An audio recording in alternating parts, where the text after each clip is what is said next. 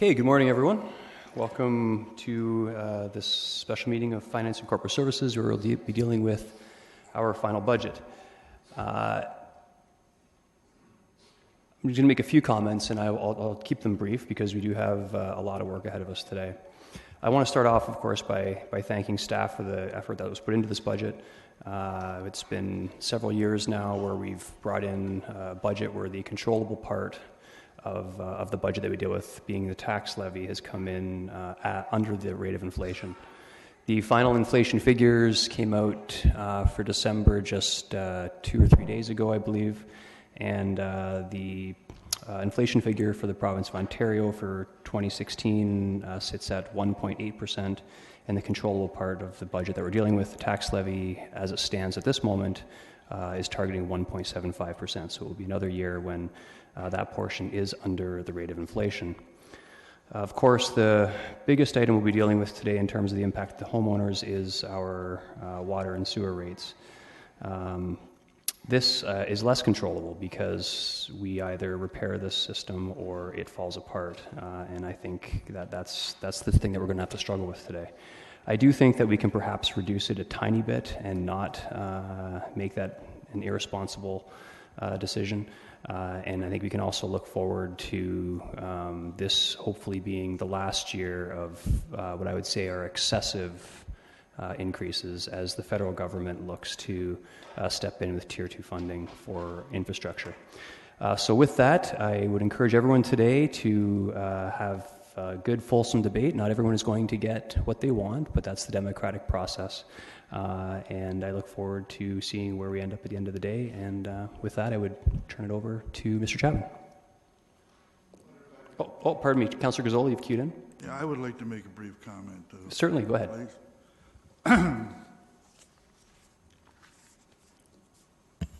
I have prepared a comment, so I'll read from it. I want to start out by saying my first City of Kitchener budget was in 1973, and if you do the math, that's 45 years ago. I have sat here involved with the budget process for 45 years, with the exception of 2 years when I was relieved of my duties. Many of the basic principles and policies that we still follow today were introduced by myself in my position at that time. The process, however, is much more complex today.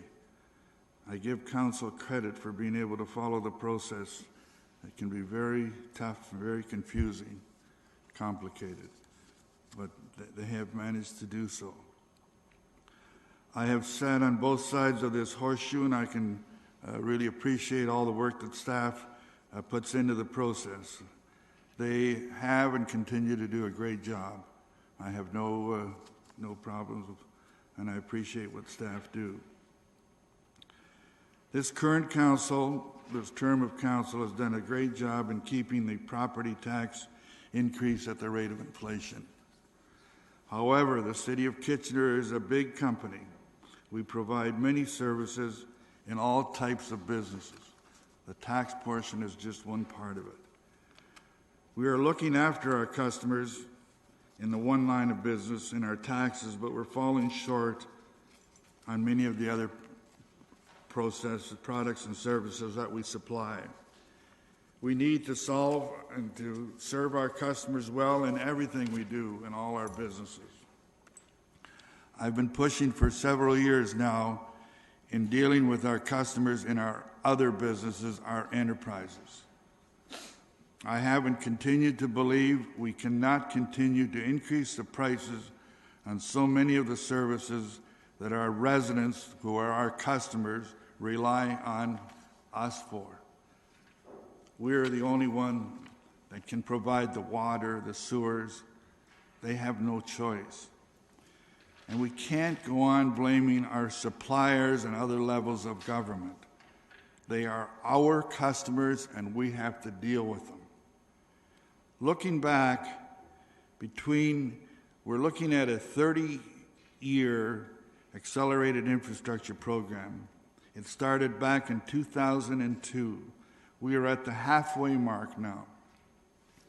In that period, we've raised water rates 255%, sewer rates 394%. Stormwater started in 2011 and it's gone up 119%. And yet over this 15-year period, the inflation rate's gone up 27%. Those figures don't match. We have to do something. We can't just go along with the status quo. We have to be a little more creative in what we're doing. I've campaigned for years on fiscal responsibility, and I've always yelled up and down about going into debt, but this is a situation that we need to take a good look at borrowing to help us over this infrastructure hump. I don't know what you know, I really believe it is possible to help our customers. It's like purchasing a large purchase. When we buy a house, we can't go out and pay cash. We go and we borrow and get a mortgage. That helps us to manage it over a period of time. We need to look at that now. Staff have looked at it, but they've only looked at what the individual debt for the debt burden for individuals, the theoretical figure, what will happen. Well, senior governments lay debt on us every day, and they never worry about that. We really need to look at what can we do if we stretch that out with using some borrowings, the same as we do when we buy a house. We can manage that. We really need to take, I don't know what the answer is, but I believe that we can use that to our advantage and to help our customers out. We need to take a look at some alternatives. Another thing I keep hearing about are senior government grants, but I haven't seen any. Our provincial government is just about ready to go back to the polls. Our federal government are well into their mandate. We keep hearing promises and promises and promises, but we haven't seen anything. Now, I want to go again and say staff have done an excellent job. I can't argue with what staff have done. Staff deal according to the book, according to the best theoretical practices, but politically you have to take different views.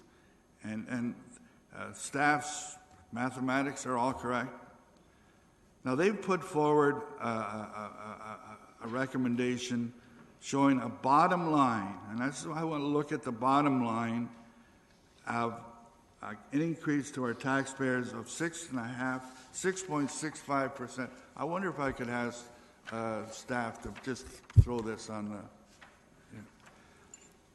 I've spent considerable time in the interim preparing some alternatives, and I'm putting forward two alternatives. On the one alternative, the bottom line is a 3.65% increase for our taxpayers, and the second alternative is a 3.91% increase for our taxpayers. I believe we can attain these goals using a combination of items. My assumptions are based on slightly reducing the amount of funds being raised for the accelerated infrastructure program. We got a good report from staff as to what we need. We need to raise $1 billion over the next 15 years. And yet when I go through and look at what we're levying against our customers over the next 15 years, when you consider we're increasing it, that amount by 13% compounded annually over a 15-year period, we're going to raise $1.25 billion. Okay, Councillor Gazzola, you're well over your 5 minutes. I'm going to 2 more minutes, okay? Half a minute. Please. I believe there are ways of reducing it. I just showed on there the center figures are what staff have put forward, and there's nothing wrong with them. They're very accurate. They're very well done, but they don't help our customers. I have put forward two alternatives on the top and the bottom, and as we go through the day, I will try with some suggestions as to how to meet those alternatives. Thank you for allowing me the time. If I've been wordy, I will give up one of my other 5-minute periods today. Thank you. Thank you, Councillor Gazzola. Mayor Vabenovich. Thank you very much, Chair Davey. And I wasn't planning on making any opening comments, but feel I should say just a couple things. Number one, I too want to thank staff for the work that's been done to get to this point, as well as committee, because as everyone around the Horseshoe is aware, we've sat through 2 days. Number two, I think we've got a budget proposal before us that obviously is still going to have some work done with it to address concerns that various members of council have. I think, by all appearances, at least at this point, we will do very well in terms of the operating and capital budgets, in terms of the tax rate, particularly as it relates to other municipalities in the region. And there is a concern around utility rates, and I think we will have a discussion around that today. I do think, however, it is important to note as well that this won't be the final discussion. Staff have made it clear that based on the work that they plan to do and the work that Council has asked them to do, they're going to be doing a comprehensive review of our capital needs in terms of sewer, water, wastewater, stormwater, gas, and so on, and what we need to do to deal with those infrastructure challenges and how they're going to be funded. And yes, one of those options may in fact be looking at borrowing some funds. But there's pluses and minuses to that, and I think when that report comes to us at some point in 2017, we'll have that discussion and that debate at that point in time. The last point I will say, while certainly we would always like to see additional dollars from the other orders of government, I think we have made some significant inroads in terms of the dollars that the City of Kitchener has received since 2005 in terms of capital dollars, either through the gas tax or other funds. And we anticipate we'll continue to receive more in the coming years based on what the Phase 2 of the current federal government's infrastructure program is looking like, and we'll clearly have a better idea of that around the time of the federal budget and in the days subsequent to that. But I think we have made some significant inroads with the other orders of government, particularly because Canadians have come to understand the importance of infrastructure and why the three orders of government need to work collaboratively to address those needs. Okay, thank you. With that, we will move to Mr. Chapman.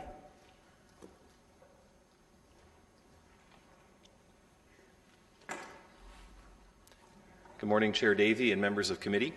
I'm pleased to kick off the introduction of our final Budget Day presentation, which, as you've mentioned, represents many months of work on the part of staff and a number of full days of discussion with committee so far. As in the past, I'll cover the first few slides and the local boards, and then Ryan will take you through the balance of the presentation. And we'll pause at the end of each section for committee discussion and then decisions on the various components of the budget. The budget information presented today is intentionally concise. I'll speak to just a few highlights from previous presentations and then update you on our local comparator municipalities.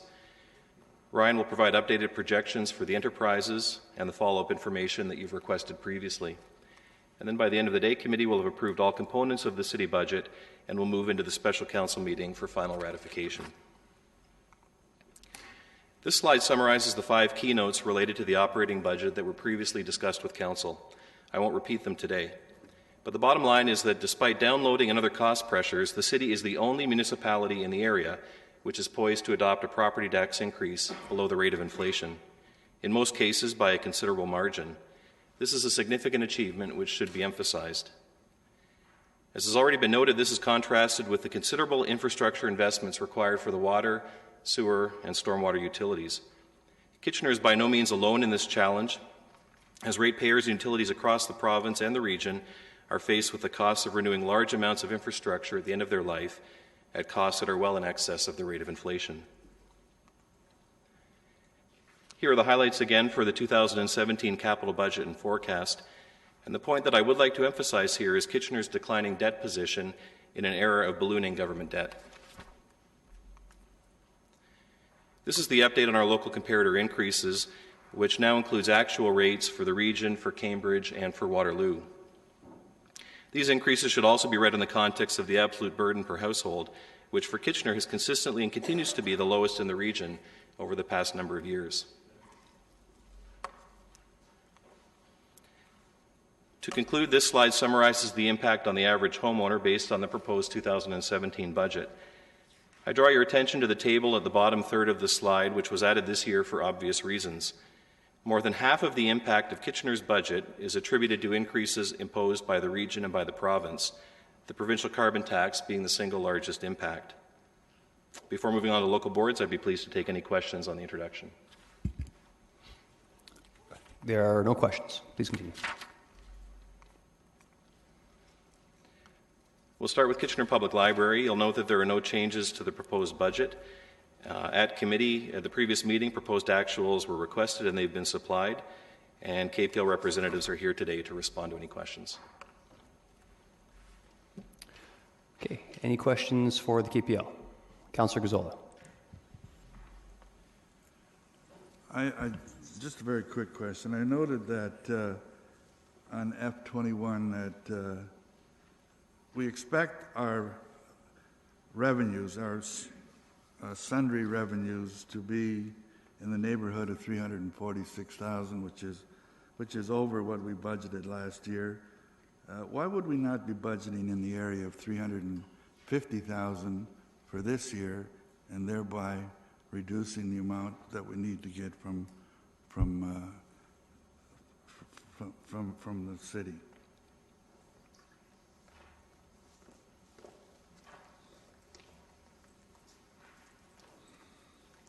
Good morning, through you, Chair. Good morning. The projected revenues were based at the time with the best projections that we had, and the budget was prepared based on that. The current projections show they will be a little bit more favorable. We can make further adjustments moving forward. Thank you. Okay. No, while I'm here, then I'd like to make a recommendation that the City of Kitchener grant be reduced by $10,000.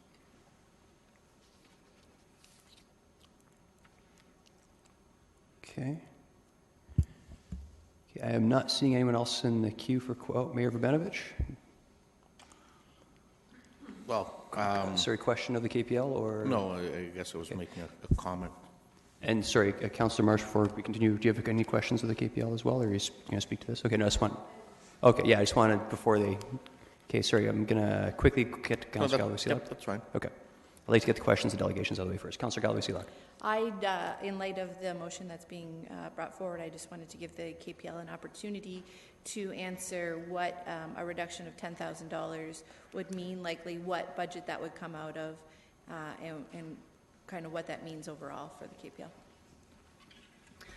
KPL. A reduction, our overall budget is fairly limited. There are a lot of fixed costs such as utilities and that sort of thing.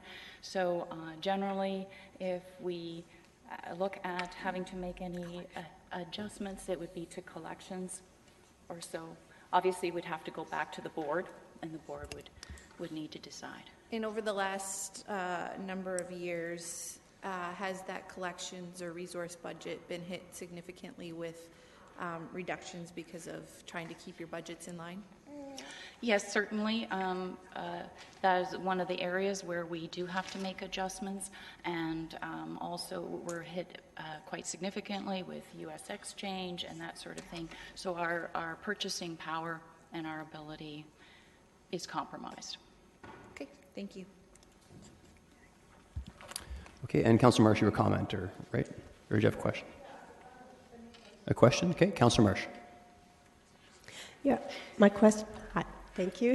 We're just gonna stay here. Yeah, I think we're just stay here. So my question is, in your budget, have you budgeted for potential increases to the utilities and to Yes. to all the potential increases? Yes. Yeah. Okay. Yeah. And so, what would happen if, in the end, the actual revenues for fines, photocopies, and rentals, etc., were above budget? Would you be able to then allocate those funds to collections or to other Yes, things? definitely. Okay, thank you. Okay, no further questions, thank you. So, Councillor Gazzola, your motion is to approve the library budget less $10,000, correct? Okay, so that is the motion on the floor, and I'd I ask will for a recorded vote. a recorded vote, and I'll take comments. Mayor Voganovich. Yeah, I won't be able to support the recommendation that's before us. I do know that the library works extremely hard to get the budget within the allocation that staff requests of them on an annual basis. I think council also needs to keep in mind that, unlike many libraries across the province, our library has a relationship with its staff that does not see a bargaining unit being part of that the library organization, and that relationship has worked very well over the years. And I think council is aware that if that were to change at some point, it would likely mean some significant changes at the library. So I think we need to keep that in mind. And finally, the last point, and I think it came to light with Councillor Galloway-Seelock's question, one only needs to reflect on the change that happened to the U.S. dollar, which was at par perhaps about 2 years ago, 2.5 years ago, and now is certainly far from par at an exchange rate of around $1.35, $1.40. And that does have a significant impact on collection acquisitions. And so I don't believe that the library, which consistently is one of our most valued services by our citizenry, should have to deal with additional cuts being presented at this late hour. Thank you. Thank you. There are no further questions. You can be seated. Okay. Councillor Marsh? Sorry, yes, I do have one comment as well. Oh, please, go ahead. Thank you. So, from where I sit on the library board, I'm well aware of how tight the library budget is, and we are actually really very fortunate to have strong leadership from Mary Chevreau, the CEO, and Sabina Franson, the director of the financial management, and we are seeing a budget that is so incredibly tight that we cannot afford to lose the $10,000. Although I have to say that I do applaud Councillor Gazzola for the looking at the budget and being observant about this difference. However, what is not seen here on this extremely high level overview of the KPL budget is all of the number crunching and all of the very difficult decisions to reduce collection budget items because of the tight dollar and some of the other aspects that have been already mentioned, including the American exchange rate. And so that is why I can't support the motion on the floor. Thank you. Councillor Fernandez? Yes, my calculations show that it's a $24,000 additional revenue for the library. And my hope would be that if the library is seeing an increase in their revenue, that they may consider putting aside some kind of a reserve, because there often is some unexpected costs, or the comments about the increased hydro rates may have some impact on the library. I know that they're working on some digital media site within the library, and I'm wondering if maybe that might be something that they should be using towards that instead of coming to council for additional funds for that. So although I understand where Councillor Gazzola is coming from, I think that I'd like to see the library hold on to this $24,000, maybe set some of it aside for a rainy day kind of approach to this additional revenue that was unexpected. Thank you. Thank you. Councillor Singh? Yeah, just briefly on top of the comments that have already been said, that kind of clearly outline why I think it would be a disadvantage to reduce at this junction.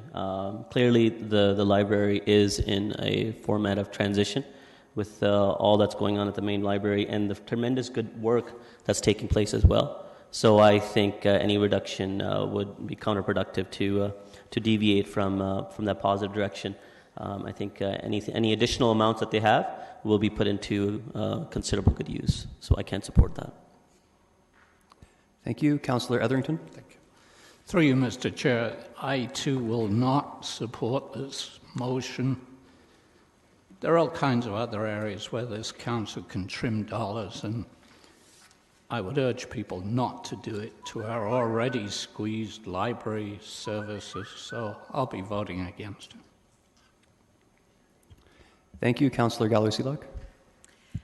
Yeah, I just want to make one clarification before my comment. There is no additional funds that have been asked for from the library for Studio Central, and I believe the intent is not to come back to council for those funds. So I think we need to be clear on that. The endeavor of the library is to raise all of those funds in order for that project to move forward. So I wanted to make sure that was understood. And my comments are along the lines of, I sit on the library board, and at the library board, I challenge the budget. I challenge all the numbers. We worked hard to get to where we are at this point. Therefore, I support the budget that the library board has approved through the library board staff. Councillor Gazzola? Yeah, I want to start off by making a comment that I have nothing against the library. I think we have probably the best library in the province, one of the best in the country, have provided tremendous service to our community forever, and it's an important asset for our community, and they've done a tremendous job. I have no concerns, and I know what I'm asking is it's not easy, but I have every confidence that they can do that little thing and not affect the service provided to our customers. In trying to get to where I would like to see us end up today, I'm looking at a bottom line. I can't just get stuck on the taxes. I'm looking at the bottom line, and therefore I'm saying I'm trying to see if we can't get a few dollars here, a few dollars there. And I really believe that would ask every area to try to contribute a little bit, and we have to think of our customers. So I noticed, and I have no qualms with what the library does and how they've done it. They do an excellent job. I'm asking for 10,000 out of 10 million. I noticed, we don't have the final figures for the year. I noticed looking at the financial statements for last year, the audited statements, in the final analysis, the library had a profit of some $43,000, which they capped, and there was no reason why they shouldn't. But we really don't know where we are at that point. So it is just a little bit of give, $10,000 and $10 million. So I would, again, I can't say enough good about the library. There's no reflection on the library. I just want to make one comment when I hear this at this late hour. Well, everything is left to the late hour. We go through the process. It used to be that we made adjustments as we went through the process, as we dealt with it at committee. We don't make any decisions at that level. Everything is left to the late hour. So everything will come forward at the late hour.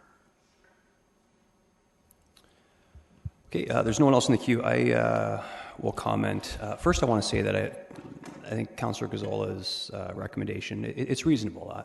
I'm not going to support it, but it is a reasonable recommendation, and he provided some rationale for it. But I will not be able to support it. And without going into a lot of detail, when I first met with Ms. Chevreau, the challenge I put forward to her was I want to see the best innovative, progressive library that we can have, but I want you to stay within budget. And so far, I've seen both of those things, the former and the latter, so I will support the budget as it is. So just a reminder, the motion before us is the budget less $10,000. So if you want to see the budget approved with $10,000, you would vote yes. If you're interested in something else or the budget as originally proposed, you would vote no. And a recorded vote has been asked for.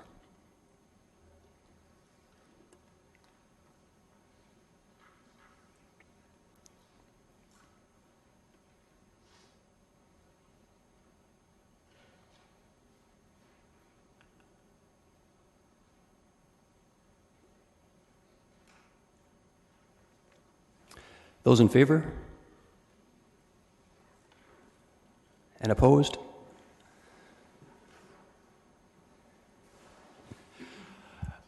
Okay, I will take. I'll take another motion since that one has failed.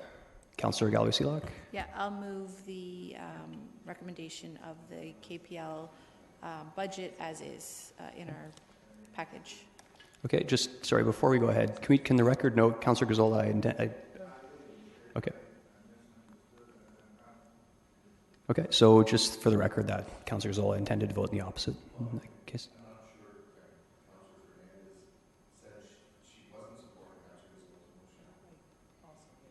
Okay, you know, why don't we just take a revote on that? So we're gonna we'll come back to you.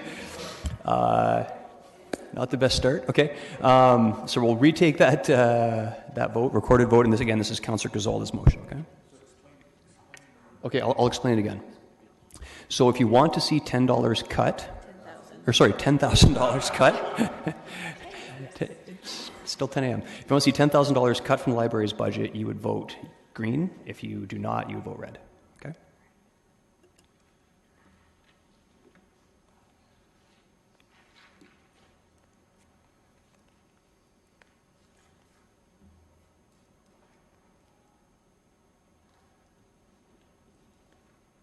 Okay, those in favor? And opposed? Okay, the motion fails. And the subsequent motion from Councillor Galway-Seelock is that the budget be approved as recommended. Recorded vote, okay. Voting is open.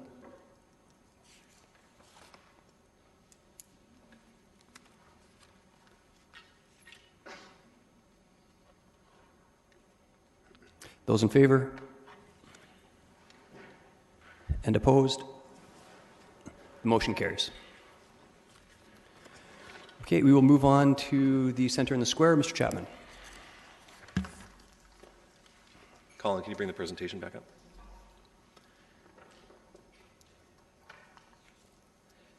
As noted, there are no changes to the proposed budget, but an issue paper has been included in the package at the request of Centre in the Square with respect to the sharing of year-end surpluses and deficits.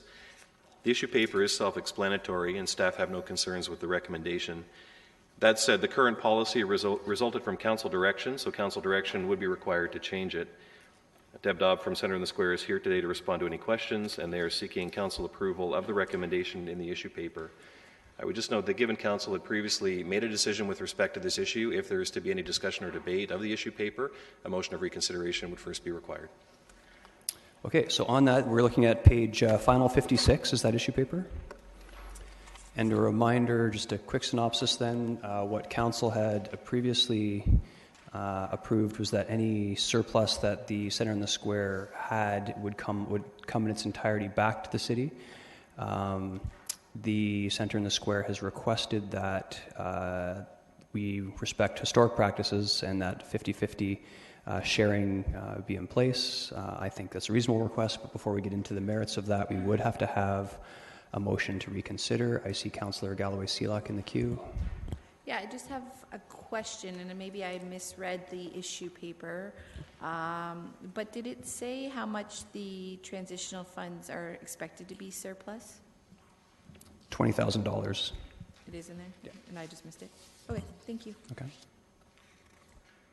Sir, and I think process dictates that we have to, before we get into questions about it, we do have to take a motion to reconsider, if that's Councillor Gazzola.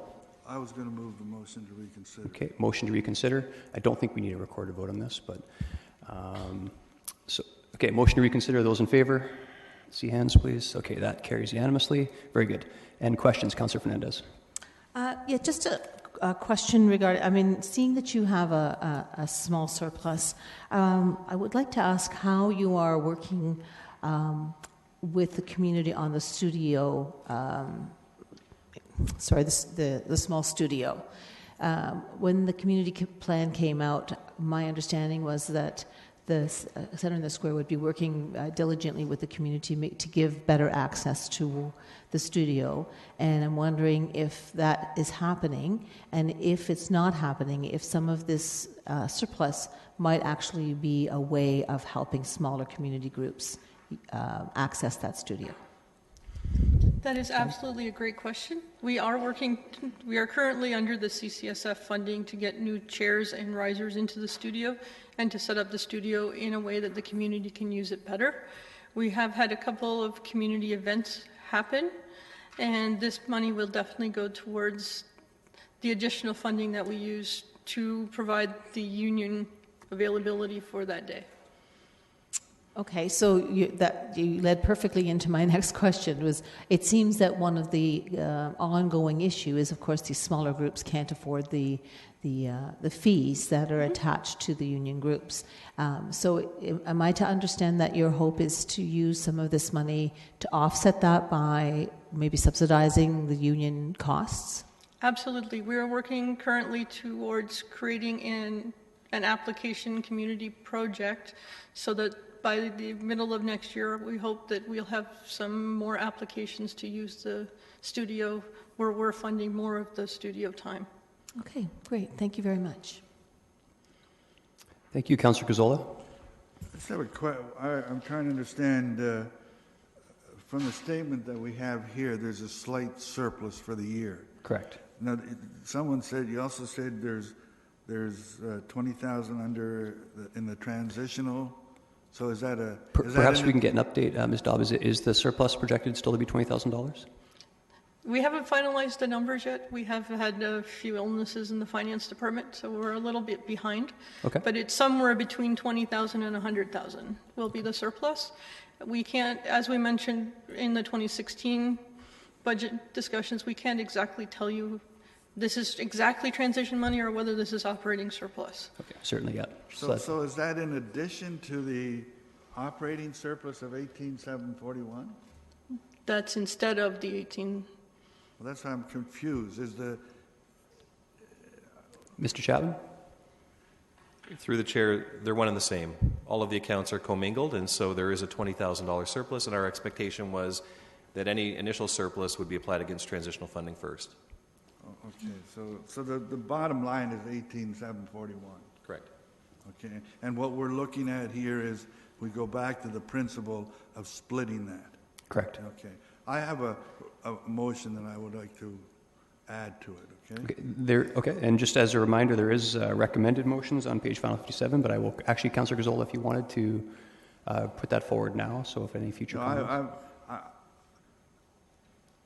I'm assuming that the recommendation has gone forward that we will split, and we're reestablishing the principle of splitting the bottom line.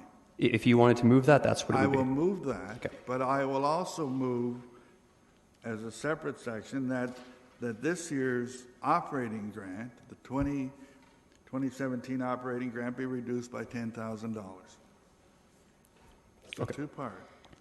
I think we should take those as two separate Yes, motions. by all means, yes. Okay, are there any further questions for the Center in the Square before we debate this? Mayor Verbanovich. Well, yeah, perhaps I'll ask Senator in the Square if they can comment on what the impact of a $10,000 cut to the operating grant would be. For 2017? Yeah. Well, as was mentioned earlier, we're also dealing with an exchange difference. So when we set up the budget, it was at a 25% exchange rate, and now it's at a 40% exchange rate. So some of these shows that we want to bring in that are American-based funds will have to totally be reconsidered. Okay, thank you. Okay, there are no further questions, Ms. Dobb. Thank you. Okay, so why don't we deal with the first motion by Councillor Gazzola, and that is on a go-forward basis that we continue to split. Any questions or comments on that? I'm not seeing any. Those in favor? That carries unanimously, and now we'll open the second part of the discussion, and that is reducing the Center in the Square's operating grant by $10,000. A recorded vote on this one. Any comments on that one? I'm not seeing any. Recorded vote is open.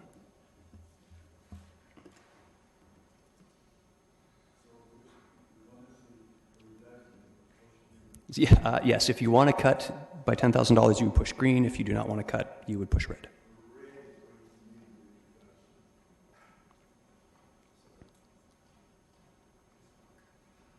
Those in favor? And opposed?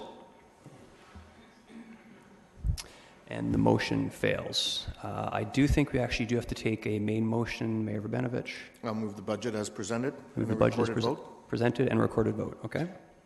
So, recorded vote. Voting is open.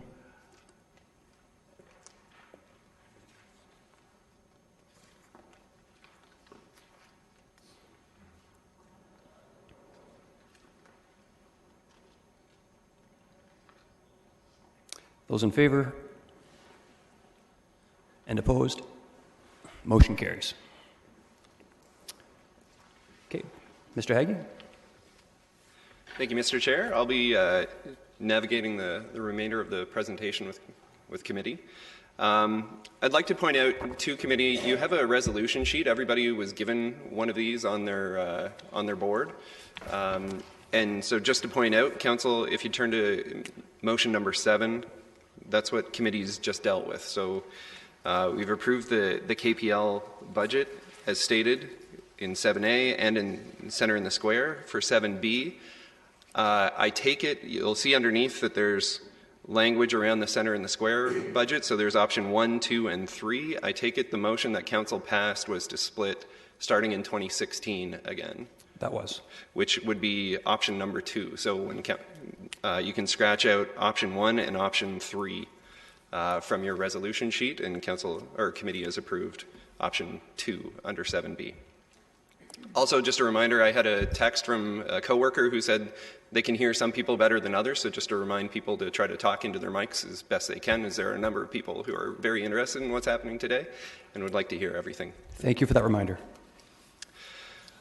The next section we're going to deal with is the enterprise operating budget. And just to remind Council which rates have been set and which ones are being considered today, the slide shows that golf building and parking have already been set by Council as part of the user fee discussion that we had in November. As well, gas has already been approved. That was approved by Council last year for implementation January 1st. And today we'll be dealing with the water, sanitary, and stormwater fees as part of final budget approval. The presentation for the enterprises is very similar to what Council has seen in the past. There's a little summary slide that outlines changes to the budget and projections before each of the enterprises. Most of the budgets remain completely unchanged, and there are some changes to the projected actuals for some enterprises. We'll begin with golf. Again, the comments will be very brief. There's really nothing to say about golf. The projection is the same, the budget is the same, there's no new information. So we'd be looking for council direction on committee approval for the golf budget. And again, back to your sheet, that's in number 3. There's the budgets for each of the enterprises shown in number 3. So for the next section, we'll be approving each of those one by one. So, Mr. Chair. Okay, thank you. Councillor Ioannidis? I'll move the golf one. Move the golf budget. Councillor Gazzola? Yeah, I'd like to move an amendment to the golf enterprise and make one adjustment, increasing the dividend transfer to the city by $5,000.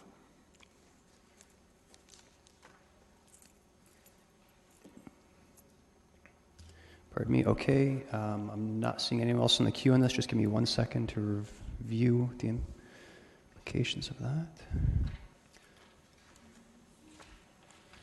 So the 2017 dividend would increase to $80,000. The net result would be $7,000, and the stabilization reserve would be negative $923,000 instead of negative $918,000. Okay. So we will take that motion then. We'll vote on the amendment first. So the amendment is Councillor Gazzola's motion to draw an additional $5,000 from the golf enterprise to be transferred into tax stabilization. Okay. Sorry, question of staff. Mayor Rabinovich. Well, just in that regard, is the principle here with respect to the enterprise that we should ideally be moving, well, there's two principles. Number one, that ideally we should be moving towards a closing balance that isn't perpetually in the negative. And while 5,000 certainly isn't significant in the whole scheme of things, it really runs counterintuitive to where we need to move towards in terms of the enterprise. That's question number one. And question number two, and I see the dividend transfer to the city is consistent. Has there not historically been a correlation between the dividend transfer and what the taxes would be paid if it wasn't municipally held? And hence, why does that amount change over time? Mr. Chapman. Through the chair, I'll respond to both parts. The second one first, yes. In the board's settlement for the Dune Golf Course expansion with the OMB, we agreed to a level playing field agreement, which basically would see us set our dividend at a rate equal to the notional amount of property taxes and income taxes, and that's what's reflected here. I think the other point to make is that a dividend is paid out of retained earnings. There are no retained earnings in the golf utility, in the golf enterprise, so really there is no basis to pay a dividend. The only reason we do it is because we have this level playing field agreement obligation with the golf sector. What has not been discussed is the fact that Ms. Kugler and her team have made substantial reductions, primarily in capital, to achieve basically a treading water position within the golf enterprise. And I think we'll see the wear and tear on our facilities over time as we've cut back on golf cart replacement and facility investment just to maintain this position. And so I would take it then that it would be staff's position, as small as that decrease is, it's only simply deferring the problem? Yes. Okay, thank you. Okay. Councillor Gazzola. Yeah, I don't have any qualms with what staff say. I totally, I can appreciate where they're coming from, and they're totally right by the book. We don't have a surplus there, but we have one hell of a good banker with the golf course, and to me those lines are really don't mean a great deal. To really look at the golf enterprise, you really have to look at what kind of an asset do we have there, and we have a substantial asset worth a lot of money, and if we really looked at it with a business eye, that would clearly remove any bracketed figures that we're showing there. It's a very little change, and after all, even our taxes have been going up every year. So perhaps if we're going to correlate it, it needs to go up a little bit. And that's all exactly what I'm doing. No great deal, no unleveling the playing field, just a little bit of action to show our customers we're trying to do everything to get our bottom line down. That's all it is. Thanks. Thank you. I even though it is a small amount, I won't be able to support it only because, again, if there was surpluses here, I could understand, and I get the asset argument, but the reality is it would be drawing a dividend from something that is in deficit and would effectively have, from my vantage, the effect of providing a break by going into debt, and I'm very debt averse, so I can't support that. Again, the amendment is to draw an additional $5,000 from the golf enterprise. Recorded vote, I presume, Councillor Gazzola. Recorded vote. So again, if you want to take out $5,000, Councillor Gazzola's motion, you would push the green button. If you do not, you would push red.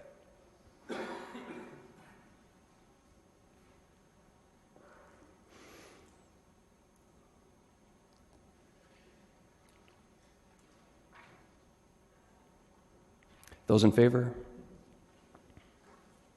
And opposed? Motion fails. And we will now vote on Councillor Ioannidis to approve the recommendation as is. Councillor Ioannidis, did you want a recorded vote on that? Recorded vote, please.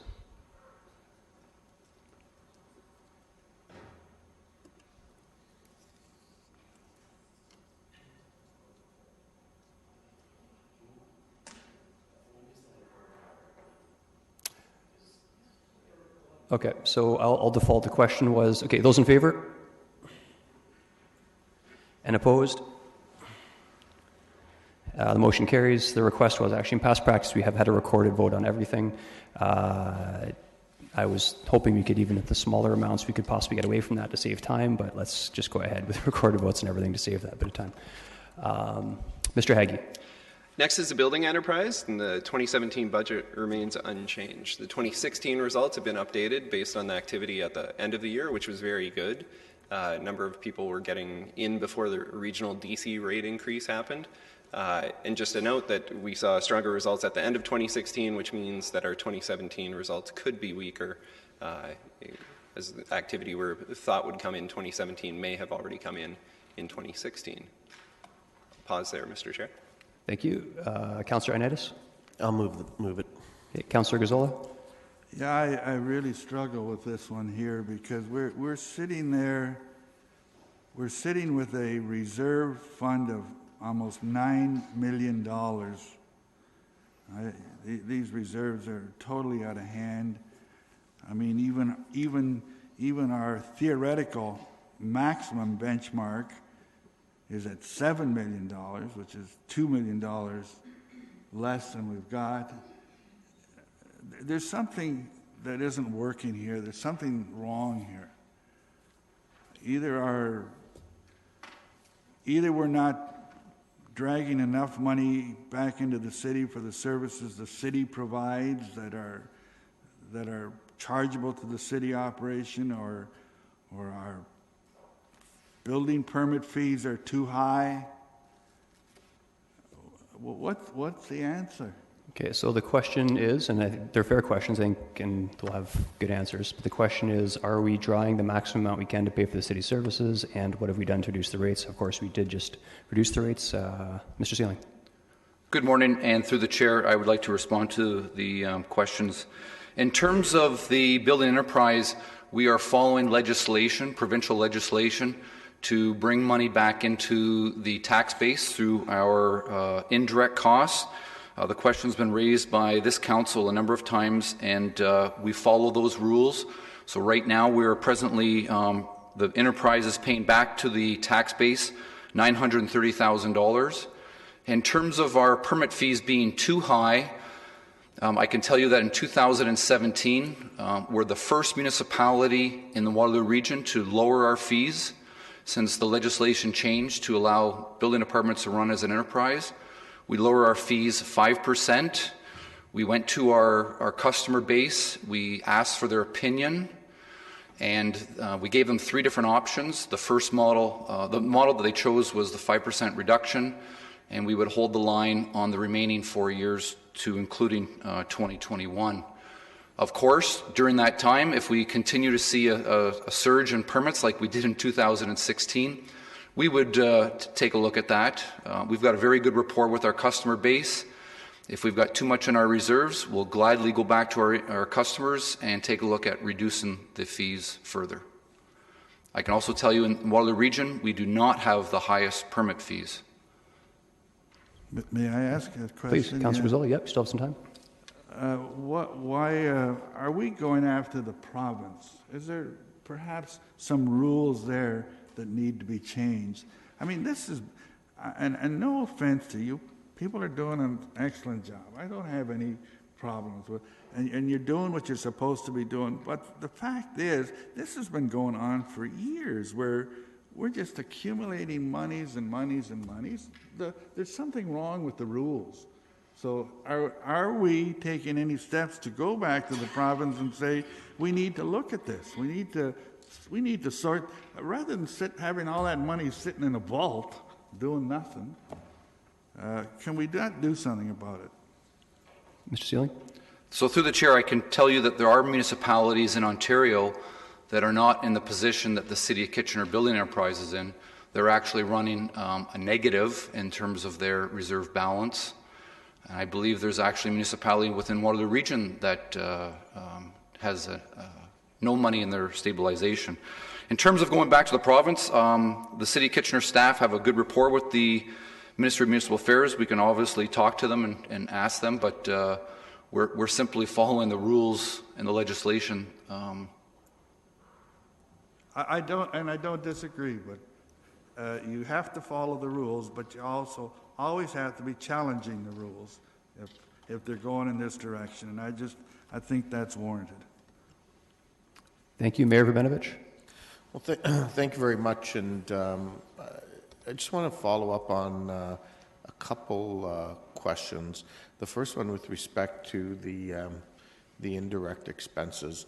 I'm just wondering how closely we've looked at that, particularly in comparison to the expenses that other municipalities perhaps are charging against that versus what we're charging.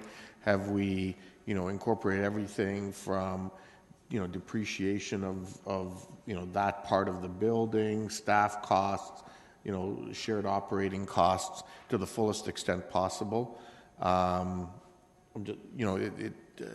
It is something that I think maybe if we haven't, bears some additional work.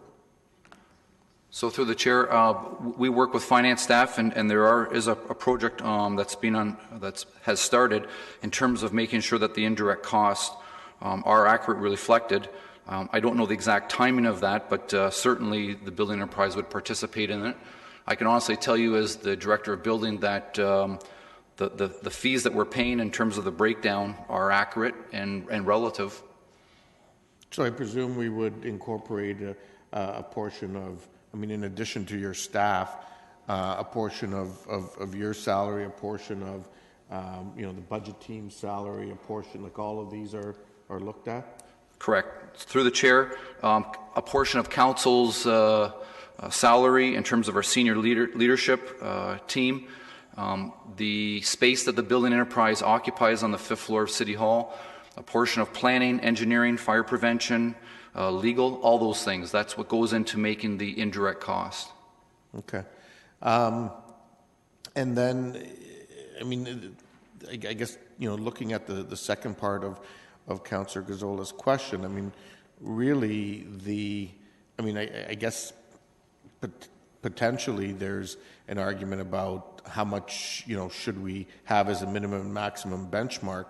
But outside of that, really the only option then for us would be, if we see continued building growth, would be to further reduce the fees. Is that correct? That is correct. Okay. And you were saying earlier that we're already fairly competitive? We are very competitive in Waterloo Region. And again, as I stated, we're the first municipality in Waterloo Region to lower their fees since 2007. Okay. Thank you very much. Thank you. There are still 3 people in the queue, and again, just a quick reminder on building, in case anyone has forgotten, there is legislative rules in place. So, for example, there is no way that we could legally take these surplus funds and apply them to anything else. It's almost like the gas utility in that the reduction should go to the people that actually pay for them. Councillor Singh. Yes, Mr. Chair, I appreciate your last comments, but at the end of the day, as Mr. Sealing said, that a portion of our salaries does go towards costs as leadership for the building enterprise, and we have to look at these numbers and seeing if the surpluses need to be at the amounts that they are. And I think the point that's been raised by Councillor Gazzola is a fair point. I appreciate that Mr. Sealing has acknowledged that our building community has been thoroughly consulted and they seem satisfied with the current rates. But that's not to say that where we're sitting with the reserves being above the 150% benchmark, that seems quite comfortable. So the previous comments or questions, and similar to mine, I hope you would know, Mr. Sealing, that they are not a criticism. They are acknowledgement of actually your leadership in the division and your staff that are doing great work and building good relationships with the building community as well. But what we need to understand is, and this has been lacking for the last number of years, at least from my time on council, we hear that we can't use the proceeds from the building division towards our tax base, but there is a cross relation of you guys are here, present here, and paying for space and other facilities that are available here at the city hall, but you pay for it. But knowing exactly what you pay for, that's been lacking. So perhaps out of this exercise, to inform in us understanding that would be a great asset to know exactly what that ratios are, and as well as having a comparable with a couple of the municipalities, just to see that we are utilizing all that is available to us through to the legislation. And this is a question I've always asked, and it's almost become a bit of a joke whenever the budget comes around, but aspect of space. I think that is the one variable that does change year after year, that does change based on market. That the cost per square footage that the building division pays back to the tax base. Knowing that better, that would be a good answer as well. Exactly what comparable to the area rates. Our downtown has been transformed over the last number of years, being as close to King and Victoria, I think, and I think that's going to be an increasing trend as well. Is the building division paying its fair share? That's an answer that needs to be acknowledged. When was the last time done? I wish all those answers were available for today, because now that would have been a decision that we could have made in seeing, wait a minute, the rates haven't been changed, maybe we can increase it by $1. That's an infusion of another $10, $20, $30, $40, $50,000 to the tax base. If it's possible for staff to respond back by end of day, what is the cost per square foot in relation to the current market, that'd be helpful. But other than that, I don't have criticism to you or your division, only have great things to say. But those are things to better educate ourselves, the information that has been lacking for us to make the appropriate decisions. But I would like to see if we can get that, so hopefully we can still come to some sort of decision by the end of the day, what is allowed under the legislation by us. Thank you. Okay, so the question is, can staff come back with the square footage by the end of the day so we can include that as a decision? I'm going to guess it's too late for that, but I would look to staff to respond. Mr. Haggie. So, no, we wouldn't be able to get that kind of information today. Just like Mr. Sealing said, there's a number of areas that we charge out. So, like the support areas, finance, IT, HR, planning, engineering, a number of things. So we've looked at that when the legislation came out, what's allowable, and those are all reflected in what is being charged. Okay. Mr. May? Through you, Mr. Chair, I do just want to point out one point. First of all, I'm very sympathetic to this question. As Mr. Sealing will tell you, I am constantly asking him and legal staff to look at the legislation, but they have come back to me, having looked at it very closely, and say that we are already doing as much as we can. One point I think I want to point out is we actually think that the province's legislation is a good guideline. If we were to hit a downturn, this stabilization reserve would basically be wiped out within about 1.5 to 2 years. And so that is actually a reasonable guideline from our perspective. Okay, thank you. I'll have some comments as well. But Councillor Fernandez? I have a question for Mr. Sealing, but he's busy at the moment. Mr. Sealing? It's okay. Oh. It's okay. It's all right. Mike, just a quick question. Yes. It's evident that your division is very, very busy. And so my question is, have you received any concerns or complaints from the industry about inspections in terms of timeliness, in terms of number of inspectors? And I know this is going to be way off the wall, but should we maybe have, if we have, should we maybe have an additional person to do those things? Not that I really want to diminish the stabilization fund too far down, but I'm just kind of musing and wondering. Through the chair, I think it's an excellent question, Councillor Fernandez. In fact, we're fully staffed now. The building enterprise had vacancies that we didn't fill because we didn't know when the economic slowdown would occur. We're fully staffed. We've completed a 2016 employee culture survey, and 2 of our work areas identified workload. So in 2017, that's an area that we're going to take a look at, and adding another building official might be the result of that. In terms of your very first part was, are we receiving complaints? No, we're not. But what we're noticing is people that build homes, they want to create a duplex, they do it themselves. And our building inspectors are taking a tremendous extra amount of time having to explain everything to a do-it-yourself person because they don't have that expertise or skills. So it's taken us longer to do the same number of inspections. So that's one area that we might come back and we would have to come back to council and make a request. But it's on our radar screen for 2017. Okay, thank you. You do raise a really a timely question, especially regarding duplexing, because of course I'm seeing a lot of that in my ward. And I appreciate your staff taking the extra time to inform people about this, because sometimes it's not done to code and we're putting people at risk. So however you decide to look at it, maybe, you know, whether it's a contract person for a year to get through some of this bulk of this work, that might be wise in light of your high reserve. So thank you, Mike. Thank you. Thank you, Mr. Sealing. Since we're on the topic, unfortunately, we don't include many previous budget years, but I recall, and I don't have my former budget binders with me, but I recall, was it not back in 2012 or around that time frame when we did have, it was probably similar to the surplus we had now, and I thought we had a couple $1 million shortfall in a single year. Am I recalling correctly? That's correct. I can't remember the year, but I want to believe it's 2013 that the building enterprise lost $1 million, just like that. So having a healthy reserve, or stabilization reserve, is very key. We've been extremely fortunate in our community to receive a lot of Toronto traffic. You've read about it in the newspapers. It's very real. You receive our building permit stats. These permits are very real in terms of our activity. We're riding the wave right now. Thank you. One area where I criticize historic governments is that in the good times they don't save enough and they fall into trouble in the bad times.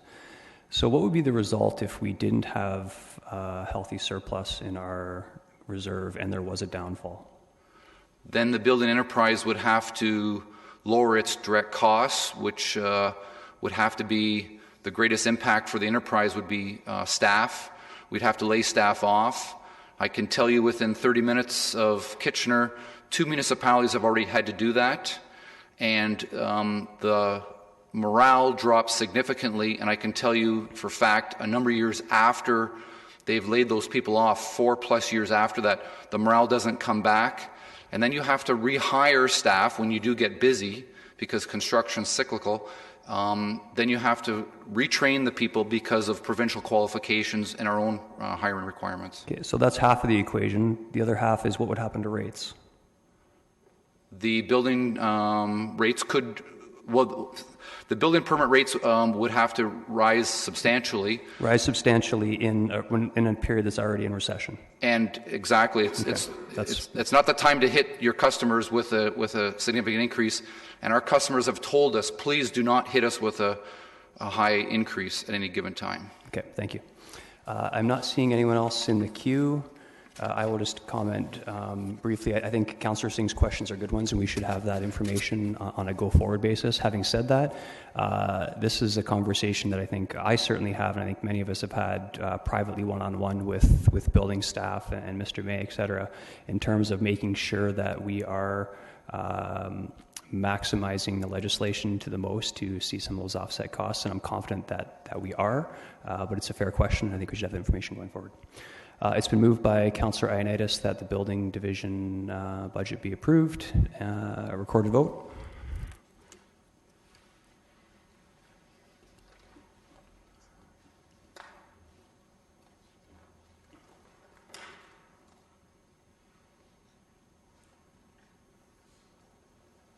Thank you, Mr. Sealing.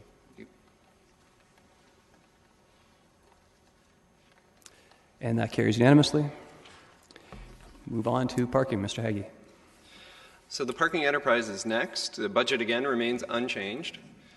The projections for 2016 are better by about $200,000. There's some savings in expenses as well as some revenues that are short-term and not to be repeated that are hitting in 2016. Those are my comments about the parking enterprise, Mr. Chair. Thank you. Councillor Gazzola. Yeah, I'd like to question again why there's in your budget figures for 2017, there's such a large drop in the monthly revenue. What was the final figure, by the way, for the monthly revenue? Through the chair, the drop in 2017 is a result. In 2016, we had a windfall over at Civic District Garage where a couple of residential apartments were redoing their garages, and they came to us. No, and I appreciate that. You've set that out in your notes, but I'm thinking, well, now you're not going to have those people there. You're going to have other people. You're going to have room for other people. So why would there not be? Why would I not see something? Why wouldn't I see the hourly rate going up or something? Through the chair, the parking is based on demand. So when those monthly customers go back to their residential apartments, we will have some occupancy or vacancy ready to go. Again, if we don't have anybody infilling those, whether it's daily or monthly, they will remain vacant until some new development happens in the area. So we've got too much parking space. Is that bottom line?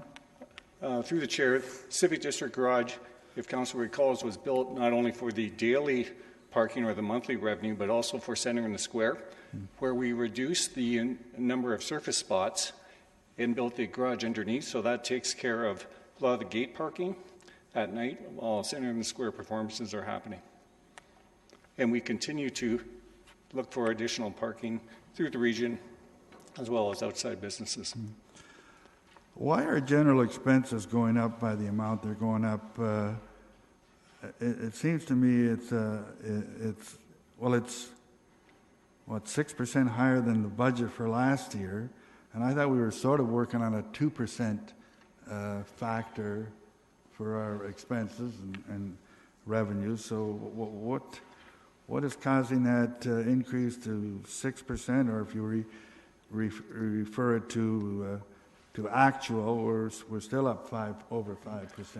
Okay. Through the chair, we've looked at all our expenses, so our controllable expenses, we have kept within inflation.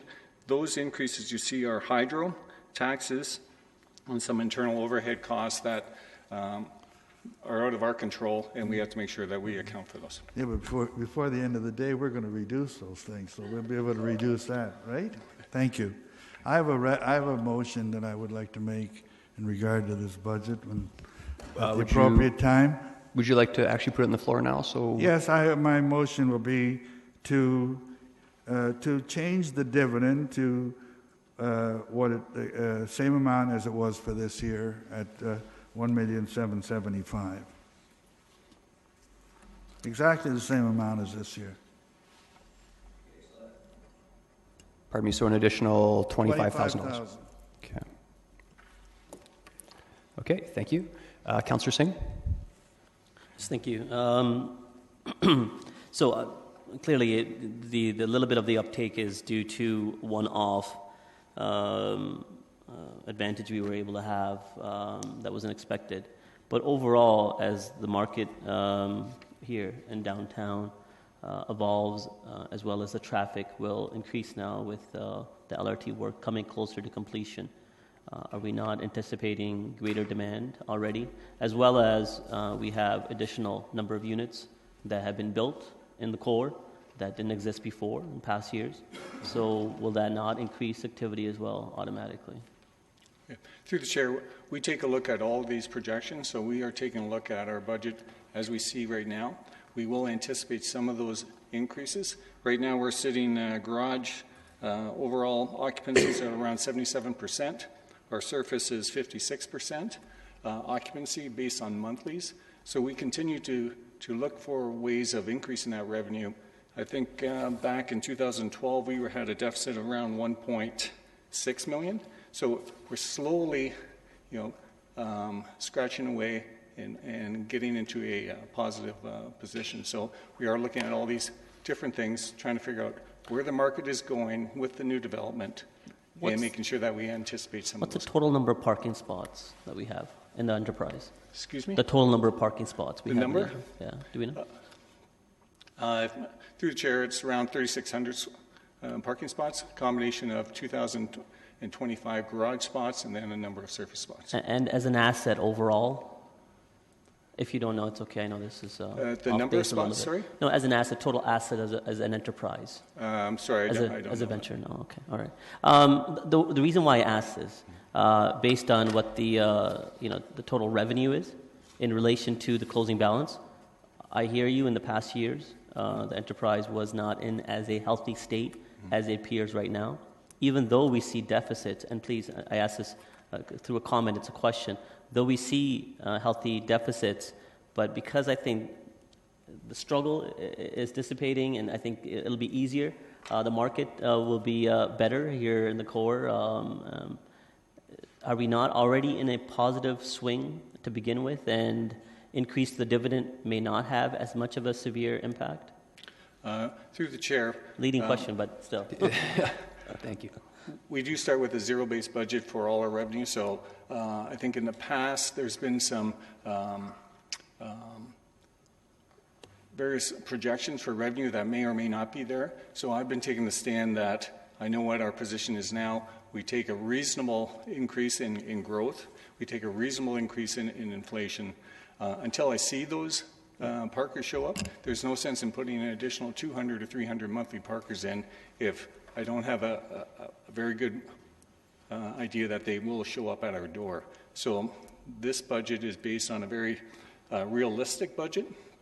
If someone shows up with 300 parkers, it's a windfall, and you'll see that, and it'll be identified, and that's where we'll be able to capitalize on increased dividends. It's a little bit of my remaining time. I appreciate that, these are realistic numbers, and, it's your job to be conservative. It's, you're not serving any benefit to project too high and not be able to meet that target.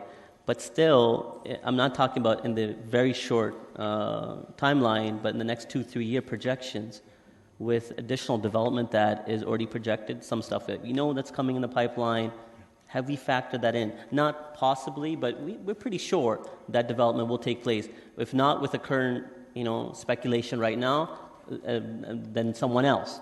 But those lands are attractive, and that's where the market is moving.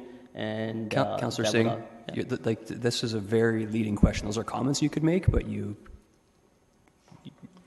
you want to ask the question, that's fine. But you're putting Mr. McCormick in a bit of a box in terms of debating. It's just fair enough. And I'm saying his response was that these are realistic projections, and my counter question is, there's development that is projected soon, and if that doesn't take place, someone else will most likely do it. I'm not talking about short term, but at least in the next 3-4 years. Has that been factored in our projections right now? Mr. McCormick. Through the chair, obviously there's a number of different developments that could or could not happen. We also have LRT.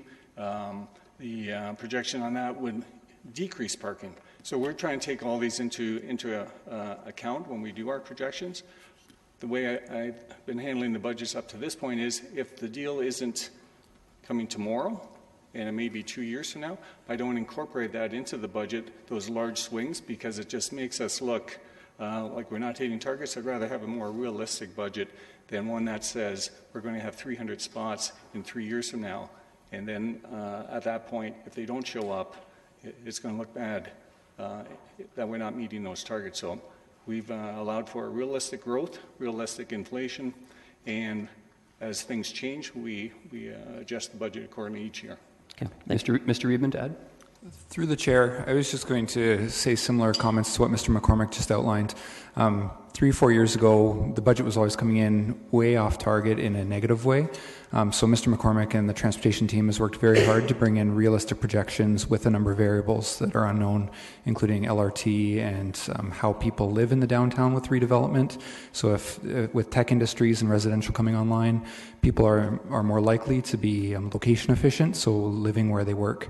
So those are a number of variables that are considered in the budget that Mr. McCormick's worked very hard to come in with a projection that meets the target over the next few years. Okay, thank you. Mayor Verbenovich? Thank you very much. And one question, maybe a couple questions. The first one I have, Mr. McCormick, is as I look at the metered, from 2017, you seem to decrease that amount over the next couple years. And the monthly seems to increase along with everything else. And I'm just wondering why the metered would be going down. Through the chair, that will be directly impacted by Lot 7 at the corner of Charles and Queen. If council may or may not know, that lot is offline at this point in time because of the building of the platform for the LRT. We anticipate that will come back online sometime 2017, but will take a little while for those monthly parkers to come back into line. You know, parkers are, I think anyways, habitual in that they won't move unless there's a better deal out there, whether it's a dollar amount or closer to where they work. So it will take us a little while to recapture those parkers that used to be in Lot 7. And because there's about 40 spots that will come online, it'll take us a little bit to get there. No, I get that. That explains the monthly. I'm talking about the metered spots. From 2017, you go from 1.125 million down by 20,000, down then by another 31,000 before you start going back up. Sorry, and I should have answered that. We're also anticipating lots like Lot 8, which is the Foresight lot. That'll be the phase 2 of the Andrian development. So we're anticipating that will be lost from the inventory, and then that'll automatically cut back on our metered as well. So that'll have a combination of meter and monthly, but that lot there is one of our most popular metered lots. Gotcha. Okay. Okay, that's all the questions I have. Thank you. Thank you. There are 6 people in the queue. Councillor Yaneski. Yes, thank you. I don't have any questions to Mr. McCormick, but I do have a comment in regards to Councillor Gazzola's motion to transfer an additional $25,000 into the... Sorry, Councillor Yaneski, did you have a question or comment? Oh, just a comment. Okay, could you bring back in? I just want to get through the questions first, so Mr. McCormick Come back later? I'll make sure I come to you first. Sorry, questions only at the moment. Councillor Fernandez? Yes, thanks. Paul, are you... I'm listening to you very carefully, and I heard you say 77% of our garages are now full. Is that correct or committed? Through the chair, 77% are currently monthly. That's a combination of City Hall, which we are overbooked on. It also includes Civic District, which right now, as of December, has a number of of monthlies that are from an apartment building next door that are doing garage repairs. Once that short-term garage repair is done, then obviously that would drop. But right now, as of December, we are at that number. And what about my favorite, Charles and Benton? I do have that number here. Charles and Benton is at 40% at this point, but we have seen some increases in the last little bit. Now, those are just monthlies. We are also getting the daily revenue as well. Slowly but surely. Well, and I'm wondering a little bit if that all the work that was happening on Charles would have been a bit of a deterrent for monthlies to commit to that. So, similar question that I ask every year. I'm really pleased to see that we're at 77%. I guess that's an average, of course. That's correct. And you had said you have plans for more incentivizing to increase more monthly parkers. Some of it's just going to be sort of organically happening, I think, with the more development in downtown. But are there other ways that you're hoping to incentivize? Through the chair, we have currently a parking study that we're waiting for that will also outline some new revenue ideas and stuff like that. I meet with staff on revenue initiatives, things that we can or cannot do. Sometimes ideas will come up from staff or from our customers and sound like a good idea, but if our infrastructure doesn't allow it, unfortunately, we can't capitalize on those. So we're always looking at ways of increasing the revenue. Okay, so you had a budget looking at monthlies from last year of $2.8 million. You projected at 3.2, but you're only budgeting for $3 million this year. Why wouldn't you increase your projection for budget a little bit higher in light of what you saw happening in 2016? Is that question already been asked? I apologize if it has been. Yeah, I think partially in terms of the the renovations of the other garages. That's correct. Okay, yeah. All right. So really, that's correct. And as of December, we've had a few more, like a smaller apartment building coming. There's about 20. That it'll be a very short term, so you'll see a little blip in the first quarter, but then we'll go back to what I call a stable monthly parking numbers, and then we'll try to, with the region, if they're looking for additional spots in that area. Okay, that's great. Thanks very much. Thank you. Councillor Marsh. Thank you. First of all, congratulations on finding savings in discretionary expenses. Kudos to you and your team. I want to ask, to what degree are we in a position to find creative solutions in the Civic Garage to offer monthly parking that doesn't overlap with Centre in the Square parking needs? Through the chair, I think what I'm hearing you understand is you're looking for other ways, like a night or something like that, or? No, like parking permits that would only allow monthly parkers to park during the day hours when Centre in the Square does not require additional parking. Correct.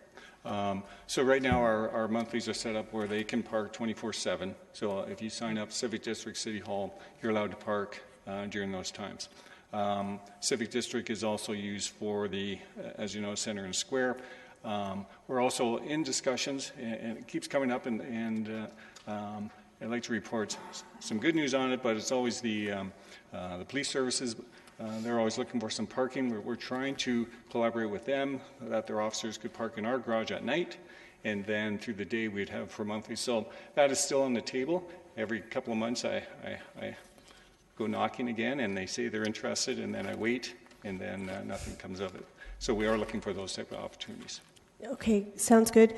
Now, I also just want to ask you, the motion on the table would be that $25,000 be added to the dividend transfer to the city. How would that impact you and your budget? Okay. Through the chair, if we recall last year, that $25,000 came up because there was we had anticipated property taxes at Civic District to be much higher than when they ultimately came out, when the assessments came out. So we had a over projection where we were sitting here last year. So if we projected $200,000, it came in at a significantly less for Civic District.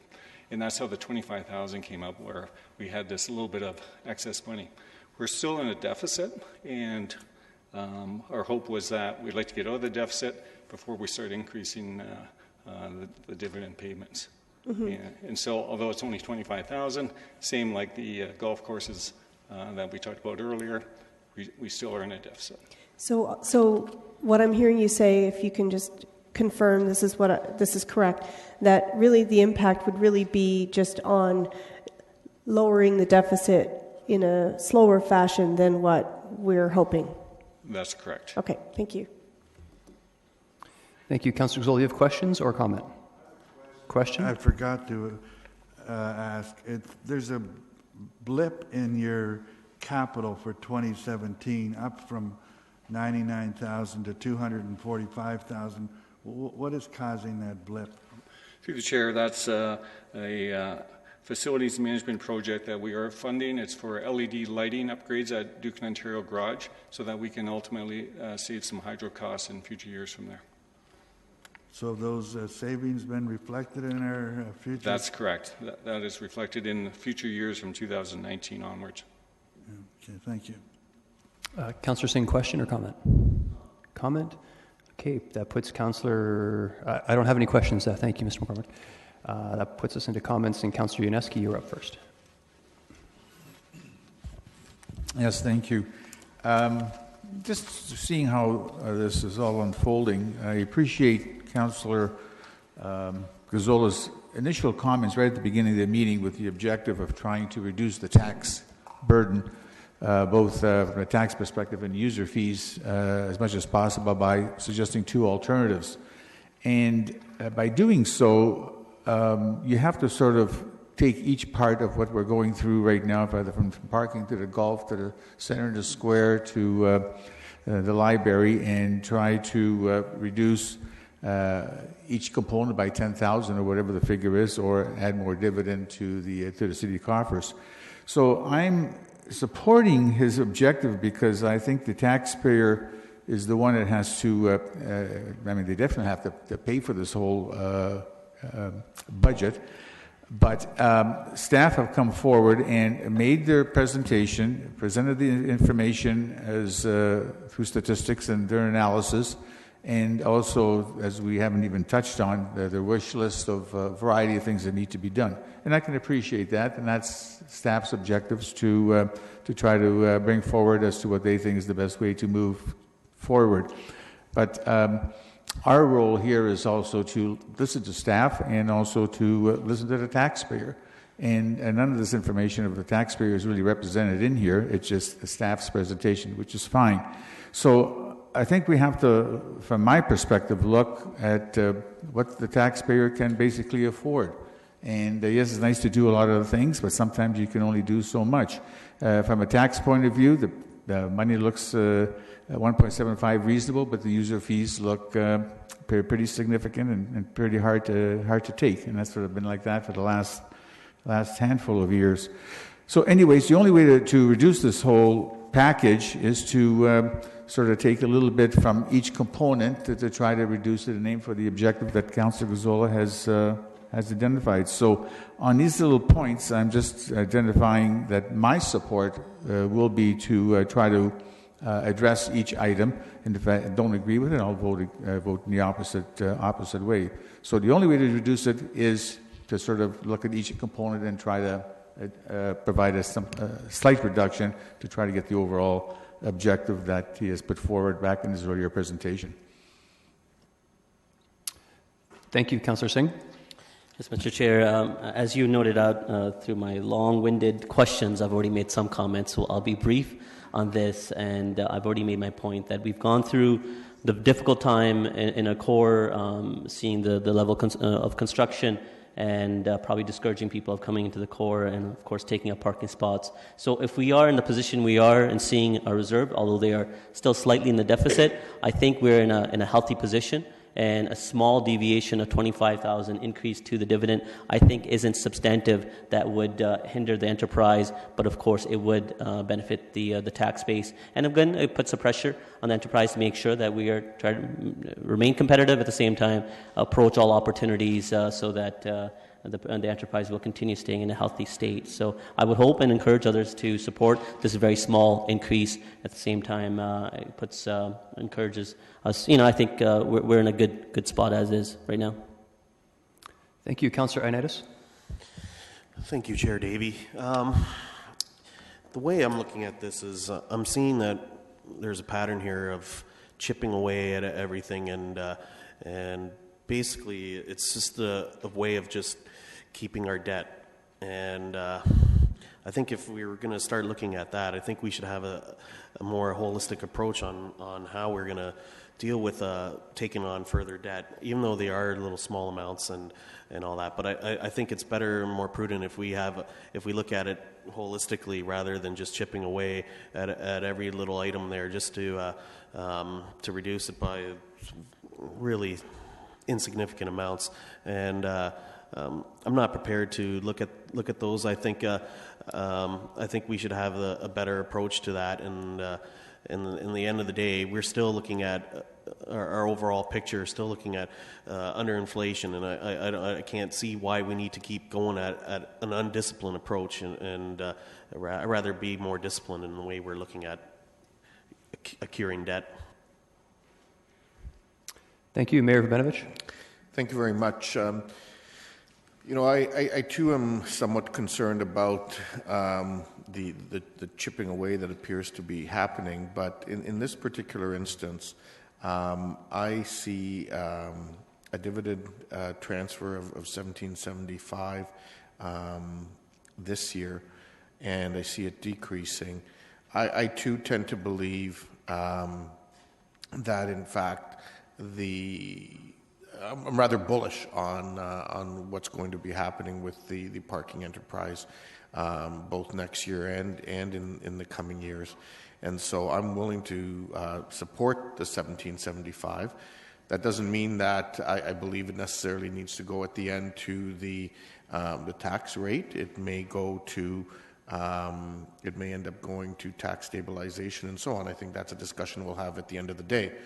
But it will be an extra $25,000 that we can work with.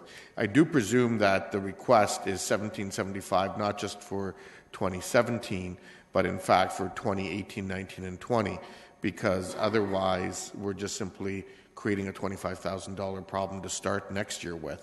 So I'm assuming that that's what the intent of the motion was. I believe that's the intent. I'll clarify with Councillor Gazzola. Okay, which would then mean that we would end 2021 with a 344 closing balance, assuming nothing else changes. Correct? Looks right to me. An me. extra under 25,000? Yep.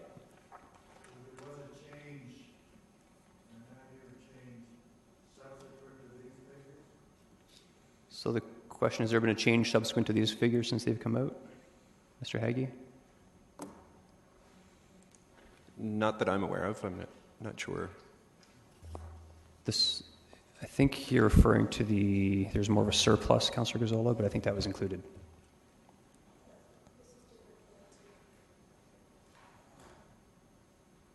The numbers have been updated since operating, but they're included in this.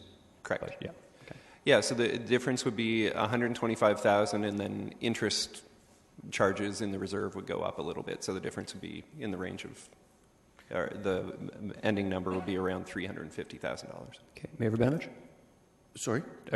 Just continue or? Yes. Well, I think the only other point I was going to make, I mean, part of the reason for my bullishness in this area is I think there's a few things that potentially will be coming down the path, and that one of them is the use of smart city technology that potentially can help us with our revenue streams, and the fact that the parking utility is already looking at, from what I understand, different modeling that would potentially maximize our revenue stream in the future, and I'm hopeful and want to, in fact, see that happen. I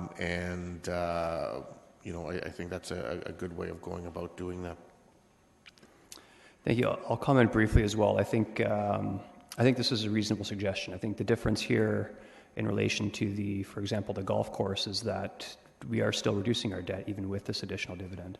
I think the parking enterprise is doing a fantastic job. I too am a bit bullish going forward. I think it's a reasonable request. In terms of the chipping away approach, this morning on the radio, the question was asked, are we going to be rubber stamping the budget today? And my response to that was no. We scrutinize every dollar. I think this is an example of it, and I think things should be challenged. And I think it's and in this instance, others not so much, Councillor Gazzola, but I think this is an appropriate suggestion, and I will support it. So, Councillor Gazzola, if I could just get a head nod, the intention is not just for this year, but to increase the dividend to $17.75 on a go-forward basis. That is the intention. So if you do want to increase the dividend, you would vote green, yes. Recorded vote.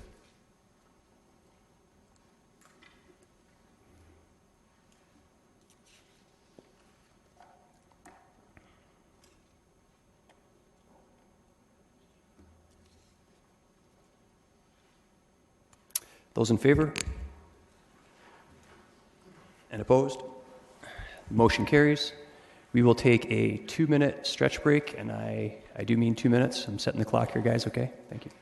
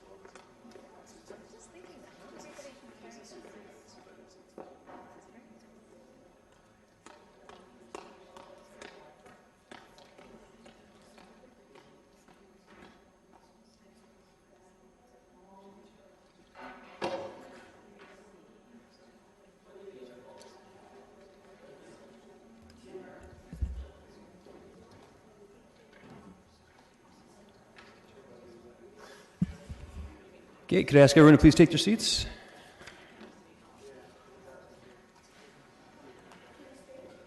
You may stand. It will make the recorded votes confusing, but...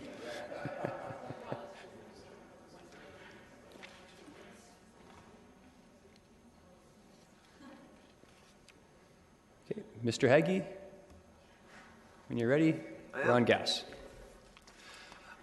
So for gas delivery, or gas as a whole, I'll just give an overview of all of gas. Overall, the budgets remain completely unchanged. What you will notice is that the actuals for 2016 and projections have been updated. The updates in delivery are worse, whereas for supply and transportation, the changes are generally nil. Anything that we have seen is reduced revenue. We also have reduced costs, so that they completely offset. And the cap and trade program has not been implemented in 2016, so there's no projection that needs to be changed. Would remind Council that the gas rates have already been set and implemented for 2017, so consider that through your discussions. Councillor Ioannidis? I'll just move the recommendation. Okay, so it's been moved the gas budget be approved as is. Any comments or questions? I'm not...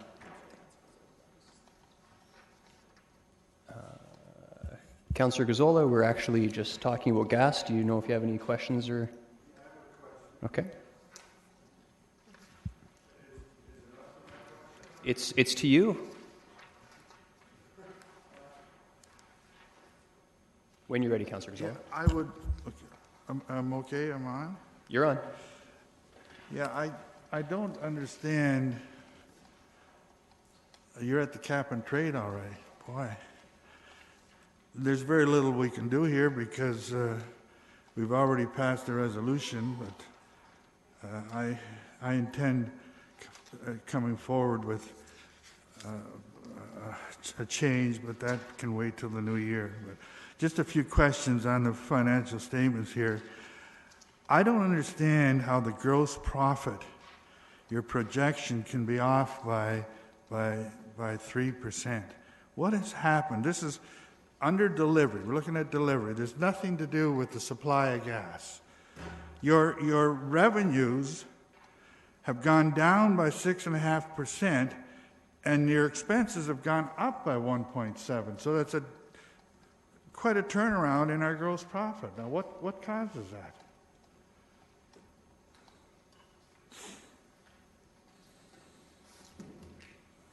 Who can speak to that, Mr. Edmondson?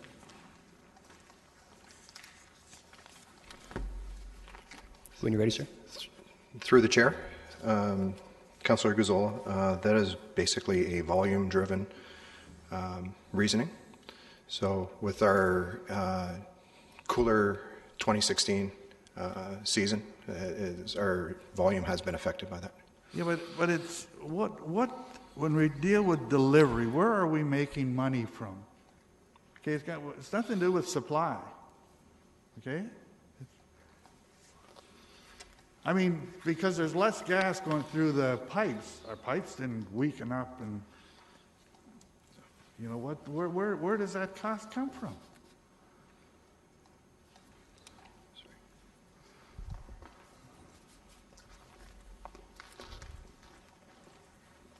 Through you, Mr. Chair. Delivery volumes, or delivery program is based on the volume, all volume that moves through the system. So as the weather heats up, that volume declines, so your revenue declines. However, your costs are driven by the maintenance program to maintain your transmission system, which are not affected by the volume. So your GP gets disconnected with the seasonalities. Well, I could go with that. So our cost, our maintenance, why would our maintenance go up because there's less gas flowing through? I don't understand that. But the maintenance programs have to be done regardless of the volume. I agree. So the maintenance, the expenses portion could remain the same, but your expenses portion is going up. Are you because the gas wasn't flowing? Were you doing more maintenance? So, Councillor Gazzola, I'm not really necessarily. I think part of the problem is I'm not sure those two things are interrelated. I think the question is, if I understand your question, is why did it go up 1.9%? And does staff have the answer to that? What did you say? Why did what? I'm not sure that the. I'm trying to figure out this projected figure. Where do we sit? Do we sit as bad as we show here, or are we in a better position? Ms. Fletcher. So through the chair, I think Ms. White started to get to the point. Our volumes were down because of the warmer weather. And to Councillor Gazzola's point, our maintenance program would have been accelerated, or we would have been able to get more maintenance done because of the warmer weather. So you choose to do more maintenance when money isn't coming in the front door. Now's not the time. I'm just about run out of my time, so I will leave that. We'll come back to that. The other question, I'm looking at other programs. You had a 31%, 32% gross profit this year in the final analysis. Why would you not budget for a 32% gross in 2017? Because if you do, there's another $200,000.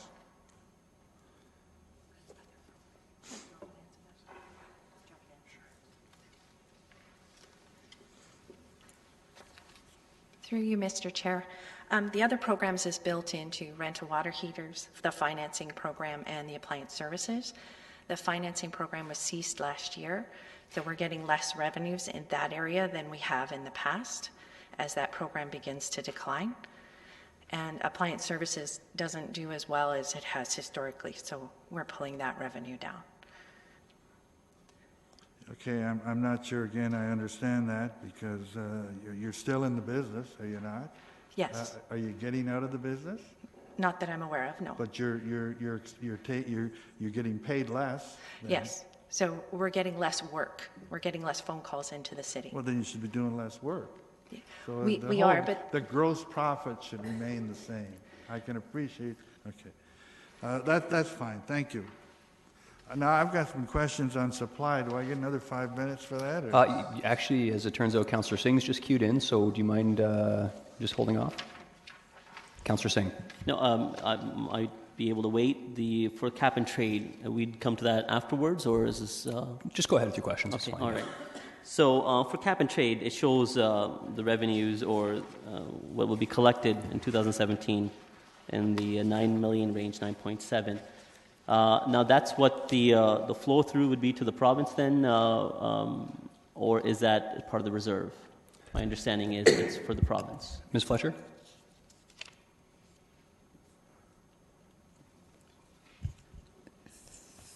Through the chair, I might turn to Mr. Heggie related to the reserve. I was going to remind council that we are committed to bringing back a full report on cap and trade in the spring of 2017 as well. Yes, because here at the bottom, you have a line for reserve as well.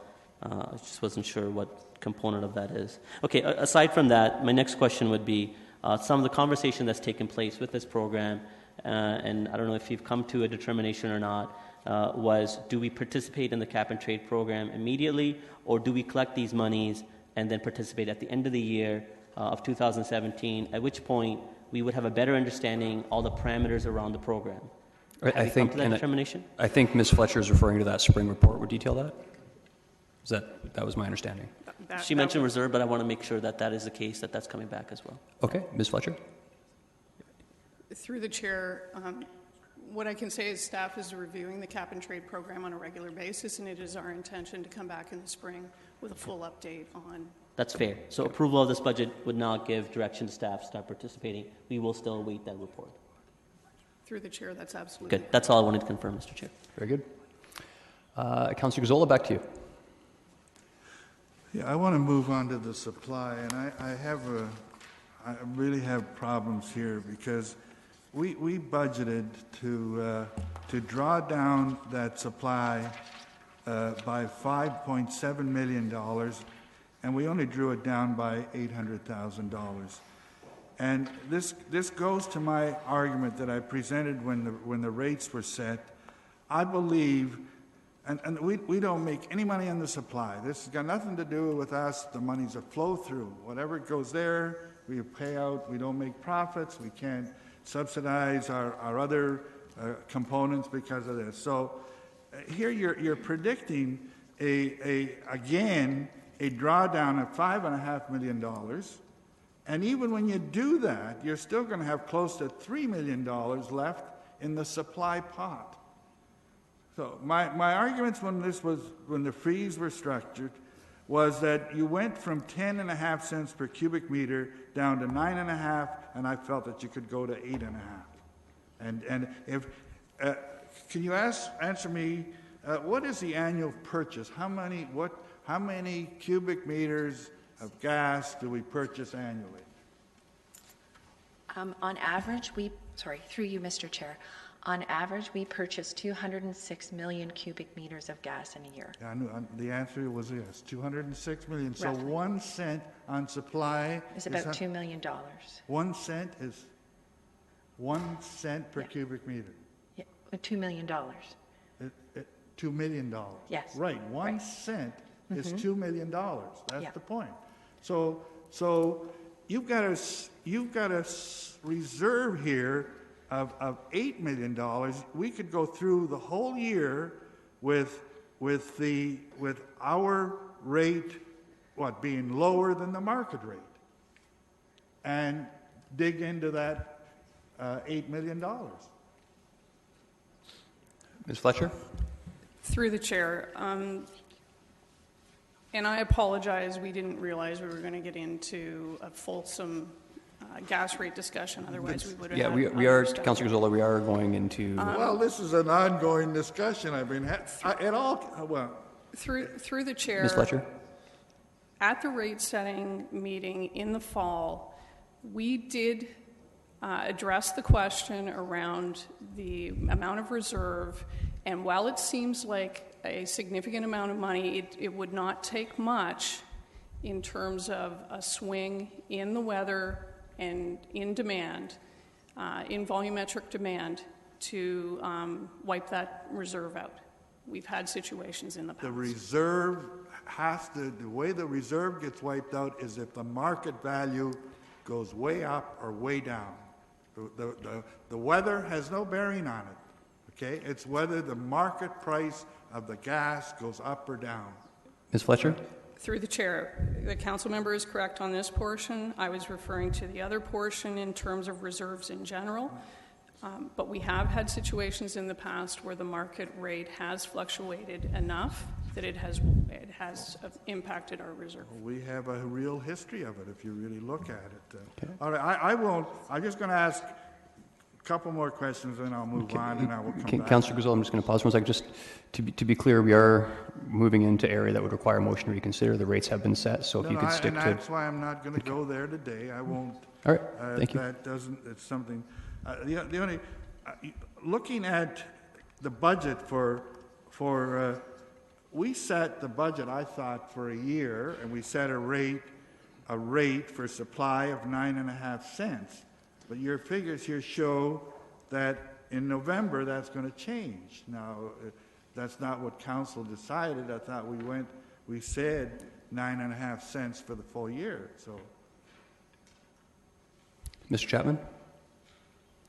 Through the chair, rates are changed every fall, so this is simply a projection. Council will make a decision when the rate change report comes forward, likely in November, with respect to the rate change, if there is one, for the balance of the year. When did the rate change? When are the rates changing now? They're changing January 1st, which is an anomaly because of the cap and trade implementation. All right, I thought because of the cap and trade that we were going, and I thought when we approved that. So you're saying come back in December or November, you're going to increase that supply rate by 30%. Well, that would be council's decision based on Well, that's what you're projecting here, though. based on current projections, yes. Yeah. Okay, okay, that's news to me at least. I'm sure it isn't too. The other problem I have is the same thing with transportation. We've increased transportation from 4 to 5, a 25% increase. And yet when I try to relate that, the impact as to what the revenues are by equating it to the supply, it doesn't work out for me. But I will leave that and deal with staff on it, because there's nothing I can accomplish here today, so I'll leave it. Thank you. Mr. Chair, may I respond to an earlier point that was made just to clarify the record? Please. The other reason why maintenance costs were up this year is because of LRT construction. So basically, while trenches were open exposing gas infrastructure, it was an opportune time for city staff to go in and do things like cathodic protection of the gas mains at a much cheaper cost than what it would be for us to expose mains ourselves. And so it was simply taking advantage of work that was already underway. Councillor Gazzola? That means it'll reduce in 2017 then. Can I look forward We did it in 2016, so now I should be able to see in 2017 the other side of the shoe coming in. Okay, there's no one else in the queue. It's moved by Councillor Ioannidis. The budget be approved. I will comment only just as a reminder that the decision that we made on gas rates was essentially revenue neutral from what we collect. Any increase that residents see as a result of that decision will be entirely because of the cap and trade initiative by the province of Ontario. So with that, it's moved by Councillor Ioannidis and recorded vote.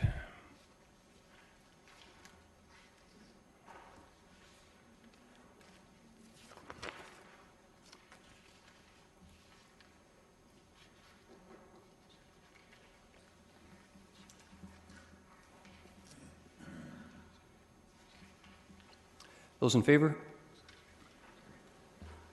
And opposed? And the motion carries. Mr. Haggie. Thank you, Mr. Chair. Next is the water budget, and I expect that Council may want to deal with water, sanitary, and storm together. There's a combined issue paper, or BD2, that talks about the Accelerated Infrastructure Replacement Program. As with all the other areas, you can see that the information about the budgets and the actuals for 2016 is provided in words in the summary slides before them. There's really not anything to expand on other than what's there, and I imagine there will be a lot of discussion about the content in issue paper BD02. I imagine as well. And for reference, that is on page final 58. Okay, thank you, Mr. Haggie. I have two people in the queue at the moment. Councillor Singh. Yes, thank you, Mr. Chair. I will allow all the questions to go through, but if I can just give you a notice that I would be bringing forward a change, alternative to what's proposed. Please. But I'll ask the questions first, and I can bring that afterwards. Okay, that's okay. Very good. Sometimes that change is based on all the questions get answered through other members of council. That's the only reason I'm holding that off. My questions, for now at least, looking at the issue paper, I appreciate the information that was included for supporting the AIRP program through sale of assets and through debt. But first, on Final 61, where it shows the cost of water relation to our other municipalities, Kitchener seems to already sit on the higher end relation to our peers. Now, if we were to continue on with the proposed increases, almost at average, closer 9 to 10% increases year after year to the three utility rates, where would we sit in the coming years in relation to other municipalities? Because this is a snapshot of right now. What would it be down the road?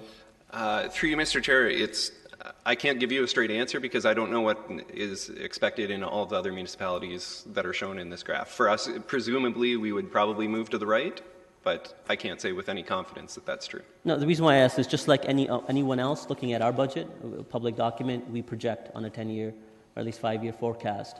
I'm sure they would do the same. Did we look at it that way, or we just look at the snapshot of today?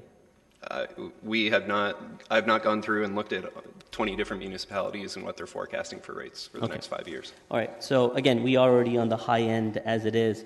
When comparing and seeing if some of this infrastructure work could be done through sale of assets and debt, both the recommendations are no. Is it possible to do all three? Just looking at debt doesn't seem to be the right model. It would really put the pressure on household debt going up for the city. Looking at asset, we don't probably have as many assets that are liquidable to be able to support the infrastructure program. Looking at increases to rates, that's not sustainable. That's my opinion, at least.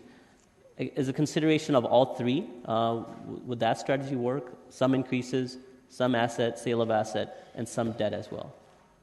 So through the chair, I would say that's more of a question for council than for me. It's a possibility. Adding debt is something that we've heard this council generally is not interested in. Selling assets through a number of budget discussions. Council has talked about not wanting to sell some of the larger assets. And essentially, really, the smaller assets that you might get $1 or $2 million worth are not going to make much of a difference into the program. So you would be looking at something that's more sizable.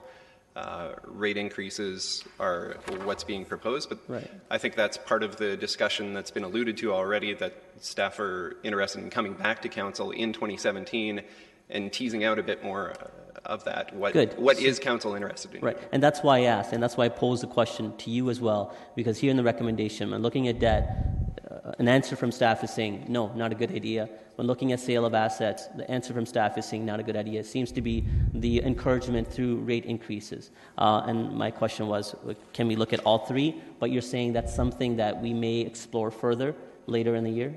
In 2017, yes. Yeah. It's staff's intention to come back and talk about the utility program in advance of next year's budget anyway. Okay, all right. So in light of what the recommendation is for the utility rates, now if we were to reduce, say water 1%, sanitation 2%, and stormwater 2%, are we already anticipating some of the funding that may be available through the feds and the province as well? Have you incorporated that into our projections, or that would be new money if that comes down the line? For 2017, we've already anticipated the funding that's been announced. So there's $3.6 million included in our capital program that we know about. There is discussion that there would be additional funding coming to municipalities, but it would not be for 2017. It would be for 2018 at the earliest. Okay. So we don't anticipate any new money in 2017. But when we reduce the rate, when there is anticipation of additional monies, we don't know the details, in 2018 and beyond, that would help us with some of the rate shock with the infusion of additional the grants available from other orders of government. Would it not? If we were to go the direction of reducing some of the rates. I honestly don't know how to answer the question, whether it would benefit or detract from our program. Okay, all right. Well, I'm out of time. I will ring back in. Did you want to? Yeah, well, I've already kind of given that. I think the direction that I'm heading is 1% for water, 2% for sanitation, and 2% for stormwater. Okay, I'm not sure if it's easier for staff to talk about a combined decrease or individual, but we'll leave it at that for the moment. Through the chair, I can provide clarity. So we will be looking for council to approve separate rates anyway. Okay. So if there's a specific number for a rate, it would be difficult to determine combined for us, at least, and that's why I went separately for all utilities. Okay, and I guess the other question that we'll have to have an answer to is if you're reducing it, what, and you don't have to answer this now, or get your question prepared, but where's that money going to come from, or what are we going to do less work? That would have been my further questions, but hopefully others will ask, or we'll be ringing back in as well. Thanks. Thank you. We are still in questions. Councillor Gazzolo. Sorry, Mr. Gross, do you want to comment? Yes, through the chair, and this has to do with the rate changes that Councillor Singh was talking about.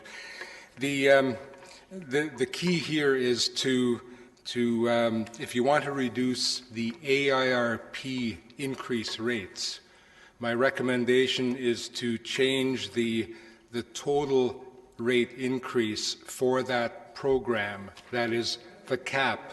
Councillor Gazzola. Go ahead, Mr. Gross. That is the cap for that program, because the percentages that are attributed to that program are different for sanitary, storm, and water.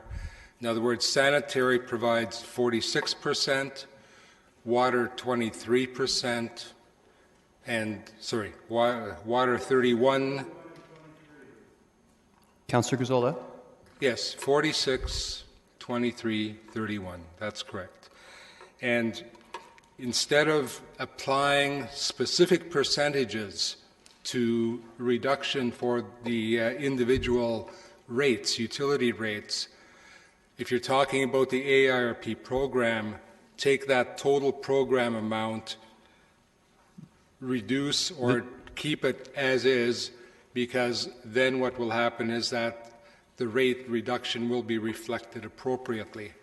There are other pieces of the utilities budget that is outside of AIRP, and you know where those are. Okay, so preference would be to talk about the 9.3%. I'm talking specifically about the AIRP program as it relates to the increase, the total increase for that program. Okay, very good. Councillor Gazzola. Now that I'm given the opportunity to share the floor with staff, that's exactly where I was going with my figures. But I just have a couple of questions first, Mr. Gross. According to the report here, we're $1 billion short. You need $1 billion between now and 2032 to meet the last 15 years of the program. Correct, in 2016 dollars. That's right, that's 2016 dollars. So I went through and projected what you're going to get from the three areas, and we have a 13% increase there in each year. Is that not right? Yes. Yes, it is. Okay, and it's compounded. So I did a schedule for the 15 years with that compounding 13%, and it's going to produce $1.3 billion, which is more than you need. And so my whole argument was going to go to, instead of doing a 13% increase, perhaps do a 10% increase, which would work out to about $1 million from each of the three areas. Okay? And then when you take that into account, it would reduce the 9.2 increase to about a 6.2 increase when you look at all three of them together. And it does mean reducing the amount that we've estimated by $1 million here. I look now. You said that we've got $3.6 million from grants. Where is that? I didn't. We've received grant notification of $3.6 million. Mr. Haggie? Yes, through the chair, through Clean Water Wastewater Fund, we've been notified that the federal government will give us $2.4 million. The provincial government is planning to give us $1.2 million, and council approved the specific projects that those are being applied to in 2017. And so we have, from the three entities, we have some $25 million coming out of them. So do we really have $28 million then, or 20? How much do we have? If you look at the budgets, we're drawing down. Actually, those are the 2016 figures. The 2017 are higher, but we're drawing down water by $8 million. We're getting 11 or so from sewer, 5-6 million. So what do we have in 2017 for this program? For ARP, it is the three figures on the water schedule plus the 3.6 million in grants. Okay. And sorry, Councillor Gazzola, Mr. Eben, do you want to add? I paused your time, Councillor Gazzola. Through the chair, I just want to clarify that the $1 billion figure given on the first page of the issue paper is, if we were to do the work in 2016, we assume that would be the total cost of the program. So if you do the work over time, there would need to be inflationary increases added to those capital costs to 2032. No, I'm clear on that. You clearly said $2016. Okay. The point I'm driving at is here. So we're getting $3.6 million that we hadn't counted on. I also saw that we had closeouts of $3 million in 2016. So we obviously didn't spend all the money we had there. The whole point is that I think we can safely reduce the draws from each of those three areas by $1 million each, and will give us a combined utility rate increase of about 6% instead of 9%, and then going forward, surely we're going to get money from the senior governments, and then we also need to take another look at borrowing. I have no interest whatsoever in selling assets. That's something that our provincial government does, and giving away, selling assets. I have no interest in that. I think we can deal with this by taking in future grants and by slightly cutting our our drawdowns this year so that we come down with a bottom line that helps out our customer, not our customers. So my recommendation, and I don't have the figures, and it's something that we may not be able to decide today. Maybe staff have to go back and look at it, and the sun will still come up tomorrow morning if we don't make this decision today. Cancel that sun. We haven't seen that for a couple of weeks, but my recommendation is that we draw down about $3 million from those three budgets. I'm not sure what the breakup should be. Perhaps it should be in the 46-31-23 ratio, and that will give us a revised utility rate increase for this year. Thank you. Mayor Verbenovich. Thank you very much. And my question would be, I guess, to Mr. Gross and or Mr. Chapman in terms of the suggested reductions that are being proposed. From your perspectives, just so that there's a clear understanding by council and by the public, what would the implication be on our infrastructure replacement program based on what's being proposed here, and what are the risks?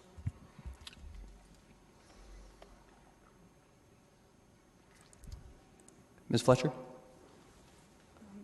Through the chair, I wanted to just clarify one point, that much of what's been talked about is the construction or the capital replacement aspect of the rate.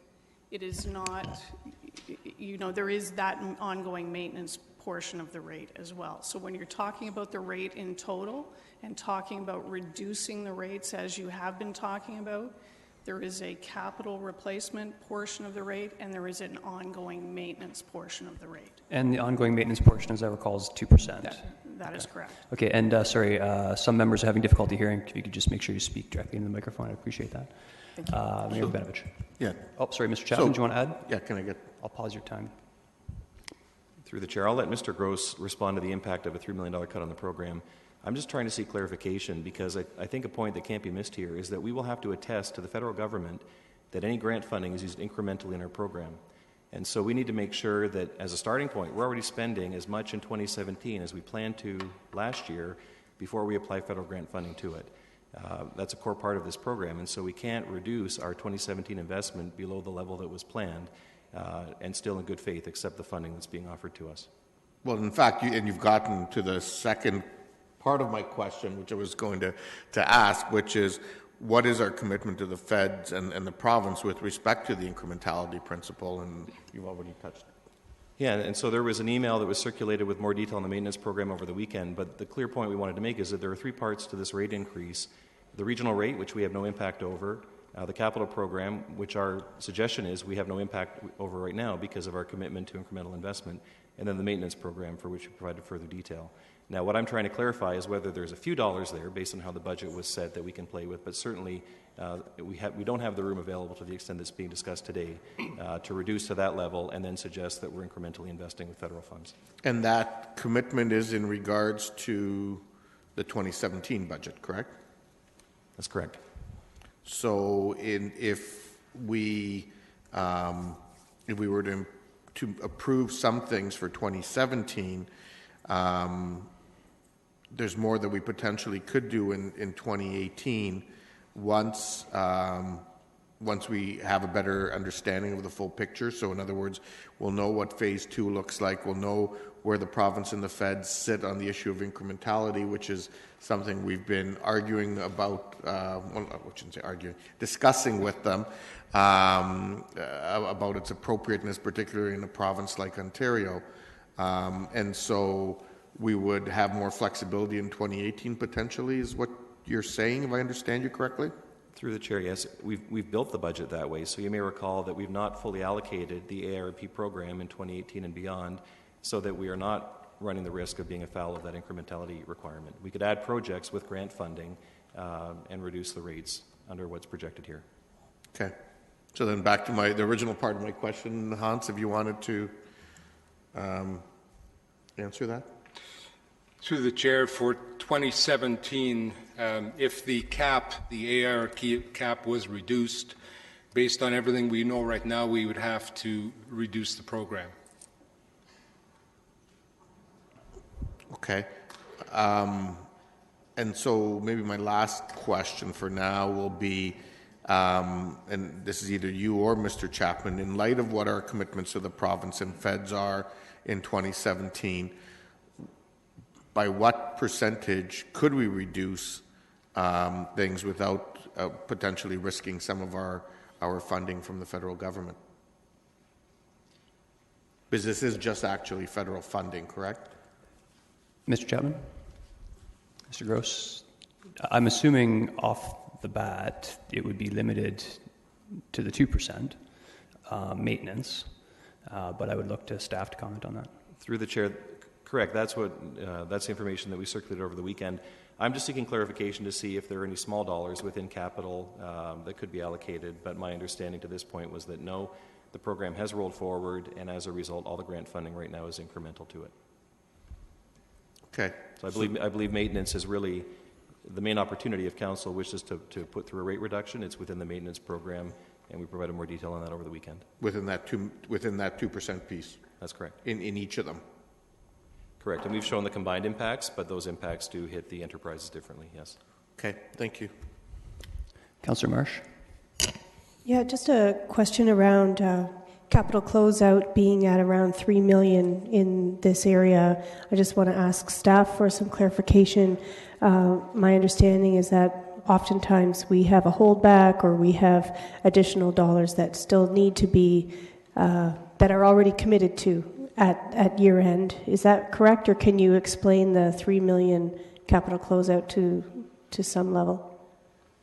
Through the chair, the capital projects are based on estimate. That's what the budget is set for. As we go through twice a year, we take a look at what our projected costs are to complete the project. And if we have more money than needed, what we do is we close out some of those dollars. At the end of a project, which is at the end of a 2-year maintenance period, 2 years after the construction's done, that's when the project closes out totally. And that's when any balance that remains is given back. But what we've been doing is on a regular basis, we've been adjusting the amount of money within a capital project that's made available for that project to reflect the likely outcome of that project. And so that's what those closeouts represent. So just, can you rephrase that? Are you saying that the $3 million is for the most part already committed? The $3 million is a closeout which was extra monies from all of the projects, all of the 3 pages of projects that you see in the capital balances. And what we've done is we've analyzed each one, and if we had more money than necessary, it was given back into that fund, which is a closeout. Okay, so it is indeed additional monies that are excess. It is monies that was not used within that program for the projects, the 3 pages of projects that are ongoing. Okay. So then, how are we addressing the additional that difference in the budget for 2017? Are we re-looking at the budgets? That money goes back into what we call a holding account, because that holding account is there to balance off projects that come in over, above, or that go beyond because of additional costs. Sometimes projects, the list of projects, don't fit totally within the cap of the program, because projects are $2 million, $3 million, $4 million, and their total value for the year may exceed the cap by, say, $1 million or $1.5 million. And that's where that extra fund that was given back comes in. Otherwise, we would have to cut a project out, which might represent $3 million, and then we would be doing less kilometers than anticipated for that year. Mm-hmm. It's the flexibility that's needed simply because of the large values of the project. Exactly. Okay. Thank Ms. you. Fletcher, did you want to add? Through the chair, I would ask staff for Mr. Heggie just to clarify from the water utility standpoint. I believe a number of the closeouts were timing with regional projects. And I just wanted to make that point of clarification, and I don't know how much of that is related to the $3 million that we might be talking about. Mr. Heggie? So that's true. A number of some of the water closeouts were related to regional projects. What Mr. Gross is talking about with the closeout from the ARP line, that's shown on this slide. It makes up part of that capital closeout line. You will see toward the bottom of water, sanitary, and stormwater. So you'll see there is a capital closeout line it's in the bottom third of the page. It's about $2.3 million, I believe, $2.2 million. So if you take that on the water page, on the sanitary page, and on the stormwater page, the ARP closeout is a portion of that. Not all of it, but a portion of it. Oh, okay. Okay, thank you. Okay, question.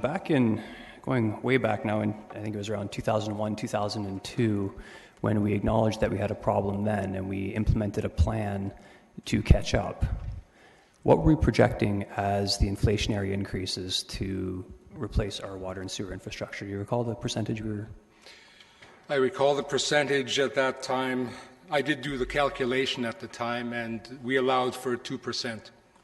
And do you know what the actual inflationary growth was over that period? It varied. Now, I wasn't in the engineering division much longer than that, but it varied significantly. Construction costs went up 5%, 6%, 7%. Over the next numbers of years, it was a roller coaster ride, and it was a combination of labor, materials, various external financial forces. So as a result, although we attempted to deal with it back at that time, instead of getting further ahead, over that time frame, we actually got further behind. Correct. Okay. Yeah, we started at about $1,800 per meter. At that time, we're at about $5,000 right now. Okay. So if I'm understanding correctly from staff, to actually not cut back on the amount of work that we're planning for this budget, there's the 2% maintenance. And I understand that 2% maintenance is staff's recommendation that's required. Supposing that council does pass a resolution to reduce that by some amount, say 1%, is that something we can pass and then leave it to staff to determine where that 1% should come from? I would ask Denise to answer that. Thank you. Ms. Fletcher, I have you in the queue. Through the chair, I might just give a quick overview, and then we can delve into the specific programs. So the intention of the information that was provided to you on the weekend was to outline in further detail each one of the 7 ongoing maintenance program items related to storm sanitary and water. So staff attempted to provide you with a better description of the program, the scope, or the number of assets that we own, targets for 2017 and or backlog, the risk to deferring or diminishing any of those programs, and the impact to our customers, which is ultimately of importance. All of these programs help us with ensuring legislative compliance, addressing a backlog, and or extending the life of our assets. You'll note it on your spreadsheet, that 3 areas are highlighted. It would be staff's strong recommendation that we do not touch, diminish, or defer any of those programs. These are the programs that ensure that we are in compliance from a storm, sanitary, and water standpoint, and any diminishing of those programs puts the assets at risk, can leave us exposed to being in non-compliance and result in fines to the city. Okay, and sir, just to follow up then, and what is do you have that broken down in percentage as to what that component is? would be my first question. And then, again, my original question was, should this council just pass a blanket saying reduce to staff? And I'm not saying this is what we want to do, but I'm concerned about wading into the reeds in terms of the 7 areas. If there was a blanket resolution passed by this committee to reduce it by, say, 1%, is leaving it to staff to determine the best places to cut that? Is that something that we could reasonably do? Through the chair, I believe on the spreadsheet it did have an impact. There was an impact to the combined utility percentage increase column. Okay. Could we actually perhaps get that up in the overhead? We have a few people in the queue here. Mr. Wilmer, did you want to comment? Through you, Chair, the subtotals are, as Ms. Fletcher indicated, the 3 highlighted areas where we strongly recommend not chipping away at the maintenance program. They total to 1.46%. The other 4 areas total to 0.54%. Okay. Thank you. I think that covers my questions, so we'll go back. Actually, Councillor Fernandez, you have not asked questions yet? Yes, I did have a couple, although is there anybody else in the queue? Because I need to Oh, yeah, certainly. Okay. Councillor Singh, questions? Yes, thank you.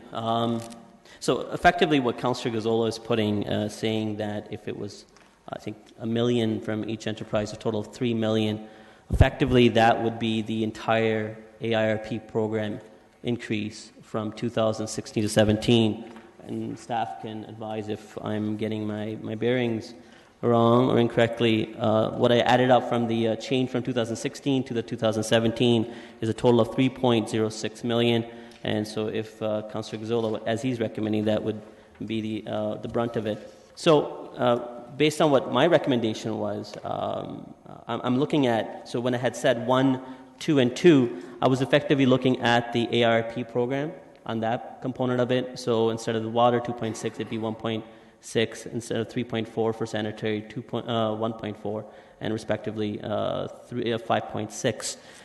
Now, I think when I did the adjustment, what the change from year over year for sanitary would be, that would be a little aggressive. What would be that difference of a 2% difference on sanitary? So instead of 3.4, it'd be 1.4. Can staff assist with that?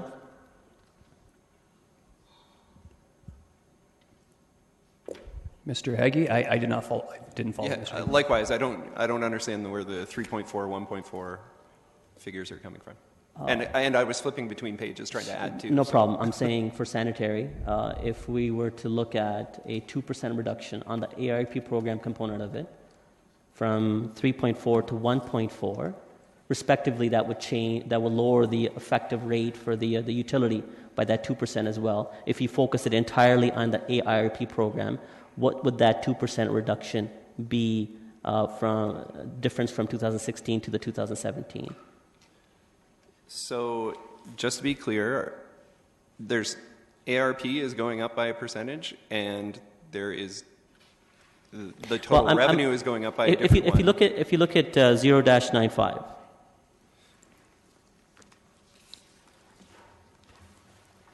Sorry, 0-95? For final. Oh, from operating. Yeah. Oh, is it from operating? Yes, from operating, sorry. Okay. Okay. Oh, there's the 3.4. There you go. Now, okay, yes. so maybe I should have started with that. If you look at sanitary, of that 10.8% rate increase proposed, of that component, 4.4 is a region, which we can't effectively change. That's something passed through.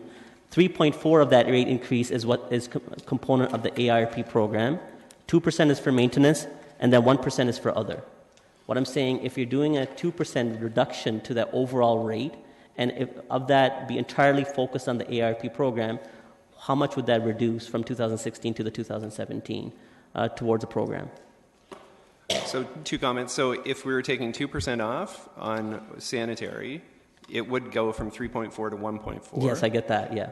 There would also be compounding factors because we have ARP funding comes from all 3 utilities. So if you reduce sanitary, you need to reduce the others as well. Of course, yeah. In whatever proportions there are. And to Mr. Chapman's earlier comment that if we were to backtrack on the ARP work, it would put us in precarious position with the federal government trying to say that we're doing incremental work with the funding that they're giving us. It's hard to say we're cutting a program, you're giving us money, and the work we're doing is incremental. Right, and the funding that we're getting is incumbent on all that work? Yes. We're not doing additional on top of what we're getting assistance from the feds? There was one project that was able to move from 2018 to 2017, and there was one project that in 2017 that we had planned to do. The costs escalated to the point that we would not be able to do it if we did not get the federal funding. But we did get the federal funding.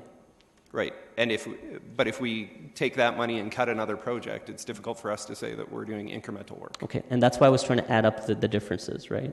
So that's why I was saying, what would that 2% reduction be to that ARP program? What is that, the number dollar value? So that if you have to come up with that money elsewhere, what is that difference? I'm not looking at just across the board and saying we fund nothing to the ARP program in the terms of $3 million, as Councillor Gazzola is saying. I'm saying if you look at it as a one-off decrease, what is that effective change? So how much money would we have to find from somewhere else so that we maintain the commitment to the federal government for the grant that we're getting? And so staff's position is there's the maintenance column right beside it that has a 2% increase. That's the slide that's up there. And if council wants to affect the rate, don't be looking at ARP. You should be looking at the maintenance budget instead. And staff have already given an answer on the maintenance budget. There's works that are necessary on that end as well. Correct? But we can come up with that money elsewhere. We've looked at that option. Council hasn't come to determination. Yes, staff have recommended the debt and the sale of asset as not a recommended option. But what I'm trying to see is what is that difference? What is that 2% reduction in dollar value? So 2% on the overall rate for all three utilities is $1.8 million. Through all, I'm talking about just sanitary. It would be smaller. I can do the math and figure that. I was calculating around 500,000. I wanted to get that right figure. I think it's higher than that, but I can get it for you in short order. If you could, because I'd like to know what that difference would be, what that difference we would have to find elsewhere. Because the number I was coming out with, the proposed changes, which would reduce 1% for water, 2% for sanitary, 2% for stormwater, around a 1.2 million deficit that we would have to find elsewhere to maintain that commitment of work that we've already established. If staff can advise what that difference is so that we would know, and as part of the recommendation we can try to determine if it's feasible, where do we come up with that money elsewhere? So 2%, if we're reducing sanitary by 2%? Sanitary 2%? Sanitary only is $880,000. 2% is $800,000? If we reduce the sanitary rate increase from 10.8 to 8.8, that's a reduction of $880,000. It's on page 122. Oh, because we have the maintenance portion of it, right? We know what the maintenance component is, right? Well, you're talking about, you're right, what the total... Same thing, right? So we get rid of the maintenance and we get rid of the ARP. It's one of the same. So I'm over my time. Can I just finish up with this? With that? Please wrap up. Just for the calculation, that's all. Yeah. So for sanitary, it's 2% would be effectively 800,000. Yes. And for simplicity, I really think just so the balance of committee understands the direction you're going, if you can at all work with a 9.3% figure as opposed to breaking it out, I think it's going to be very difficult for. I know obviously you've done your research, and I appreciate that, but we don't have the numbers that you have or that you're looking at, so it's difficult for us to quantify. Okay, all right. Well, my difficulty was just working off the 9.3 rate was we're not giving direction as to how the utility rates would be affected unless we're giving it overall and allowing staff to determine where the balances need to be adjusted on. And sorry, and I don't presume I don't mean to presume your intention, but if you're looking entirely at the maintenance portion, then that's a simple thing to figure because that's, as I understand, it's a 2% right off the 9.3. And we have that answer from staff. Okay, all right. Let me just adjust with those numbers myself. I'll come back with my recommendation. I may amend that. Looking at the numbers a little bit, they're not working with the answers that we're getting from staff as to the commitment we've made with the federal government, so I'll come back on that. You have queued in twice, but you also did indicate that you wanted to bring the motion forward, so I will come back to you for that. For that portion of it, yes. Thank you. Councillor Ioannidis. Thank you, Chair Davey. With our AIRP program, what are other municipalities doing? Do they have similar fast track, trying to catch up programmings, or are they just doing increases? Because my concern is, I feel like we're being held accountable to the feds, but I want to see what others are doing.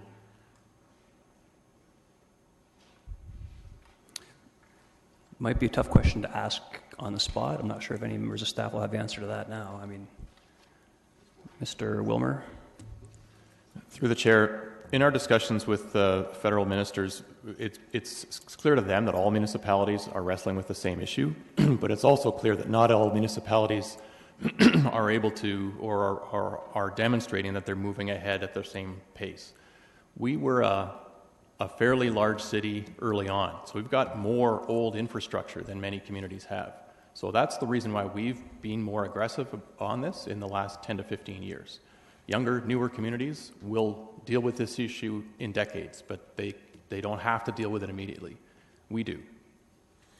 Okay, so I want to understand the rationale with the program in general and how the feds are going to perceive this, because if everyone's sort of in the same position and we're doing our due diligence and we're doing more than what other municipalities are, I just don't want to be caught in doing more than what we need to, when we're going to get further dollars down the road.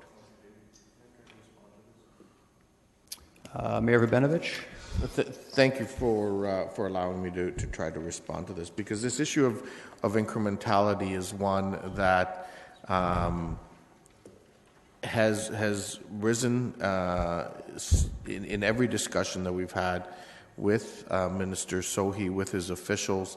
I can tell you it's something that came up again last week when we were meeting in Ottawa, and it's one that I also raised with the provincial finance minister when he came in here last Monday. The difference between Ontario and a number of the other provinces is that we have done significant work in Ontario around asset management, and that has created plans for us around the investments, longer-term plans around the investments that we need to make in terms of our infrastructure. The challenge that has created is it's creating a problem around the incrementality principle.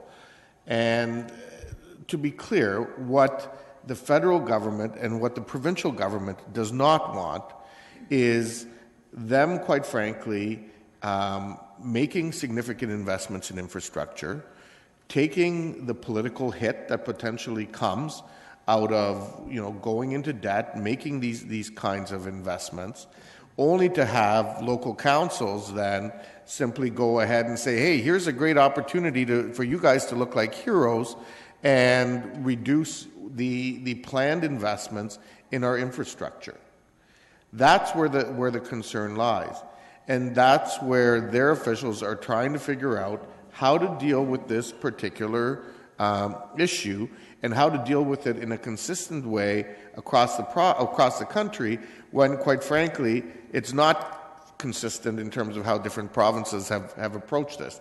And that's one of the unique challenges of our federation, where the feds are contributing to this stuff, but the reality is the relationship with municipalities is primarily with the provinces, not the feds. And as you can appreciate, that's more sensitive in some provinces like Quebec than in other parts of the country. So that's the dilemma. I think we cannot underestimate the comments from staff earlier around the fact that we cannot play around with our funding up until, in terms of the commitments that we've made when we applied for funding to the feds up to the end of March 31st, 2018, or phase 1 of the new infrastructure program. To do that, quite frankly, puts us as a municipality and the whole municipal sector in jeopardy in terms of the relationship we have with the federal government. Having said that, I think we have heard from staff There is a report coming back later in 2017. We will have more information in terms of what phase 2 of the program is going to look like and how this important incrementality principle is going to be dealt with by the time we get to next year's budget. And so I think we need to allow that part to play out without putting our city or the municipal sector in general in jeopardy. The challenge now, obviously, that we're all grappling with is, how do we reduce rates if we would like to, recognizing that we are somewhat limited in what we can do. Okay, you went a fair bit outside of his question, which I permitted. I hope that will reflect in your comments at the end. Councillor Ioannidis, just wish to continue. Well, yeah, that's fair enough, and it was a good explanation. Again, I just don't want us to be put in that situation like we did with the LRT, and we were good citizens, and we coughed up all the money, and then another community down the road ended up getting it free. So I'm struggling with this one. Councillor Fernandez, you ready? Yeah. Okay. Thank you.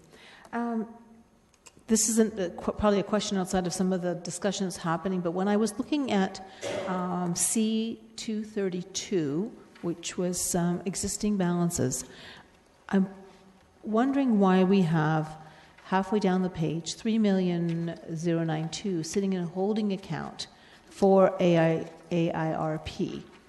If we are really trying to get work done, shouldn't we be using all of the funds that we have available to us? And if not, then can we use that towards the reduction of the rate? Mr. Haggie. Mr. Gross explained a bit about that in response to Councillor Yaneski's question. To do an ARP project can cost a lot of money. And so having $2.3 million does not buy us that next project. So those funds are waiting to be added to a budget that will get us a $5 million road. We can't start the $5 million road until we have $5 million. $2.3 million will not cut it. Gotcha. Okay, thank you. Okay, Councillor Gazzola. Yeah, number one, this is too complex an issue to try to decide it today. I think this has to go back to staff and come back to council. Okay, they need to take.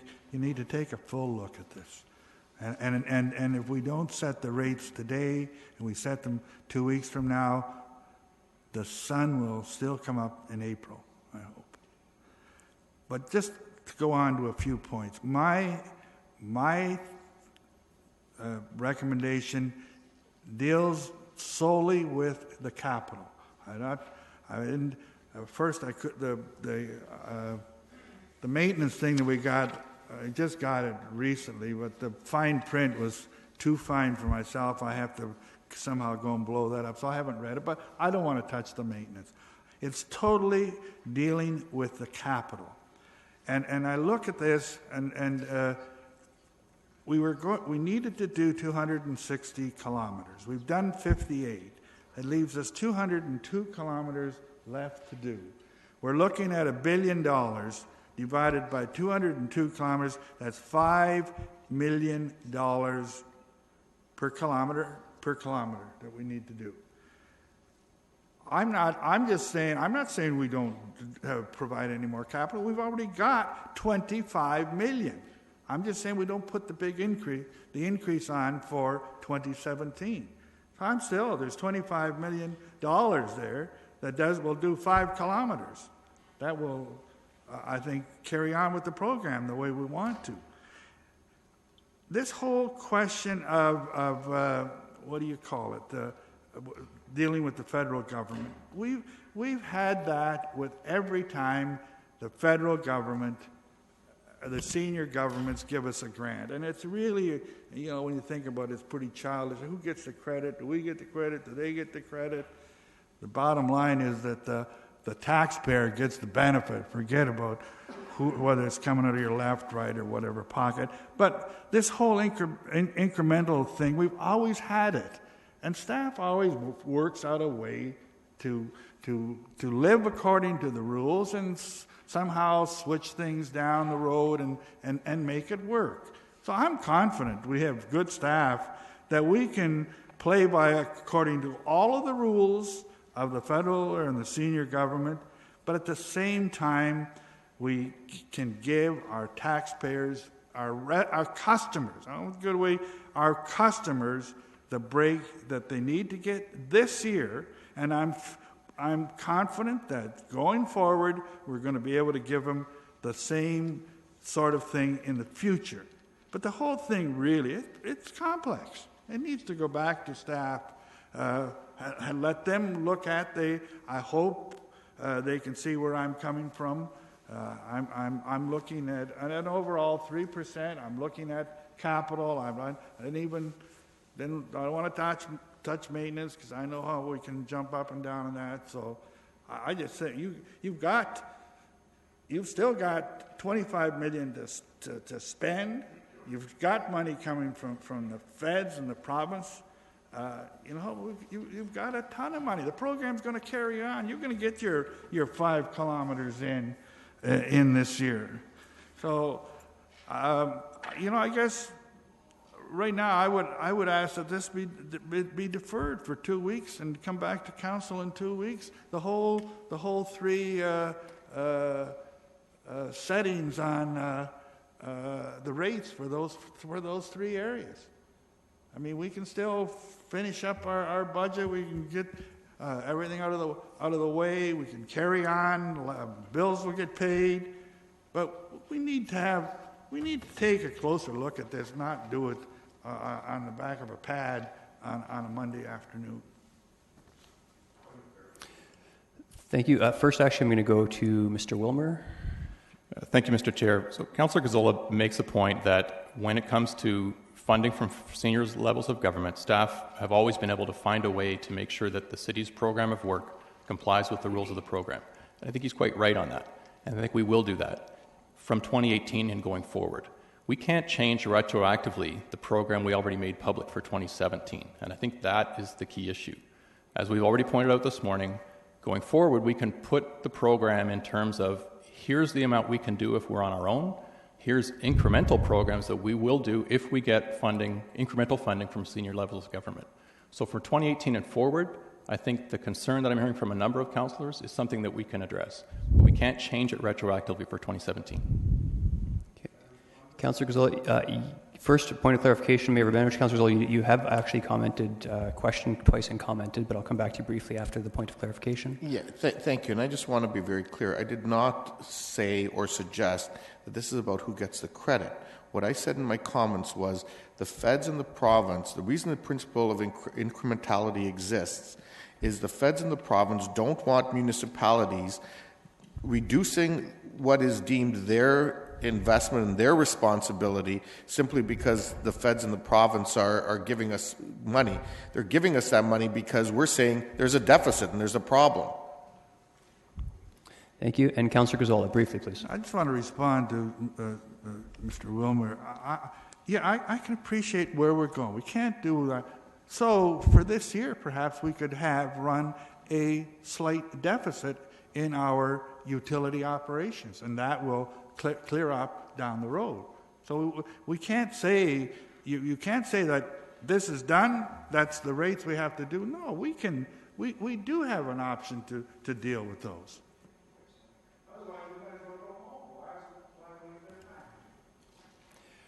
Okay, Councillor Gazzola, you indicated deferral. There needs to be a motion on the floor first, which we have not heard yet, so we'll go to Councillor Singh for that. Yes, thank you. So again, I'm coming from this in a different direction, but I can appreciate maybe for simplicity, it's better to focus on the combined rate as you've outlined, Mr. Chair. And if you look at that, on my calculations anyways, with the rates I had proposed, it comes to about 1 point approximately. I'm rounding it off to make it easier numbers. 1.3% on a combined reduction. So as opposed to the 9.3, combined rate increases to a 8% overall. And can I make a comment on that, Mr. Chair? Yeah, please briefly. Okay, so quickly. I appreciate that everything that Mayor Rabinovich has said, and the further explanation that Mr. Wilmer has provided, and I saw that, and that was a reason why on the forefront I had asked for the recommendation addition to yours in looking for some alternative avenues, because we have already committed to a program. We got funding related to that, so we're committed to certain dollars that are required. Based on what Councillor Gazzola is saying, $25 million is already there based on the incremental increases in previous years. But that's based on work that we had already established, but there's additional work that we're getting funding towards, and we have to come from that money from elsewhere. Even with the rate reduction that I'm proposing, that doesn't solve the problem. The problem is still there, which means that staff will still have to carry on and come back with a report and outlining where does that difference in monies come from. That may end up being a deficit that Councillor Gazzola is proposing, probably not the preferred route. It may be a component of asset sale. It may be a component of debt, or some segment out of the capital closeout. Fact of the matter is, whatever those combined or one of those options are, they are related to the 2017 budget. It doesn't have to be compounded as staff has necessarily outlined. That's only if you carry forward on a 10-year forecast of all the work that's already outlined. We're making an effective change for 2017. In 2018 and beyond, well, staff are going to have to rework, look at the numbers, and see, instead of 250 kilometers, well, it may end up being 220, it may be 200, whatever the case may be. But that can be outlined and reorganized in 2018 and beyond. But for 2017, I'm proposing a 1.3% on a combined reduction on the user rates.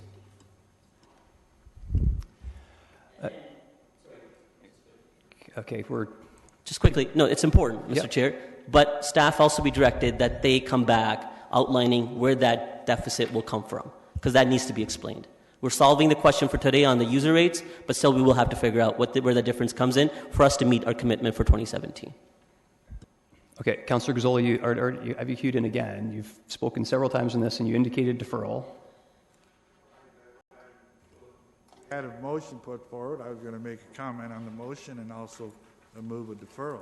What can I do? I'll do whatever you tell me I can do. If you can, I don't want to break if you can comment, if your intention is to move deferral, there's not supposed to be discussion anyway. So we would take the vote in the deferral and get that behind us one way or the other. It would be my recommendation. Yeah. And my intent is to call for deferral for 2 weeks. For 2 weeks. I need to look at a calendar. I don't know. 2 weeks could end up in that holiday day we have and all that. So, thank you. I really should leave that up to staff. 2 weeks would be. Actually, I think we're off in 2 weeks. Looks like February 13th.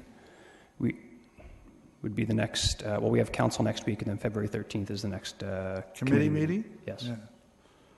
I will. Okay. I would hope that will give staff enough time to really put together all of these things we've been talking about. So, okay.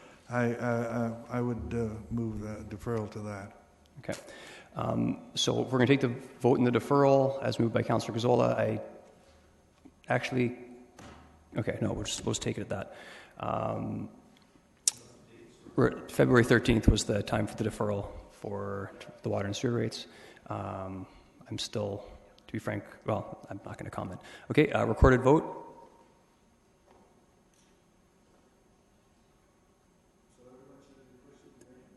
If you want the deferral, you would push green. If you want to deal with it now, you would push red.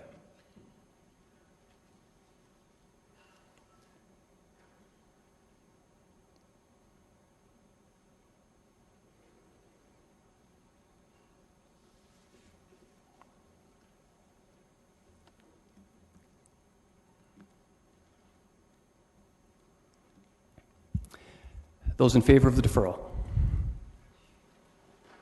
Those opposed? The deferral fails. We will now, the floor is open for those who haven't commented on Councillor Singh's motion to reduce the combined increase from 9.3% to 8%, coming from the maintenance portion. Councillor Etherington.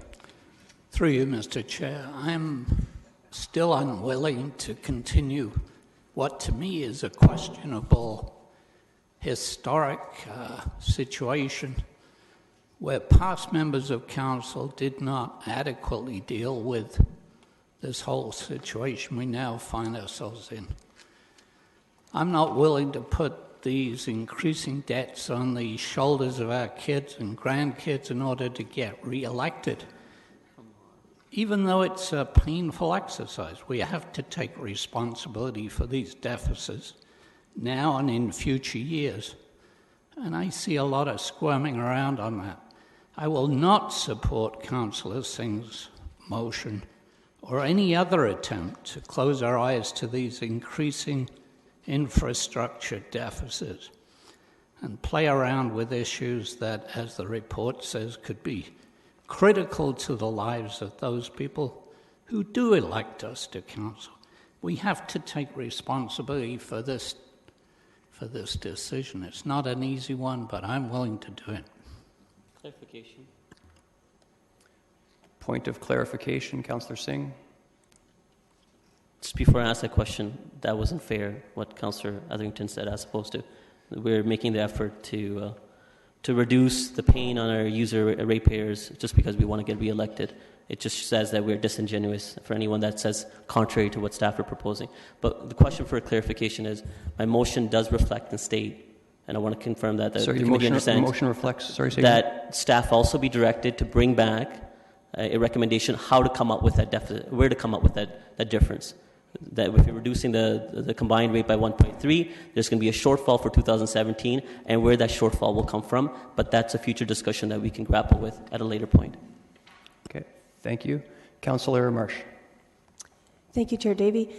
I am a little bit puzzled by this idea that staff could come back with a new budget to tell us where the shortfall would come from when we are here today looking at the budget that staff have prepared over months and months. And so I'm trying to understand Councillor Singh's motion, if he could clarify. We're approving a full budget for 2017 today. So how are we expecting staff to then come up with an additional, more than $1 million in 2017? My calculation came to around 1.2, but again, I'd like the staff for being able to report what that difference is.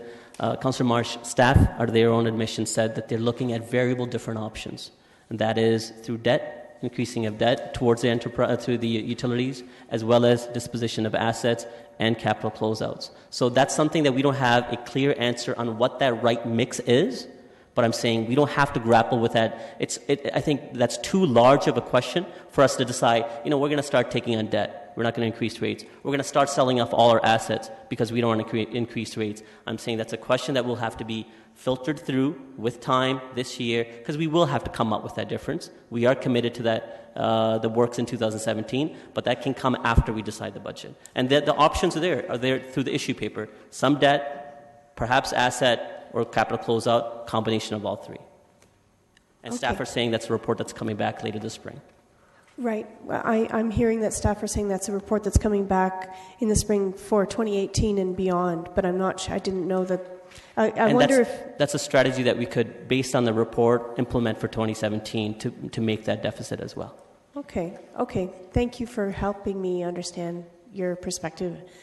So I just wonder if we could ask staff to comment on the viability of this concept. We are in comments, but I'll allow. That's fine. Thank you. Would staff comment on that?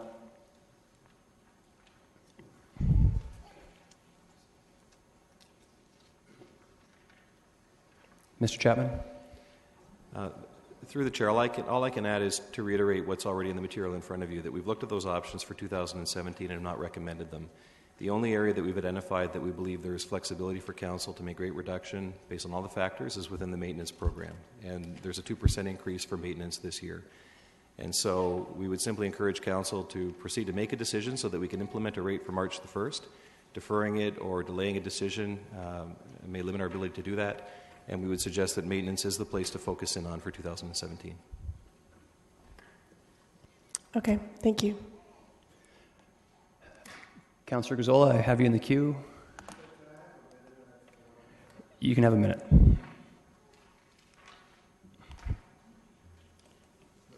go ahead? I'm sorry, can you go ahead with somebody else? Or? No, you're last, and then me, and then we vote. All right. I won't support the recommendation that's coming forward. I commend Councillor Singh for trying to look at it, and unfortunately he's had to deal and come up with some figures, and I'm not trusting those figures as to that's what they would be. I think he wants to move in the same direction that I'm going to. As far as I'm concerned, that 1%, 1.3 doesn't do enough to come down to what I see as the bottom line that I'm looking at in order that I can be reelected. Yes. So I won't be. I won't support that because, as I say, just to leave it at that, I don't. We just haven't had time enough to look at it. I think staff have to look at it as to where that will take us. Mayor Rabinovich. Thank you very much, Mr. Chair. And if you'll just indulge me for a moment to ask for some further clarification from Mr. Chapman on his response. And I respect the fact that this was that this is staff's recommendation, and based on that, we would simply do a reduction of 0.54% at most. If council, however, was inclined to do more, I guess my question to Mr. Chapman is there a mechanism where we could reduce it more this year without significantly jeopardizing the workload, and that would come from the potentially the kind of mix that Councillor Singh has talked about? I'm expecting the same response from Mr. Chapman. Through the chair, you have the recommendation before you. All I would point out in that gray section is that it is not an all or nothing proposition. You see the numbers there, and so in some cases we're proposing to do a portion of the whole network. Allocating less funding in those areas means that it will just take longer for us to ramp up to address the full network. So it does come with risk, but ultimately council, reading that explanation, can decide whether or not that's a risk and a ramp up that you're prepared to support. We put forward our best recommendation, but certainly it can be modified, and that's the only area that we believe council does have flexibility in for 2017. And if we did modify, then would you potentially, take the, allow the closing balance to go down further in some of them? Like how would, or would staff need significant amount of time to take a look at that? Sorry, can you clarify that question? Well, if we were going to go ahead with let's say the amount that Councillor Singh is talking about, would staff want the time that's being proposed to look at the options of where that funding would come from? I can't speak for all of my colleagues. All I would say is that we're targeting a March 1st rate implementation, and if that is delayed because this needs to come back to committee in February and be approved at the end of February, that will just put further pressure on the rate to make up any shortfall if we don't make the rate change. Right, so we should make whatever decision we're going to make, and then staff would come back with an implementation plan. And what I would say is that all of these costs are included in one line in the approved budget, the maintenance line. And so I don't think it's unreasonable that you could set that maintenance line in view of what you have before you today, and staff simply communicate back the best allocation of these funds based on whatever target you set between that 0 and 2%. Okay.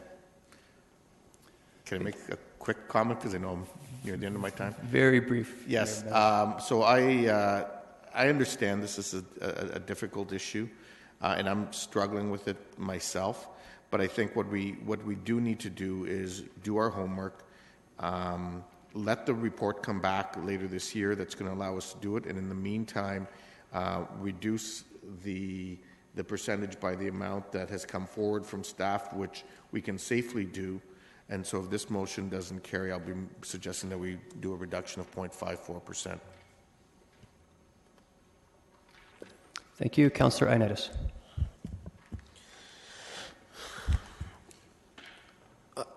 For myself, the struggle with this is because I like to see us move forward and continue being good stewards with our infrastructure, and I think our infrastructure is very important. but at the same time, I have to rationalize the current economic environment that we're facing and with the other increased costs that we are facing, and I have to try to balance that. And in the past, we didn't have those pressures, but I'm seeing those pressures more and more every day, and that's where I'm struggling with. So I'm going to support Councillor Singh's motion because I think it is a step that we're the ones that are here to take the risk and deal with that and balance everyone's perspective. So I will support that, but if that doesn't succeed, then I will support the motion prepared by Mayor Urbanovic. Councillor Fernandez? Thank you. I just want to make sure I'm completely clear on Councillor Singh's motion. I see I hear 1.3% reduction. Combined from 9.3. I'm sorry, say that again. Sorry, he's suggesting right now the combined rate increase is 9.3, so it would be 8%, is Councillor Singh's recommendation or motion. 8% as we see it on sort of the chart that Councillor Gazzola had put forward. Sorry, I don't have Councillor Gazzola's chart. It was up there. It's just the 9.3 to 8, though, from our budget. Okay, and that's for water and utility, but we're not talking about storm at all. That's all three combined. All three combined. Okay. You know, 1.3 sounds like at least something, but it still, I don't think, goes far enough. As Councillor Gazzola pointed out, there's already $25 million ready to start programs that we have listed in all of our capital forecast. I'm concerned that there may be a little bit of wiggle room, and you know, I look at the sheet that we'll see later today and we'll approve, and we've got 7 additional FTEs. Where is that? Is that funding coming out of this increase? I know I shouldn't be asking a question. I should have asked. Yeah, no more questions. We just spent tons of time on this. Thank you. Well, everybody else has had tons of time. I just want to make sure I understand if that increase is going to be adding staff, because yes, we need staff to do some of this work, but I think we need to know that we're going to be able to cover the cost of doing the work, and that's labor and materials and so forth. So I don't think 1.3 is going to go far enough. I'm still debating with myself whether I can support that or not. Okay, there's no one else in the queue. Councillor Gazzola, I apologize. You've spoken way too many times in this. Sorry. So, Councillor Gazzola, thank you. I've ruled. Thank you.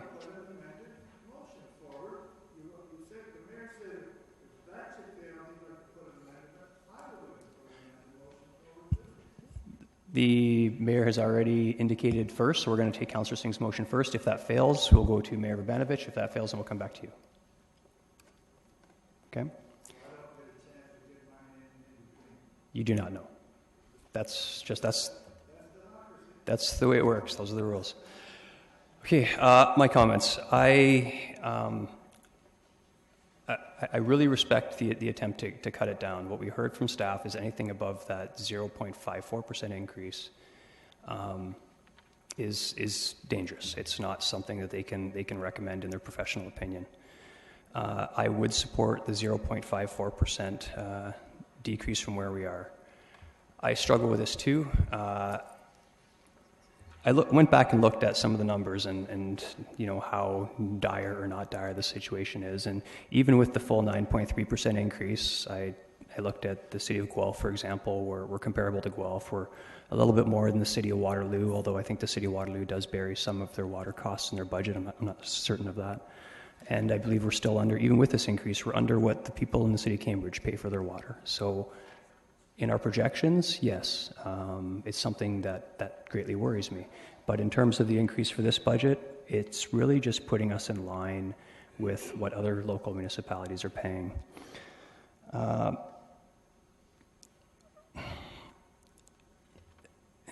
I look forward to this being the last budget for the foreseeable future, with the direction of the federal government that we will see increases well in excess of inflation. And I will I personally will say that I will look to things, should the federal government not step up as they've indicated they will, I will personally be interested in looking at things like asset sales.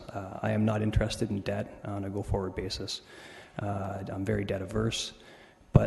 And what lies in there is there's one thing that I struggle with as a politician in general. I look at this ugly figure that we have to approve, and it comes back to the fact that I will not, and I tease my parents about this and their generation on occasion, but I will not make decisions so that we can live beyond our means so that our children have to live below theirs. That's where I come out in this.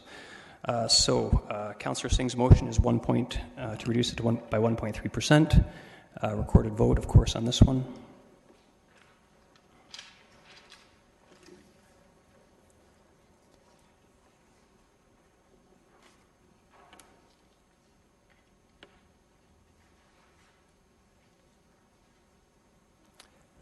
Those in favor? And opposed? Motion fails. Mayor Rabinovich. Move a 0.54% decrease. Thank you. I'll take that motion. Recorded vote.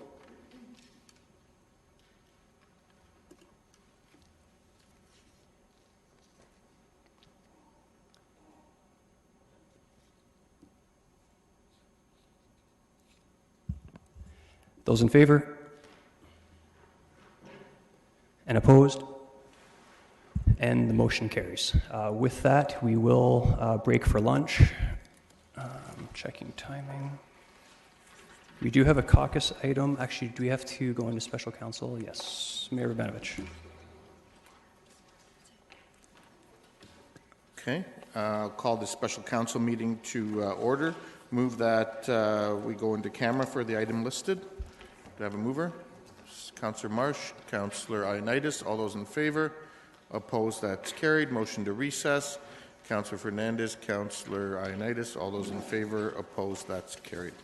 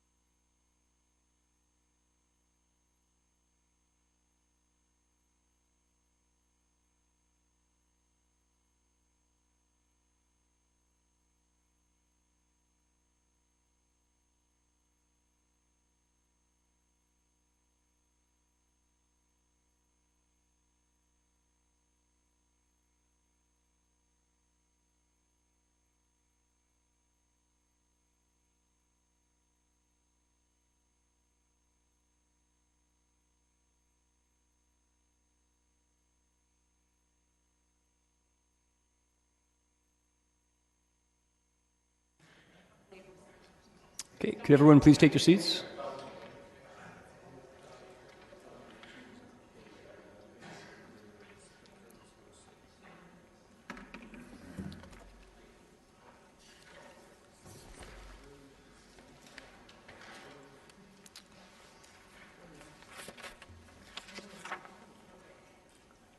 Okay, Mr. Haggie, when you're ready.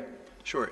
So just keep council updated. We are making changes to the figures as we go through. So you can see here the tax numbers right now at 173. We started at 175, and then there was a motion about the parking dividend increase. So that's assuming that that falls to the tax base. Be 173. Through passing utility rates, there was no change in the stormwater rate. Water has gone from 7.6 to 7.4. And sanitary has gone from 10.8 to 9.8. And so that's where we sit right now. Things are going to change as there are subsequent decisions of council or committee. Yes, Councillor Singh? Yes, Mr. Hagee, in the last slide where you see the reduction to 1.73 now, is that based on the change we made on the water, the parking enterprise? Yes. So was that motion directing it to go to the tax base or just the reduction? Is it still up to interpretation as to where else to go? It's to be determined. To be determined. They have to put it somewhere. So. Okay, all right, fair enough. I just wanted to make sure that. Yeah.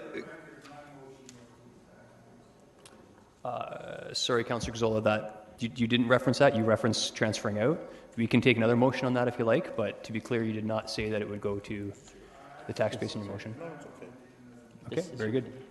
And by default, it is falling to the tax base because it was a dividend that's paid to the tax base, so it's assumed to go there without any additional direction. Okay, thank you. So moving into capital, the capital budget, there's an update that council has in issue paper BD04 related to Kiwanis Park Pool. The renovation costs have come in higher than were expected, so we actually have a tender in hand with an actual figure. Staff have put forward a funding plan for that, about how the additional cost of $190,000 should be funded, and then staff is also looking for direction around a splash pad at the Kiwanis Park Pool, so I direct the attention to our council package related to that on BD04. Which is on page final 67. Questions? Councillor Galloway-Seelock. Are we just dealing with that or all of the capital budget right now? We'll deal with just the Kiwanis Park Pool at the moment. Okay, then I'll come back. Okay. Any questions? I'm assuming everyone in the queue is on the Kiwanis Park Pool. Councillor Singh? Yes, for the splash pad. Now, initially, remind me, splash pad was not included, right, in the initial proposal for the budget for the works to be done, even though there was a strong support through the survey. Through you, Chair Davey, you're correct. The splash pad, it was indicated during the consultation that the splash pad would not be part of the construction when we were planning for it. But we had the public consultation results at that point. Yeah, right? we did. So why wasn't it included at that point and it's being considered now? What's the rationale? Why did we not want to include it at that point, even though we had overwhelming support through the public? Through you, Chair Davey, the intent was to see if we could find some funding to include the splash pad. It hasn't come to fruition just yet. However, since we had to come back to council, we thought that we would ask for council's consideration of the splash pad. So we're looking at a consideration where the costs have now gone up higher, and on top of it, now we're increasing the scope? Excuse me, I didn't Where the hear you. costs have gone up of the initial design proposal, and on top of it, now we're considering increasing that scope? That's true. Through you, Chair Davey, yes, we're asking to consider including the splash pad as well. Just final question: how confident are we with the 200,000 sponsorship that we can increase that through? Mr. May. Through you, Mr. Chair, I think what I would say is we're confident that based on all the research we've done, it is a attractive asset. At the end of the day, it's still going to require some company out there to be prepared to put money on the table. So we think it's a good asset worth selling. I cannot speak to whether or not we have no companies in line waiting for this offer. So we're not certain that we would Or are we relatively confident, as attractive as this location is, that we may be able to find some company in the time when the construction would begin? Yeah, through you, Mr. Chair, I think I can say I feel good about the chances, but there is no certainty on this one. Just the last remaining time, if we don't find a sponsor, that would mean that we wouldn't go ahead with it? Through you, Mr. Chair, as the issue paper points out, if we don't find the sponsors, we would have to find other funding sources. We basically need a decision now in the design of the pool whether to include the splash pad or not. If we can't find a sponsorship, we would look to other funding sources. I just heard from earlier discussion that it's very difficult to find from other funding sources, but anyways, I'll digress. So, thank you. Thank you. Mayor Rubenovich? Well, Mr. Chair, actually at the appropriate time I was prepared to move this and speak to it. So, very much. Thank you. Councillor Marsh? Yeah, the mayor beat me to it. I was going to move it. Thank you. Councillor Fernandez? Yes, Mr. Hildebrand, can you help me understand the idea around a splash pad in a setting like Kiwanis Park? Kiwanis Park, my understanding is, and from being there, it's a more sort of a park-like setting, natural feeling to it, with a very large, pseudo lake kind of complex, right? And a splash pad is definitely more noisy, more active. I'm not quite sure why we're not looking at taking this splash pad as an aquatic feature and putting it somewhere in the city that there is no aquatic feature. I'm sure you guys have identified other areas that could use that. I feel like we're doing double duty. Is that? Is it because of the opportunity? Is it because of what you're hearing from the survey? What is it exactly that the rationale here? Through you, Chair Davey, it's a combination of what you're suggesting. First of all, the splash pad does fit into, staff feel that the splash pad does fit into the passive nature of the park. So the swimming, the swimming wading pool plus a splash pad still, from staff's perspective, fits that passive nature. As well, it provides an opportunity to provide a little more different activity for people. So, for instance, younger children can use the splash pad function rather than wading into the deeper water. So it provides a bit of a different opportunity for people to use that park as well. Okay, and I think I can appreciate that, and certainly as an advocate for the next item coming up immediately following this, it does sound a bit contrary. I just worry about the fact that we are at $190,000 deficit or over budget, adding to that additional $200,000. So I think I would like to ask if I could add an amendment to the motion. Is that possible? Certainly, yeah. If you wanted to let us know what it is now, then we can. Yes, of course. Yeah. So I guess my amendment would be that unless we were able to be assured that we could fund this outside of our regular budget, and we're not searching for additional funding for this splash pad, I think that we really have to make. I understand it would be part of the design, and we may be cutting off our nose to spite our face, but I just don't want us to go into having to find money for something like this when we already have an aquatic amenity there. That's going to be vastly improved. Okay, Councillor Fernandez, that's before you cue out, that's not an amendment. I mean, staff has said they need to decide to build it now or not to build it now, and they've given us the indication they would attempt to get sponsorship dollars, but that you couldn't amend that if they didn't get sponsorship dollars, that basically it wouldn't be funded. So I'm not really sure what your amendment is. I understand what you're trying to say, that you don't want it to go back to the tax base, but there isn't an alternative to that should we not be able to find the appropriate sponsorship dollars. So the alternative would be to turn down this recommendation and then put forward another recommendation? Is that what you're suggesting? No. The alternative, I'm saying you're asking that staff basically assure you that the sponsorship money is going to come through, essentially, is the way I understand it. And they can't assure you that. So No, I I understand. would suggest the only thing you could do would be to vote against it. Right. Right. Okay. Thank you for that. Thank you, Mark. Councillor Gazzola? When we do our estimates, why would we not take into account health code legislation? Is that new health code legislation? Or?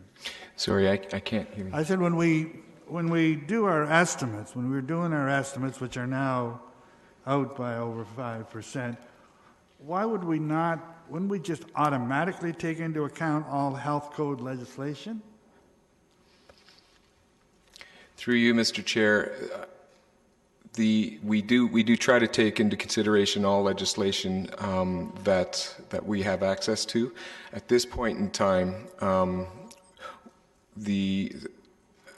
as it pertains to if you're speaking about legislation as it pertains to the water turnover rate, that was taken into consideration. However, with regards to what the disposal of water, it was more than we anticipated.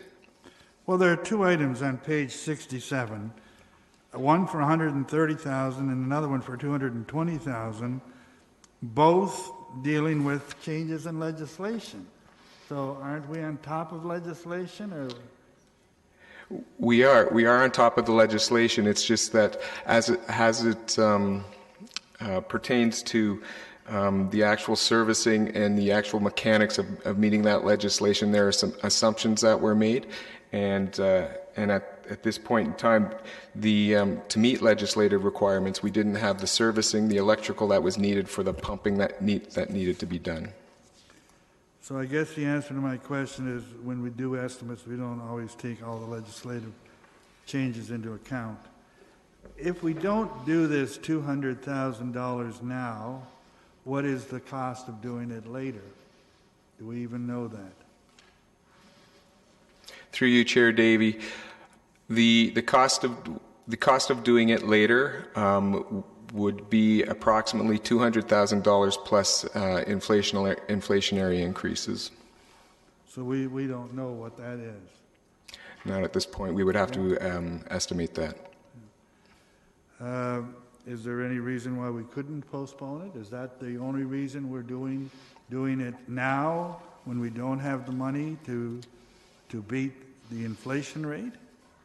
The benefits, through you, Chair Davey, the benefits for doing it now include, we'll be on site, so it'd be less disruptive. The cement pad can be congruent then, because we cannot put concrete together. We would have to have a space apart. So this would allow us to have the whole tank and splash pad congruent, as well as it would have less disruption for swimmers in the future, because we have to do this in the summer. Well, okay, it would be nice to have. Can you tell me who uses this facility? Can you give me a rough breakdown as to who uses the facility? Through you, Chair Davey, last year we had about 46,000 participants at the facility. Of those participants, around 17,000 were adults, 3,000 were seniors, 19,000 were children, and then we had about 3,000 participants that were broken up into family units. And we also have about 5,000 attending regularly as rentals and camps. Yeah. What I was trying to drive at, do we know where those customers are coming from? In the region, you mean? Well, where are they coming from, period? I think I could... from Ward 2, or are they coming from the city? Are they coming from Waterloo? Are they coming from who knows where? Through you, Chair Davey, the majority of the participants are coming from the City of Kitchener. There are some that come from the City of Waterloo as well, and then we have fewer that come from the rest of the region. Yeah, how do we know that? How do we know that? I can go back into the consultation we did last year or the year before regarding the renovation, and we did ask that question. I don't have those numbers in front of me, however. Thank you. Thank you. Thank you. There are now 6 people in the queue. Councillor Ioannidis. Thank you, Chair Davey. Mark, so I can't remember looking at the drawings of this with the splash pad. Can you tell me where it's going to be relatively to the pool? Through you, Chair Davey, the intent of the splash pad would be off to one side of the pool, so it would be part of the same footprint. It wouldn't be moving too far away from it. Okay. Did we ever look at, because, $200,000 is a significant ask, did we ever look at doing like a rough-in and just phasing this in at another time when we have the money for it? Through you, Chair Davey, the existing tender asked for a rough-in so that we could add it into the future. That's correct. Okay. All right. I might bring in later. Thank you. Councillor Yaneski. Yeah, thank you. In regard to page 67, I'm a little confused. In the middle of the page, you got 3 causes of 40,000, 130,000, and 220,000 of issues that need to are unplanned. Yet when I add them up, it's 390. Yet I don't know. You're only asking for 190,000 to accommodate these increases to meet the the legislation, whatever, the shortfall. Through you, Chair Davey, that's correct. We're asking for $190,000. We feel that we can, if we were to award the tender, we could talk with the company that the tender is awarded to, and find cost savings for $200,000. Also, even though those 3 figures add up to 390, you feel that you're comfortable to reduce it down to 190. Roughly. That's correct.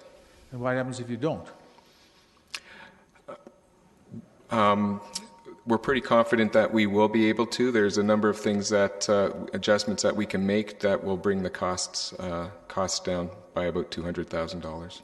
Okay, so because of you tendered it and it came all of the lowest tenders was way above.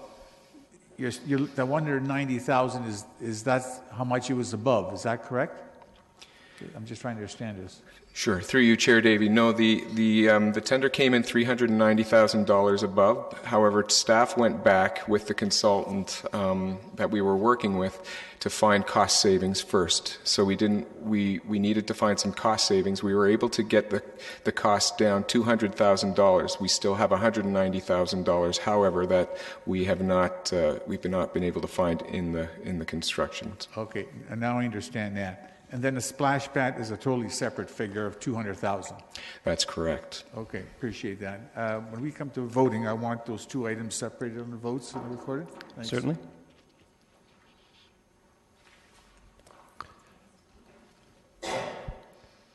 Councillor Singh. Actually, mostly I had a comment. I had a brief question, so can I just ask when I make the comment? Is that okay rather than Certainly, yep. I'll ring. Just please cue back in. Councillor Schneider. Thank you, Chair Davey. Just refresh my memory. I know when we did the public engagement, there were the 2 illustrations, and 85% of the people that engaged said they wanted the splash pad. Was the price difference noted on the design? I'm trying to recall. I seem to think it was, but just if our citizens are aware of the extra cost and they still want it, then that speaks volumes. Mr. May? Through you, Mr. Chair, I am about 95% certain that it was included. There was a specific sentence, and in fact, I think at that time we said it may cost something like $400,000 or $500,000. They were told a much higher number than what's before you today. Okay, thank you for that. And if it was decided that the splash pad was added later, we already have to close the pool for the upcoming season. Would the pool then need to be either closed or maybe restricted a little bit as to add in the splash pad later, so further disruption? Through you, Chair Davey, Although the whole park may not have to be closed, the pool would certainly have to be closed if we were to build, and it was required that the construction would happen during the swimming season.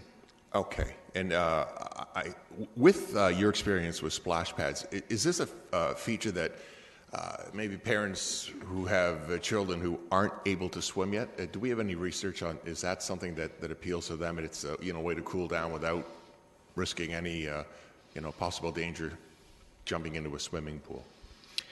Through you, Chair Davey, I don't have any hard evidence that supports that. However, anecdotally, people do indicate with staff why they use splash pads, which is in the effect that there's no sitting water. Children can be off on their own or a couple of steps away from their parents while they're enjoying the water. Okay, thank you. Thank you. Councillor Marsh. Thank you. So, Mr. Hildebrand, when you were answering a question previously about the cost and the benefits of doing the splash pad in coinciding with the rest of the renovations, I didn't hear you mention about the benefits of the economies of scale, but can you confirm that if we were to do the splash pad now, that we could even save some money from doing it now? Through you, Chair Davey, that's right. There will already be the construction company on site, and so they would do it along the same time that they're pouring concrete for the tank, and so I would assume there'd be efficiencies to that. So the budget for a new splash pad in a different park that we'll look at later is for $200,000, and so is it possible that the actual costs of installing a splash pad features now at Kiwanis Park would actually be lower than $200,000? Through you, Chair Davey, you're assuming there's an assumption being made is that the splash pads will be exactly the same size and with the same features. They're going to be two different splash pads. I don't know the details of each of them, so typically. I believe that it'll likely be $200,000, and we'll build to the $200,000, and that's deemed a good size in the context of what's going on at Kiwanis Park. Mm-hmm. Okay. And in your consultations, do you recall hearing from people who use Kiwanis Park on a regular basis that they come to Kiwanis partly because they live in apartment buildings or live in other places where they can't access recreational outdoor space on their own property? Through you, Chair Davey, it's well documented in the Kiwanis Park strategy that we've done in the past that people do utilize Kiwanis Park. Most people who aren't able to get out of the city to go to a cottage or to a lake. So you're exactly right. Right. Okay. Thank you. Thank you. Councillor Fernandez, question? Yes. Okay, go ahead. Mark, we've had discussions, you and I, before about how the splash pad at the Dune Pioneer Park Community Centre could be implemented in stages. Is that something that we could do with the Kiwanis, have all of the infrastructure put in, and then as sponsorship opportunities came, so there's the bucket part, and there's all these different pieces, so that instead of a $200,000 nut for somebody to sponsor, that we would do the infrastructure portion, and that each feature could be a sponsorship opportunity. Have we looked at that as an option? Through you, Chair Davey, to answer your question, you're correct. We're going to be roughing in. For the splash pad in the initial tender, so that's going to happen. As it pertains to building out, I'm not sure. We would have to do some analysis on what the cost savings would be for that, because in this instance, it would probably be to our benefit to consider, if we're going to do it on a piece-by-piece basis, to consider putting the concrete in already and making it congruent. And so I'm not sure what the cost savings would be if we did it, or if it would actually increase the cost of putting the features in one by one. Okay, but I mean, I'm saying that the cost of putting the features in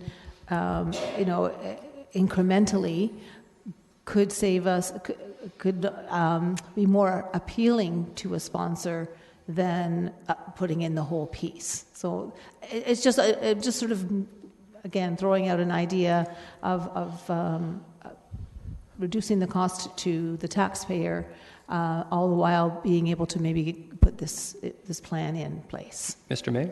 Yeah, through you, Mr. Chair, I can certainly appreciate where you're coming from. I actually think it may have the opposite effect on prospective sponsors. Sponsors these days, and certainly for our assets, don't want to be one of 10 sponsors at a pool. The best, I think, sales approach for this will be to sell the whole thing to one person because they get maximum, and they would likely want to negotiate with us something that says, I'm not going to have X, Y, and Z other sponsors on the splash pad. Okay, thanks for that clarification. Just wanted to throw it out there. Thank you. I just have a couple questions. I was surprised looking at page file 67 at the response from this. Apparently, 2,423 of our residents provided feedback on the Kiwanis Park renovation. That's correct. And my understanding from Mr. May is they were aware of the additional cost of the splash pad, and as a matter of fact, the indication was even higher, possibly double what we're looking at here in terms of the cost. That's correct. And 85% of those 2,500 people were in favor of building it. Mm-hmm. Okay. In addition to looking at the future operating costs comparison to other splash pads, won't this work better in terms of staff managing and testing the water and recirculation because the pool is already adjacent? That's correct. Okay. And last question again, there's the topic floating around too in terms of the economies of scale. My layman's perspective on this is that if we went with a single builder all at once, it would actually be less expensive than going back and contracting it out a second time. Is that not also a risk that it could be more expensive if we go ahead and try and do it later? That is possible, yes. Okay. Those are my questions. Councillor Singh, did you say you had a question before Mayor Verbenovich? Okay. A comment. Okay, That's very okay. So based on this report, did we already have the sponsorship strategy in place when we had initially approved the budget for Kiwanis Park? Mr. May? Through you, Mr. Chair, yes, I believe the sponsorship strategy was approved before the Kiwanis Park pool replacement. And the additional amounts that's required for the increase in the tender that's coming from the contingency fund for Kiwanis Park capital account. Now, was that just for the repair or the remediation of the pool, or is that just the general contingency fund for the park itself? Mr. Haggie. That account is the capital contingency account for the whole city, not just parks or community services. For the whole city? Yes, we have one account that's capital contingency. It's in general expense. Okay, I thought it was specifically coming from Kiwanis Park. I'll make my comment then now, Mr. Chair. Revelation of that extra information, I think that even kind of discourages me a little bit more, especially when we were trying very hard to look at avenues and questions were raised and where would we find that shortfall if he deviated from our strategy on infrastructure spending for the ARP program. Well, stuff like this, but staff really didn't acknowledge this, and I think that's where we need to be. It's necessary for us to push back and ask the questions as opposed to just what's laid before us. Not saying that this misdirecting, but they have an approach and it's within our right to challenge it. For this question, Mr. Chair, without a question, we need to go ahead with this. Overwhelming respondents said they're in favor, 82%. Rarely do we have that type of response in favor of something. And if we were to say no, I think we're being unfair to our constituents. My question and concern comes in how we've done this, which is we put something forward in response to a question, we got a response back, we ignored their reply, went ahead with an approach, costs come up higher, then all of a sudden then reflected back and saying, no, we should increase those costs because there's alternative revenue sources as well. We should have placed more effort in managing this better. And I think that would reflect on the public as well, seeing it the way it has gone through. I'm glad, finally, that we are heading in the right direction, that there will be this added amenity because that's something that I think not just the respondents here, but something we hear from citywide, that splash pads are a well-used, well-enjoyed space in our public spaces. So I would encourage all to support it, but I'm a little discouraged how it's come about. Before we get to Mayor Vabenovich to move it, I just had one more question. Sorry, thank you, Mr. Hildebrand. Is it free to get into Kiwanis Park? Sorry, I didn't hear you. Is it free to get in to Kiwanis Park? No, it's not. So you have to pay to get in, right? Yes, you do.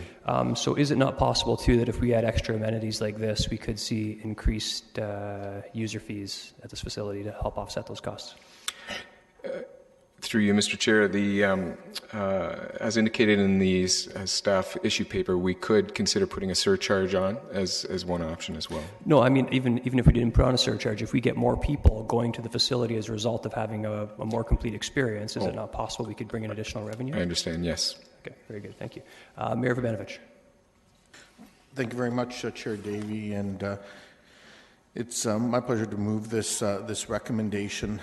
I was on council back when we got Kiwanis Park back in the hands of the city, and Councillor Gazzola, who was on staff at the time, will recall that this was a facility that the city had given over to the GRCA because it was given at a time when the province had monies to invest in conservation authorities.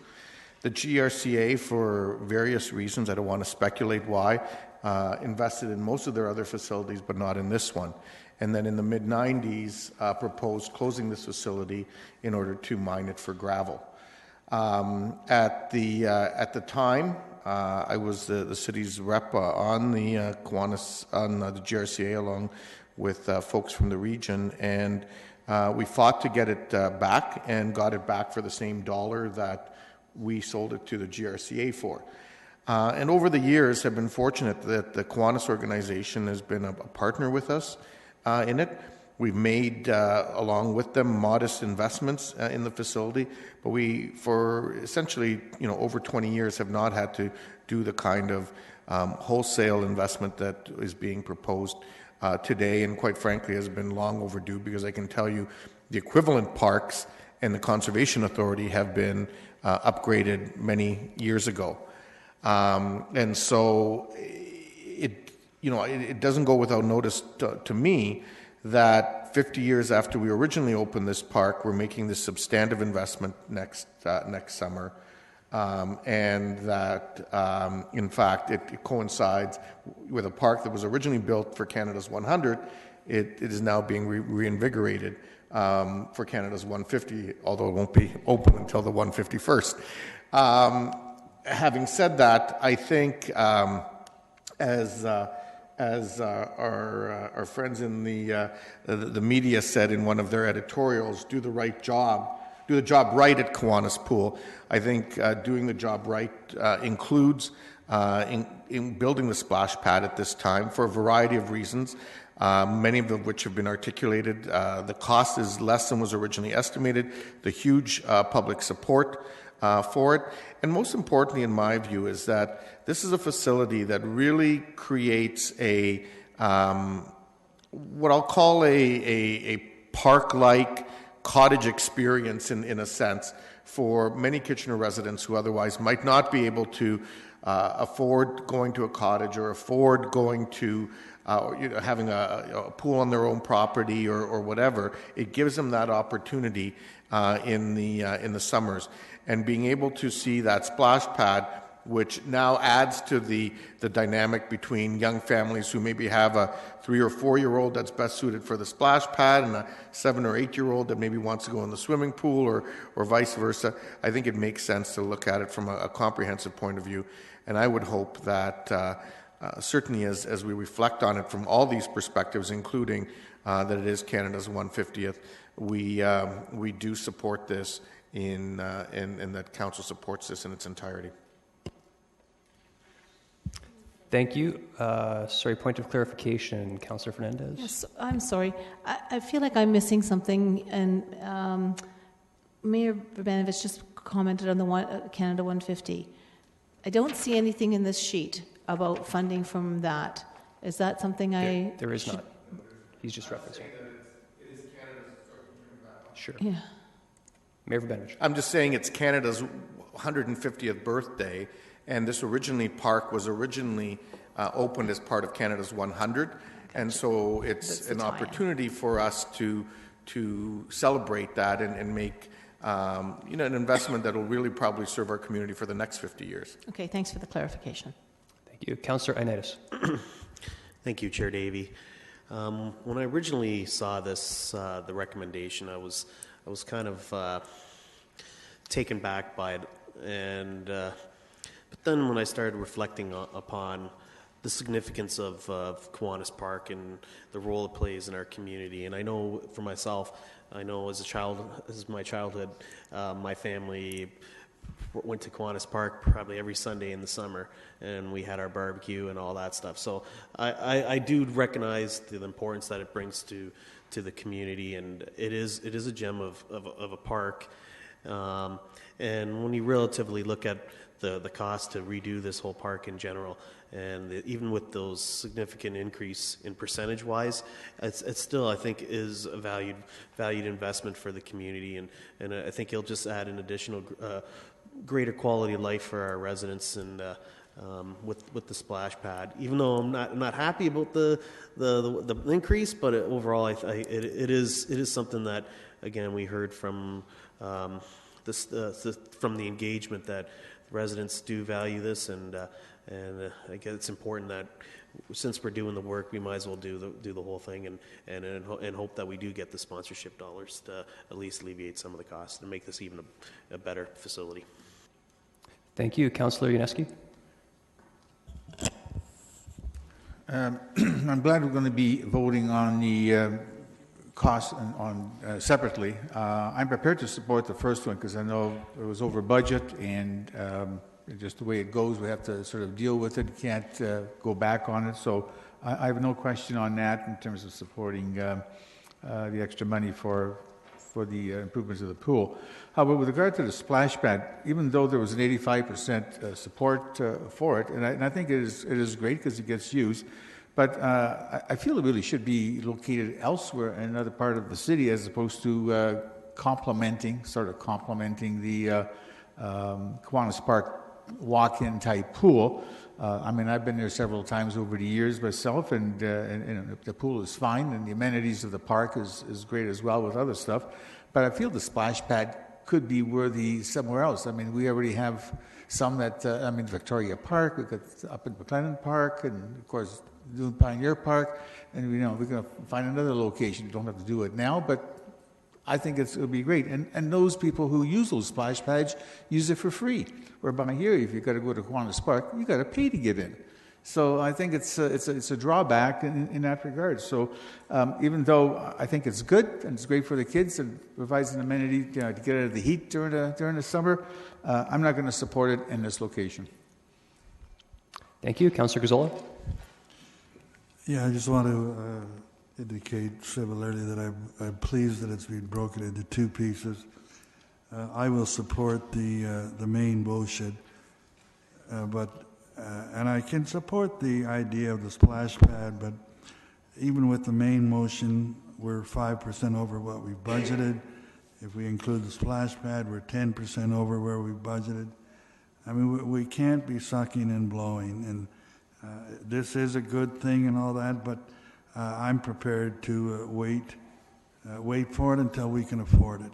And at this point in time, I always thought that our existing infrastructure was the important thing, and we have to look after that first. And therefore, I'm prepared to forego this at this time. Down the road, if we're able to get a sponsor, I'm sure that whatever the differential is, if there is much of a differential, that perhaps our sponsorship can pay for that. Thank you. Thank you. Councillor Schneider. Thank you, Chair Davey. Well, we sit around the horseshoe here and we all talk about how much we want engagement, and we value engagement, and we want to hear from our citizens. Well, we engaged 2,423 people. 85% of them wanted the splash pad. And to go against our citizens, our customers' wishes, I couldn't do that, so I'm going to support this. Thank you. Councillor Marsh? Thank you. I am fully in support of the splash pad now. I think that it's a smart move to listen to what the citizens want, but also staff have confidence that we are able to find at least partial, if not full, sponsorship of this park. So to vote against it now when we haven't even confirmed that the funding source very well may be sponsorship, I think would be counterintuitive. So that's why I will support the motion. Thank you. And I will comment very briefly. Number one, I can confirm now that not only were the residents asked, as we mentioned earlier, they were advised that it was outside of the existing scope, and they were quoted a price of the range of $500,000, and they still voted in that exact same way. So not only are we not at the $500,000 mark, we're at $200,000. It's possible that could come down further, if not completely, through sponsorship and other measures. And lastly, I just want to touch briefly upon the idea that this might be in the wrong location. I believe this would be the first splash pad in Ward 1, which I represent, so I certainly don't think that there's an oversupply. So with that, recorded vote as moved by Mayor Voinovich. Oh, sorry, yes, we're going to vote on the first part first. That's the overage for the pool.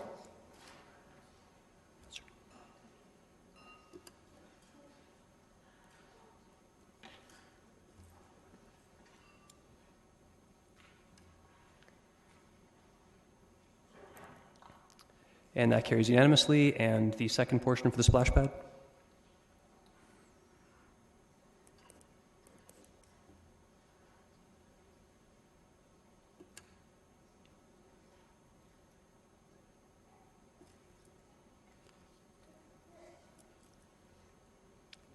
Those in favor?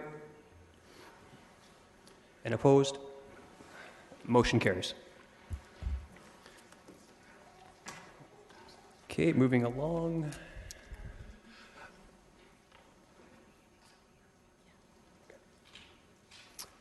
Mr. Hagee? Sorry, just trying to... Sure. So the next slide, slide 49, outlines a number of capital issue papers. These are follow-ups that have been requested by Council.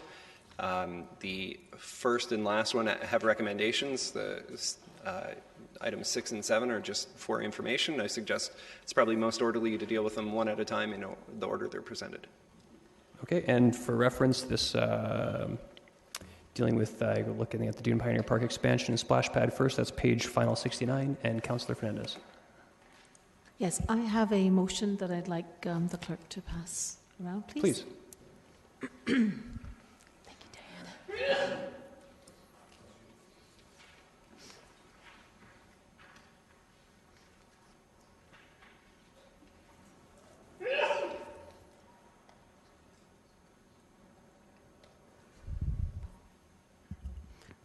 I'll give Council a minute to read. Yeah, just give Council a second to read this.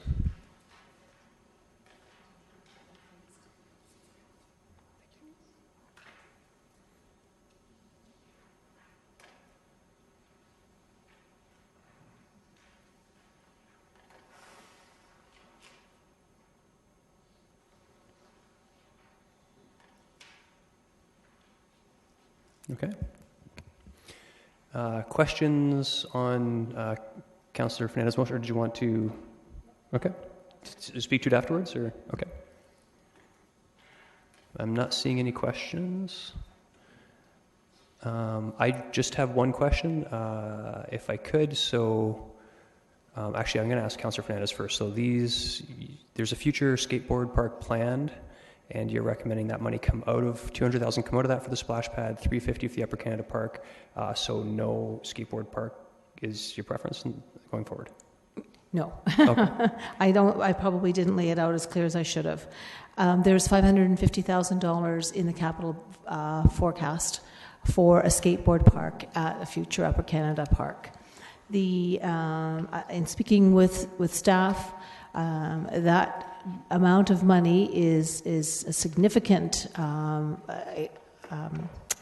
project for skateboard parks, and they are feeling that it is not necessary that we have to go to an expert skateboard park similar to what we did at Fisher Park.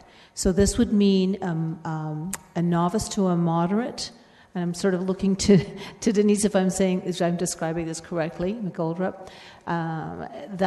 Those funds would $350,000, which would be left over, would be appropriate for a decent skateboard park when they start working on that. The $200,000, because it's still within the ward, could be moved over to cover off the splash pad at Doon Pioneer Park Community Centre. And I apologize, that is clear. I read it too quickly. Okay, so, and I guess my next question would just be a question of staff in terms of the funding for this and the timing. Are these amounts appropriate? I'll be looking for comment. So through you, Chair Davey, in the 2017 proposed capital budget, as Councillor Fernandez mentioned, there's $550,000 allocated for a skate park in Upper Canada Park. We have been reviewing the works proposed for the park, and additional information will be coming forward in the first quarter of 2017. But we are looking at doing initial design work in 2017 for the skate park, and we feel that we can look at scoping the park. Construction, we're anticipating late 2018, 2019. So certainly through the scoping exercise and the detailed design, we can bring back further information through future budget processes prior to the construction. Okay, and sorry, just a very quick question. The only other part I didn't quite get, I'm not sure, Councillor Fernandez and Ms. McGoldrick, what would be the timing then for the splash pad? So we're anticipating construction of skate park or splash pad? Splash pad. Okay, I'm going to refer this to Mr. Hildebrand then. Through you, Chair Davey, if this was approved, then we would move to construct the splash pad along with the expansion of the community center. Okay, and the funding amount for the splash pad, is it possible it could be accommodated within the same $200,000 envelope? Excuse me? Sorry, would the splash pad still be able to be built within this $200,000 envelope of funding? Yes. Okay, and I guess I would presume then there would be potential for sponsorship of this item as well, and possibly even the skate park, potentially. Through you, Mr. Chair, we would have to go back to staff and talk to... Yeah, as long as it's on the radar. Okay, I've jumped in a lot, and I have a few people in the queue now. Councillor Ioannidis. Thank you, Chair Davey. My question is relating towards the skateboard park. How confident are we that $350,000 is sufficient? Through you, Chair Davey, at this point it really relates to the detailed design. So we haven't gone through that detailed design exercise, but we do know that construction of the facility won't be required until late 2018, 2019. Certainly the first thing we would try to do is to scope within the $350,000. If that's not possible, we would come back through a future budget process. Okay. I'm going to support the recommendation. Can I just give my quick comment? Sorry, you're going to support? I'm going to support Councillor. Yeah, please. Yeah, go ahead. Just please be brief. I just better see this not come up over $350,000 in a year's time, because I won't be very supportive then. Thank you. And Ms. Fletcher, do you want to comment? Just a couple of points to clarify or emphasize. I think Councillor Fernandez did mention them. One is the difference between a former skate park and the ones we might be looking at moving forward is a recreational version versus more of a competitive or an elite kind of skate park. So that's why you're seeing the distinction in costing. And Ms. McGoldrick might want to comment on the fact that in future plans for Upper Canada Park, that there had been an indication of a splash pad potentially being at the park. Moving the splash pad to the community center would replace that need in the future. Okay. Councillor Gazzola? In what year are the funds for the skateboard park? The In what year are they in our capital forecast? The skateboard park. The skate park, the 550,000 funding is in the 2017 proposed capital. It's in the 2017. So, but you're not going to be doing it in 2017 now. We will be initiating the detailed design in 2017, and then the bulk of the monies would be spent in late 2018 or 2019. So yeah, but so we're shifting. We're putting money in before we need it into that account, right? Right. Thanks. Mayor Verbenovich? Thank you. It was more a comment than a question. Could you just hold off? Just yeah, if you don't mind. Please queue back in. Councillor Schneider? More comments as well. Councillor Fernandez, do you want to speak now or at the end then? I'll speak at the end. At the end? Okay, Mayor Verbenovich, apologies. Thank you very much, Chair Davey. I certainly will be supporting this recommendation. I'm pleased that Councillor Fernandez has brought it forward. I know, originally as the community groups and others worked with the neighborhood association, it became apparent that the expansion was going to take over the land where I think what was our very first actually splash pad as a city was going to be built over. And it would have been, apparent to me very quickly that while the neighborhood certainly would welcome an expansion, contemplating it on top of an existing and well-used splash pad would not be lining up with, I think, their visions of what that expansion would have looked like. And so I'm very pleased to see this proposal forward that would allow the splash pad to be updated and to continue on the site. I do know that our splash pads are amongst our best used amenities at our community centers where they do exist around the city. And so I'm pleased that this is here. I'm also pleased that funding has been found through another project in the area. Certainly, I'm hopeful that the new type of park, and I think it's good to have a range of types of parks, skateboard parks around the city.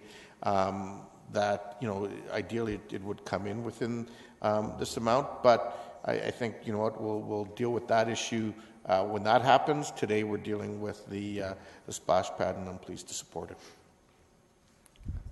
Thank you, Councillor Yaneski.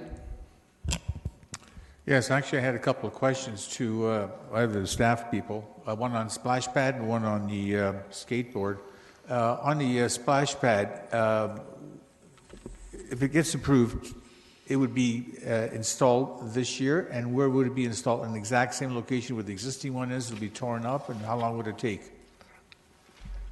Through you, Chair Davey, the construction is anticipated to go over 2,000. We'd be going into detailed designs, and then construction would be going through the year 2018. Whether it would be on the existing site or moved somewhere else depends on the final conceptual drawings for the expansion. So it might be that the expansion comes out, we might have to shift things over a little bit, so I can't answer those questions. I can say that the intent is to have it close to the community center. It was seen as a vital amenity for the community center in its current around its current location. People were using the community center, they were using the library, they were using the splash pad. So it will be in and around the general area. Okay, so the splash pad that's there right now will still be in operation this year? It will still, I expect it would still be in operation this summer. Okay. And then for the skateboard, so the whole development for the Dune Pioneer Park is $3.77 million, right? That's correct. Okay. Now, for the skateboard park and the Upper Canada Master Park development, I mean, skateboard park funding was originally $550,000. Do you have an estimate as to what the whole cost of the park development would be in terms of what your total objective is over the next few years? We will certainly be bringing that information to council within the first quarter. We're currently collecting that information now, so I don't have those numbers in front of me to share. Okay, thank you. Thank you, Councillor Etherington. Through you, Mr. Chair, I'll be supporting this. If you ever want to see the popularity of splash pads, go to Victoria Park at any summer weekend. It is packed and it's a wonderful resource. One, by the way, that I would never want to see fenced and people charged to go in there. So I'll certainly support this. Thank you. Councillor Fernandez. Okay, thank you. I was originally looking at the $109,000 out of the operating budget, and when I went to staff, when we talked about this, I really appreciated the time that Ms. Goldrup and Mr. Hildebrand and Ms. Fletcher gave to me to find another alternative, and Mr. May, to find another way of making sure we put in a facility that is, although it's really just a sprinkler system at this point in time, is still very well appreciated. And as I indicated on my motion, the first highest priority on the survey, of course, was a pool. We know we couldn't put that into that location, so having a really wonderful splash pad, and I think that with the design that will be offered for our residents. So I appreciate the support around the Horseshoe, and I look forward to the expansion moving forward as soon as we can get going on it. Thank you. Thank you. Councillor Schneider. Thank you, Chair Davey. I think it's great that one of our community centers has to expand. It means the programs are being used, and that's great for our community. I know with the Centerville Chicopee Community Center, the splash pad there is a great feature, and if Centerville Chicopee ever had to expand, I would hate to lose the splash pad. So this is a great way of seeing the community center grow, keeping the splash pad there. It's balanced. It's just a reallocation of money. It's a scale back of one project to keep a very important feature. So I'm happy to support this. Thank you. I will support as well. Indulge me for just one moment.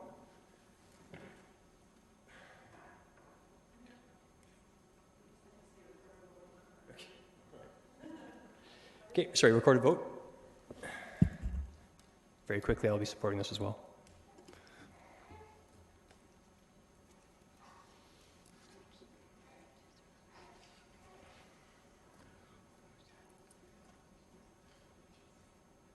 And that carries unanimously. Very good. Okay, up next is the Brownfield Remediation Program. Councillor Ioannidis. I'll move the next two recommendations.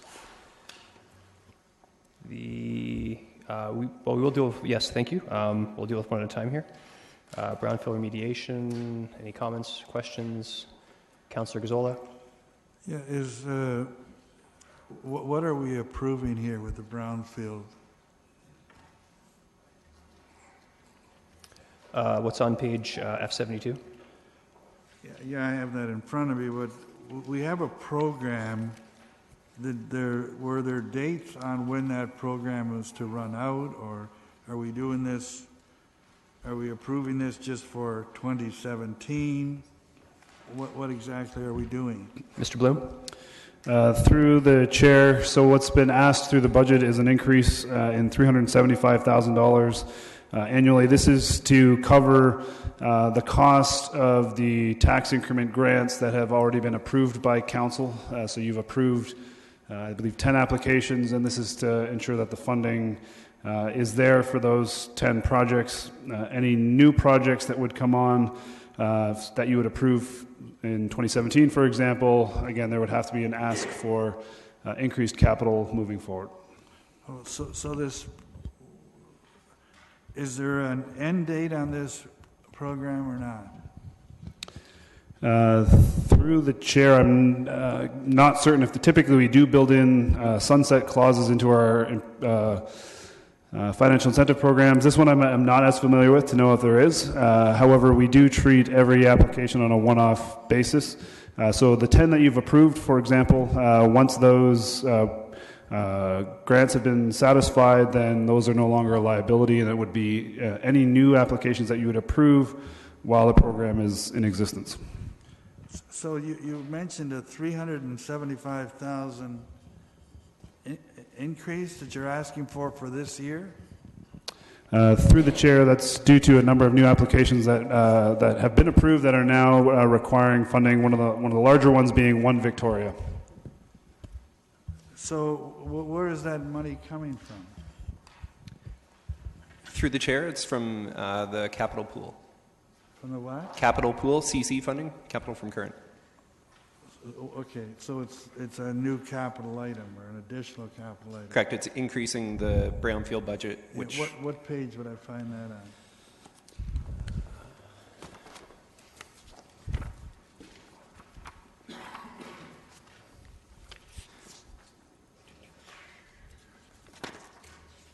Page C107 from the capital package. And it just covers this year, or it covers 2017. So there's no budget increase in 2017. The additional 375,000 starts, I believe, in 2018 and continues across. So there's a 2019. 2019. Okay, so there's the forecast on 107 shows in total about $9 million planned to be invested for the brownfield program over the next 10 years. Sorry, just a second, Mr. Chapman, Dad. Through the chair, there's an issue paper on C-202 that provides more background. My recollection is that committee discussed the program and capital budget, and there were just a number of questions for further detail requested for clarification. That's the reason why the issue paper has been brought forward. Okay, let me just understand this correctly. So prior to this, for 2017, we had 620,000 minus 375 in that account? No, through the chair, the number for 17 and 18 is unchanged. It's starting in 2019. We've added 375,000 a year. Oh, so what we're approving today is the additional 375 from 2019 on. Correct, in the forecast. Yeah, okay, that's which will be considered through future budgets. Yeah, it has no immediate impact for us here. Correct. Thank you. Okay, I have 3 people in the queue, Councillor, and I just remind everyone in the queue, again, this has no impact to the budget this year or next year. Councillor Yaneski. Well, that's just what I was trying to understand, because why are we dealing with something for 2019 to 2026 if it doesn't affect the budget Because we have to this year? approve a 10-year why is it capital here? forecast. Sorry, Mr. Hagee. Through the chair, staff highlight every capital budget change over $1 million to council. So it was highlighted during Capital Day that this budget had been increased over the 10-year forecast by more than $1 million. It was $3 million in total. Mr. Chapman's correct. There were a number of questions about the brownfield program. What is it? Why do we do it? Is it beneficial? There are a whole host of questions, and it's simply here as an information item today because we're answering the questions council asked at Capital during. All right, you answered. It's an information item here for today, basically. Correct, and in approving the budget, the forecast would reflect that additional $3 million. And I understand it's subjective, and I agree with it. There's nothing wrong with it. The 375,000 is starting from 2019. What's being done for 2017? What figure is that? I think that was already previously done. The budget shows $620,000. So in setting the budget, we look at the existing capital balance, what payouts need to come through the brownfield program, and we adjust the budget as needed. So as council approves more and more brownfield programs, we may have to come back and ask for more money for brownfield. But every single one of the brownfield TIGs gets approved by council through an individual report. Right, I understand. And this is a good objective because it increases the assessment so notably. Otherwise, the property just sits there empty. Correct. Thank you. Thank you, Councillor Singh.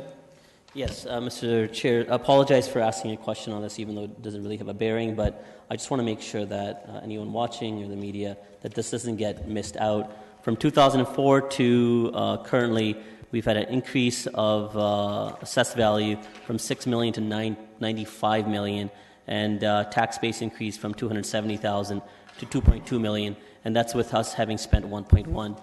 It clearly shows if there's ever a program that we get immediate direct benefit from and at the same time transform our community, this is one, and I'm glad that we endeavor to do this. I do have a question on the next issue paper, which is for the Economic Development Reserve.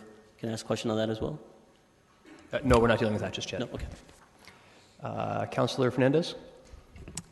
Yes, I had asked Rob Morgan for some numbers, and I certainly appreciate how much the brownfield sites are bringing in revenue for us. Just one quick question, and I know it's out in 2021. We see an increase from 700,000 to 2.7. Can you help us understand first of all, how are we going to anticipate that? But that's a big leap.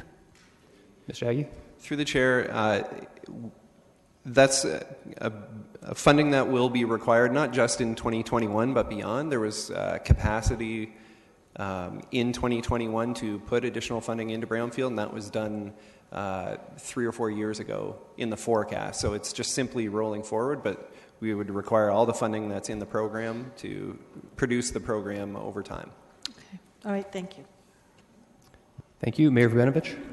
Actually, I'll wait till Councillor Singh speaks because he was going to raise the same issue I was going to raise. For economic development, because we're just... Okay. So we will take the motion and vote on it first. Sorry, for the brownfield, I will just comment again, as Councillor Singh pointed out, I think the brownfield program is a brilliant program that actually pays us instead of costs. So has been moved by Councillor Ioannidis. Oh, sorry. One moment.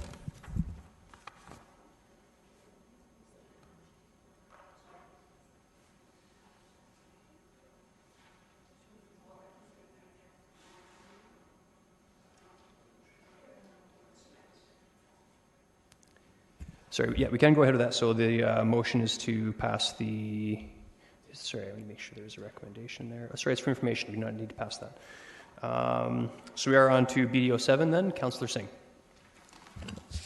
Yes, glad this is here, and there's an opportunity for us to have a conversation about economic development of benefit across the city, and I think this is a good direction with the proposed for 10,000 for reallocation for placemaking initiative.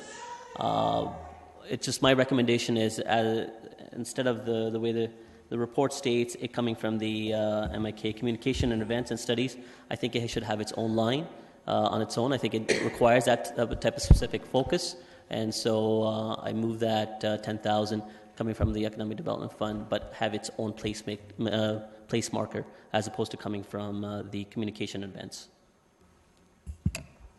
Is that clear? Okay. So, yes. Sorry. Could you recap that one last time? So I moved the 10,000 for placemaking initiatives. Okay. As recommended or as outlined in the report, but instead of as noted, it be coming from communication events and studies, I'm saying it should have its own line specifically earmarked for the placemaking from the Economic Development Fund. Okay, so sorry, so where is the 10,000 coming from? It would be coming from the Economic Development Fund. Okay. Yeah. Wow. Okay, Mayor Vranovich. Thank you very much, Chair Davey. I will support Councillor Singh's motion. I'm pleased to see it come forward because I think it does speak to something that Council has spoken of at various points in time, and that's at an increasing pace, looking at ways where we can see our Make It Kitchener initiatives playing out in other parts of the city. And I particularly like this idea of a one-time placemaking fund because I think it'll allow us to see the uptake of potential properties that are being considered for redevelopment or others to maybe do some public art component with them and so on that would add to a neighborhood. It's a small amount, but I think it sends a signal. We'll see what the uptake is, and then based on that, we can make decisions in the future as to how much more we might want to see this in different parts of the city as well. Okay. Councillor Yaneski.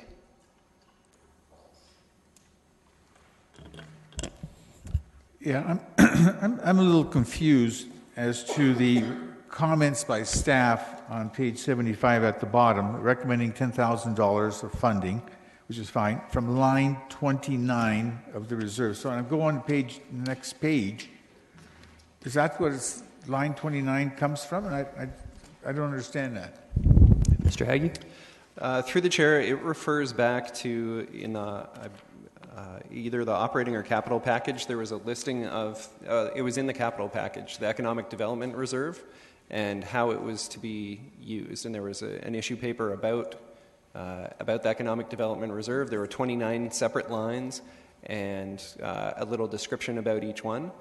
Perhaps for all of council, if you go into your budget resolution that I referred to earlier today, there's a breakout of how it is planned to be spent in 2017. So it's item number 10 on in the resolution. Okay. Councillor Gazzola says it's C197 is where the issue paper that I was referring to is. But if everybody wants to look here, you can see down at the very bottom in Section D, items to be approved based on purchasing bylaw. There's the communications, events, and studies budget of $100,000. The issue paper says if council's interested, you could take $10,000 out of that, create a separate line that would be called Made in Kitchener or placemaking outside of downtown. So essentially that budget would become $90,000. We would add a new line for $10,000 for placemaking. Oh, so that's the line 29 that's being referred to from here. In the issue paper, yes. Yeah. And resolution number 10 in your resolution. So that $100,000 you're saying becomes $90,000, and that $10,000 goes to the other spot? That's what the issue paper says. If that's not the intention of the motion, it could be different. But well, that's why I'm lost. Councillor Singh, sorry, just before, Councillor Singh, go ahead and clarify. Yeah, just to clarify, my intent was for it to come out of the Economic Development Fund, but have its own separate line, not from that initial 100,000 that you said. So it would have its own earmarked space. So just coming from the fund itself. Okay, so the line 29 stays at $100,000 and we add $10,000 to it. Yes. Okay. That was my intent. So could you explain that again, please? I didn't follow that. Councillor Singh? So as opposed to it coming from line 29, so from communication, events, and studies, it have its own space from the Economic Development Fund. So simply we're doing this is an initiative for placemaking for economic development where the funding would come from EDIF, or the Economic Development Fund for $10,000. So it would have nothing to do with line 29. That would remain as outlined as $100,000. We wouldn't be taking monies away from it. So 100,000 still remains 100,000? That's correct, yes. Okay.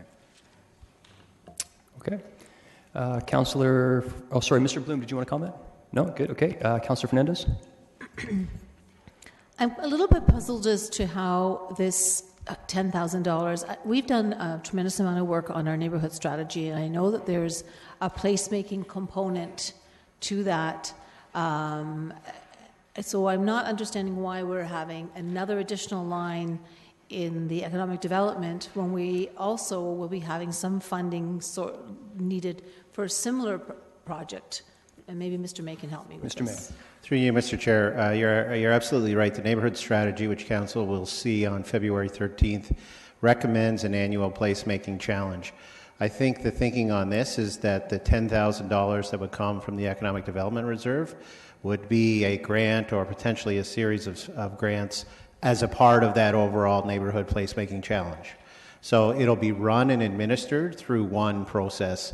It just will be funded from two different accounts. Okay, so it'll be funded out of the Economic Development Reserve, but it will fall under the jurisdiction, so to speak, of the neighborhood strategy. Yep, there'll be a report to Council next year on the details of the annual placemaking program, but certainly economic development staff would sit on the evaluation committee for proposals and be able to provide that lens. Okay.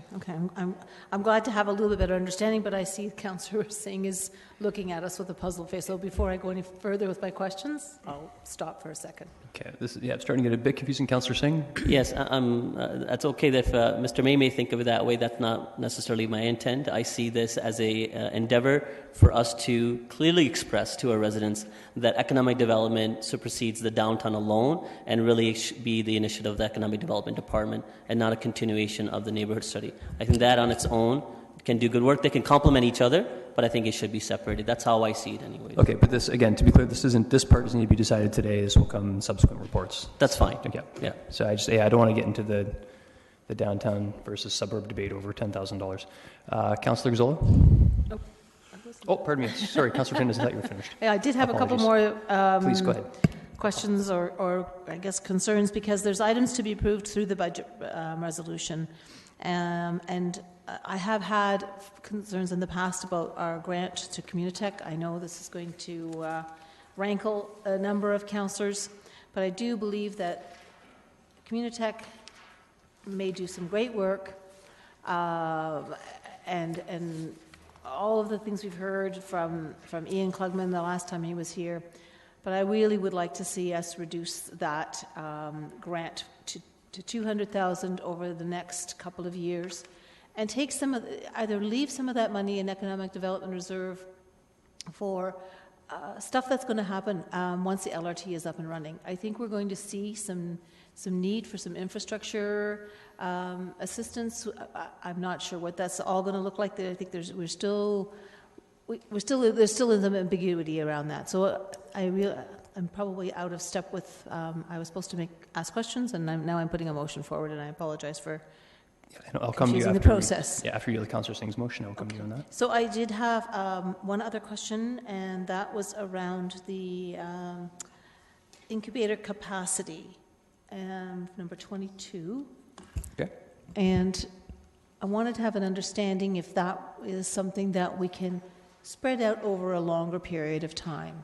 It seems like an awful lot of money it's $1.5 million. Can we stretch that out?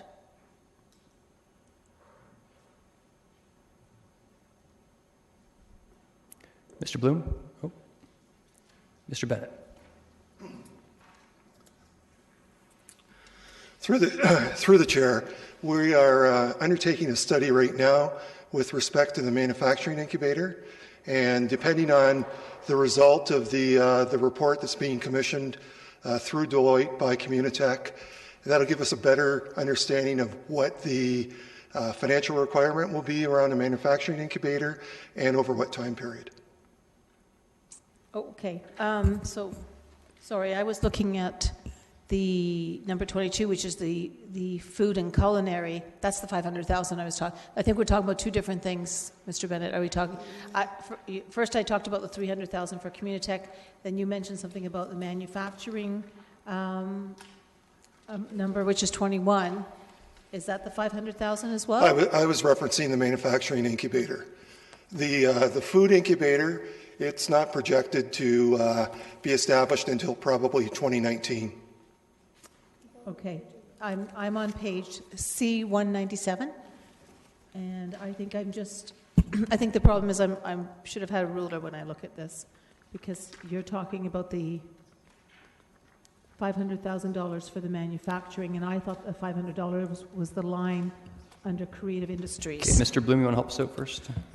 Through the chair, perhaps some clarity for Councillor Fernandez. It's probably just the way the lines are working on, if you're looking at C197, but item number 22 is actually the line above it and below it, so it says make it MIK, incubator capacity, manufacturing, creative industries, food and culinary. So we've grouped all three of those under line 22, which if you look out, there's $500,000 allocations in 2017, 2018, and 2019. So we've grouped all three under one line item. Okay, so all of them should be under number 21, not number 22? Or there should have been okay, I get it. 21 and 22 are $500,000. So just to completely clear, so 21 is the Make a Kitchener Communitech grant, $300,000. The other three incubators are listed under line 22 with $500,000 increments in 2017, 2018, and 2019. I just want to make sure that it's clear that line 21 is the Communitech grant. Line 22 is three potential incubators: manufacturing, creative industry, food and culinary. Just to make sure we're clear. Okay, so we are we're on the same page. We're on the same line. So my question would be, again, as I already stated, the $500,000 you've got it out for 3 years, and I'm wondering, and I think you just said that you're doing some kind of a report with Deloitte as to how that money is going to play out over the next coming years. Is that correct? Yes. Deloitte has commissioned, Communitech has commissioned a report through Deloitte with respect to the manufacturing incubator component of that line. And we'll have more clarity later this year with respect to how much our investment would be, what the timing would be, and it would all be subject to a staff report. Okay. And Mr. Haggie to add? Sure. I was just going to mention that whole section, section C on the resolution page, number 10, it's all subject to a separate staff report coming back to council. So regardless of what the budget is set at, council will have a say as to what gets spent when. There's no blanket approval here.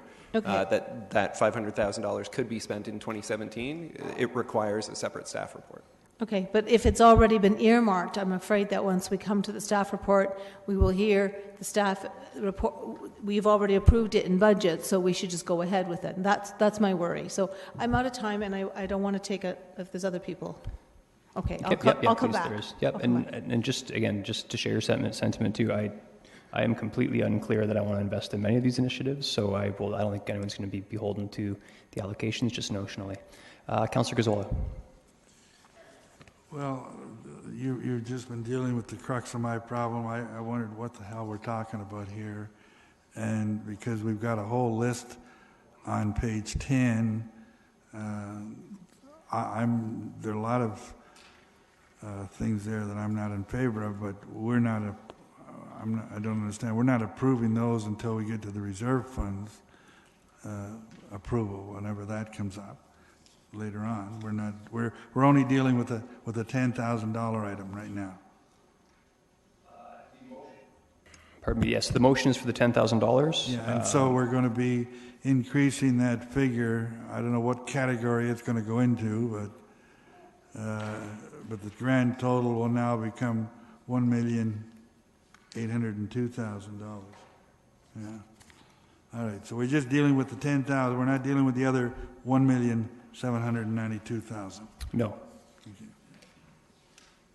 Councillor Yaneski? Yeah, and that's where I was confused as well. So the item number 10 that we just talked about, the almost 8 million, we'll be dealing with that later. Later being when? Later this afternoon? Sorry. As part of the budget? Sorry, Mr. Hagee, help me out. When was that? Maybe you're talking somewhere in the future. Oh, pardon me, I got to cue you in. Go ahead. Yes, the intention is that everything on this resolution page gets dealt with today here at council. So right now, the motion on the floor is for $10,000 related to the Economic Development Reserve Fund. Once that's dealt with, council can decide, do you want to deal with Economic Development Reserve as a whole, so the rest of resolution number 10, or something else? Okay. So, yeah, and for right now, we only have the motion for the $10,000, but we can assume that. 10,000. Yeah. Okay. Okay. So I'm not seeing anyone else for that item, so we'll just take a quick vote on that. Recorded vote, Councillor Singh's motion.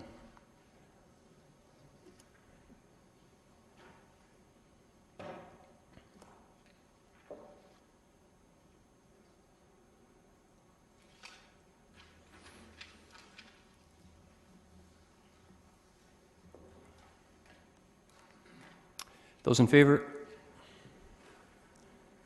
And opposed? Motion carries. Okay, so I guess I would look for a mover then for the moved by Councillor Ioannidis. Actually, apologies, Councillor Ioannidis, you already moved it earlier on. Did you want to speak to it as well? I have it queued in. Councillor Ioannidis. For the impact of Economic Development Reserve? Yes. I don't really have much to say. I'm just happy. No. Okay. Okay, we're now dealing with that. I don't see anyone in the queue. Councillor Fernandez. So I want to be very clear. We are now going to discuss the entire Economic Development Reserve? Yes.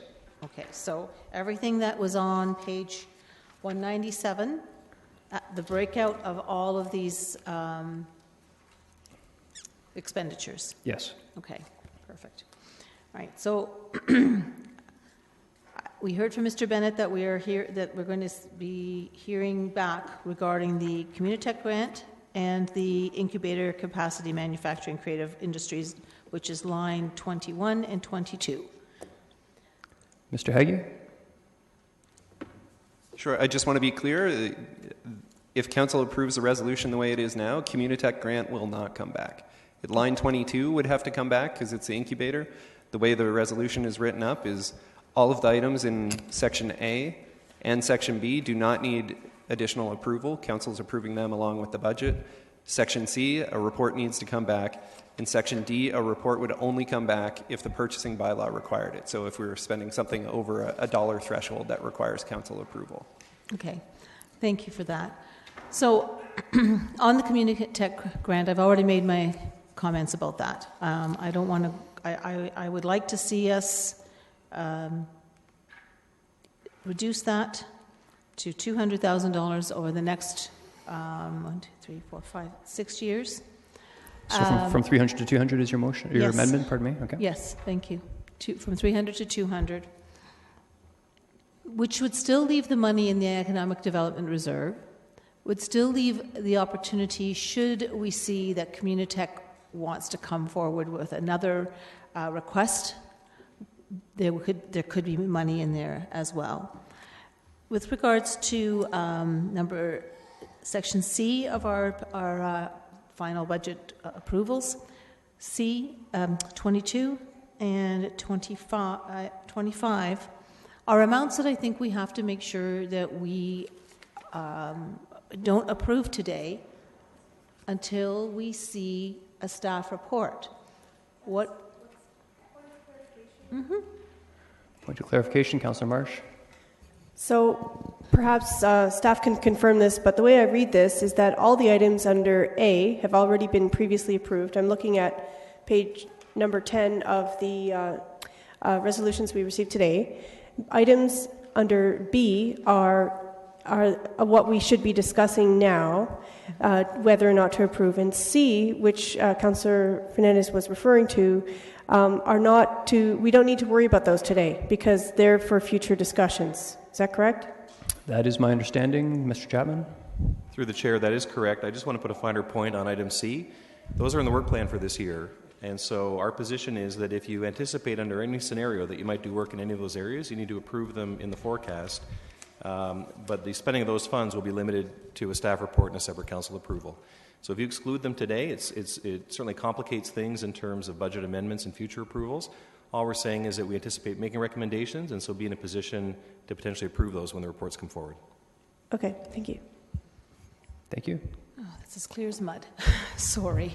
I guess where I'm trying to get to, and I want to make sure that it's very clear, is economic development has generally, and I went through every single page that our staff sent us, where they said it was, out of the 54 action items, only 10 of them were exclusively downtown. Well, I beg to differ. I would say when I looked at them, 26 of them said at least some word in there that said downtown. So I don't want to argue about whether it's downtown or not, but what I do think we have to look at is spending money on things that might be nice to have, and it's subjective to each one of us around the table. When we have an infrastructure deficit like we do, and we've spent oodles of time this morning discussing it, I cannot see spending $500,000 or $300,000 on specific items under this. Economic development maybe means to some of you helping startups and working through those particular activities, but I think it also means making sure that our streets and our water mains and our sewers function for every particular business that is in our city. So I'm going to say again, I would like to reduce the Communitech grant. I will leave the last ones under future staff reports so that staff can work on them, but that I want to make sure that it's understood that I'm not sure I want to support those future initiatives. Very good. So yes, we will get to that amendment before I take the main motion. Mayor Verbenovich. Thank you very much, Chair Davey. I will be supporting the motion in its entirety as has been moved by Councillor Ioannidis.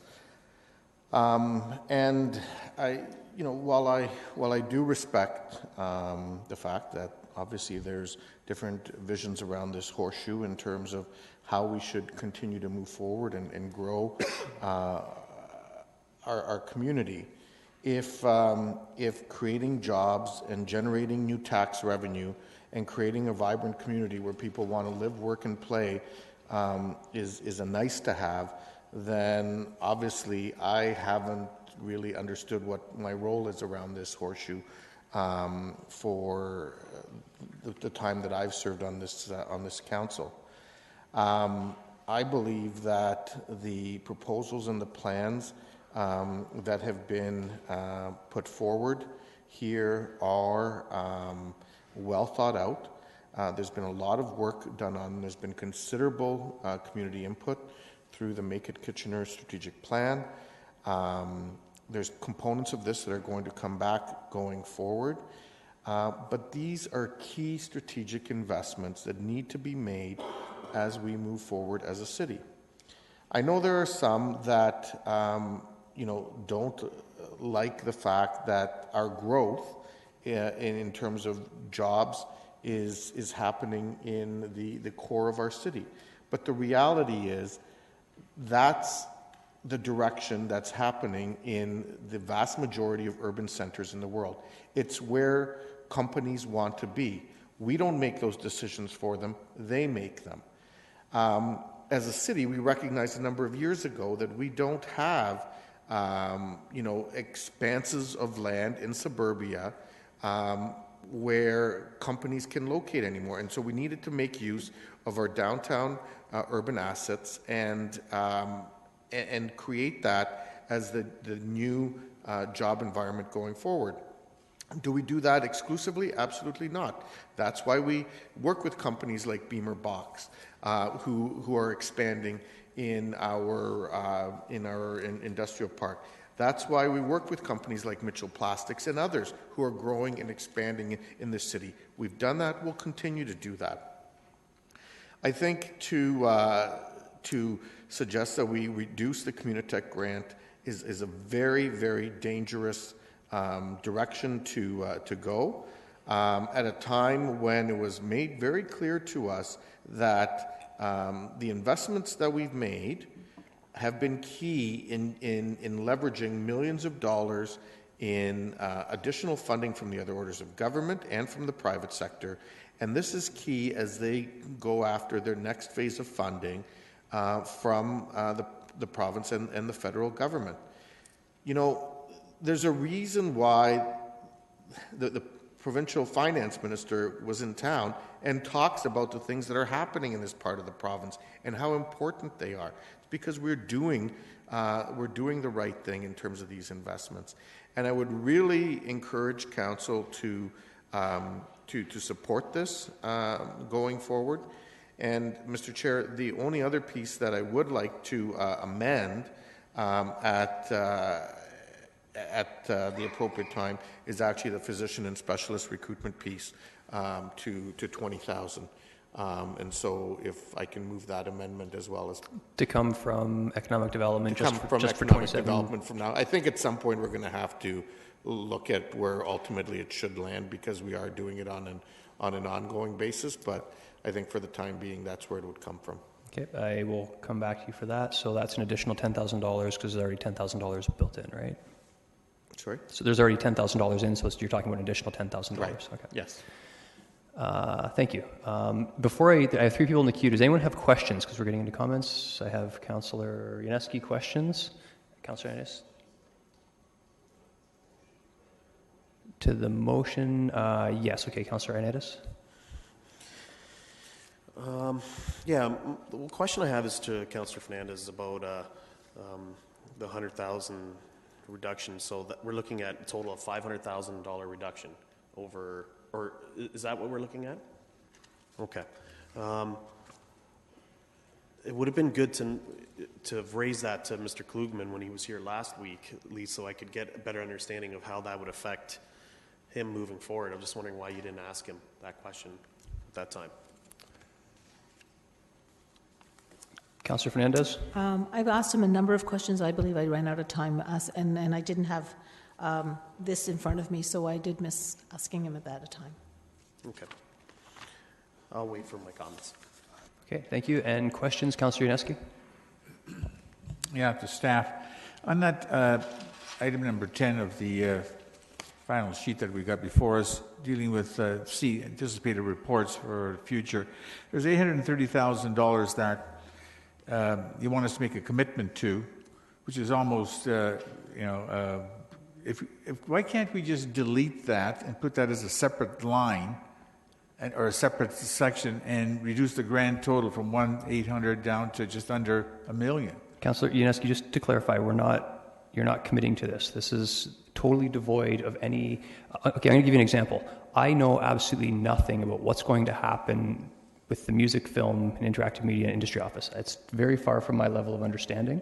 I'm trusting that staff has an idea that thinks it's a good idea, but I don't know that I'm going to approve that or not tinker it or delete it entirely.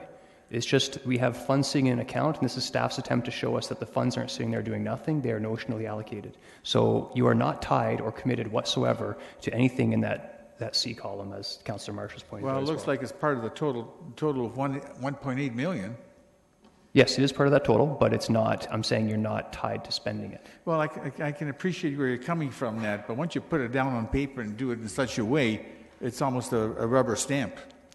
Come later on this year. That's my concern. You're just sort of putting it there and telling us to approve it later, and there it is. We have to. Okay. And again, I don't argue with you. I'm trying to highlight that they either put it in or they don't put it in. And if they don't put it in, there's not enough information. If they do put it in, then we're saying that we're committed to it. Staff has to do one or the other. Councillor Gazzola? Yeah, I was a little confused on this whole issue. I wasn't sure what we were approving, but I gathered when I stepped out the room, somebody moved the whole 1,802,000. Is that correct? The remaining balance, the $10,000 has already been approved. Yeah. Well, the 10,000, I missed that one. We just yes, actually, you did miss that. That's correct. Well, okay. Getting back to the balance, I have a different opinion on the whole, on our where we're going here. To me, it has not been an overwhelming mandate of local government to create jobs. That's too much for us to handle with the revenue base that we have. That is something that the province and the senior governments need to be looking after. I can see helping along the way, but in this, I'm not prepared to devote close to $2 million to this whole thing of creating jobs. I mean, we gave $140 million already. We've done a lot. Now it's time for these amounts of $2 million to be aimed towards our infrastructure. So I'm not prepared. I'm not sure what's up for vote today or what, but I'm not prepared to really support almost anything on that list of $2 million. Again, it's not. Yeah, they're all good things. I'm happy with the money sitting in the Economic Development Reserve for the future. We've given Communitech so much money already. I'm not prepared to give them another $1.2 million in the next 4 years. I mean, we're giving landing pads $310,000, incubator capacity $500,000, and we're sticking it to our customers on their utility bills. We can't find a few dollars to help them who have been here paying taxes and fees, but for the new techie on the corner, we're prepared to do everything. So I won't be supporting any of that. Thank you. Okay, thank you. There is no one else in the queue. I will not be supporting the amendment by Councillor Fernandez for the reduction. I think that it is, for what Communitech has done, it's a great investment for our community. I've seen communities that do not pay attention to economic development, and I've seen dying communities. And I do think that it is a job of every level of government to ensure that there is adequate and sufficient employment for its citizens. Councillor Ioannidis. Sorry, Chair Davey, I didn't know you were gonna. Okay. I thought I clicked in for the comments. Yeah, I think what we have here is a systematic approach on how we're gonna fund the future of all of our initiatives within the Make It Kitchener strategy, which again the mayor had mentioned had received significant public consultation. I can recall economic development as part of the Environic study as being in the top 3 of which is our citizens had raised something that was a concern to them.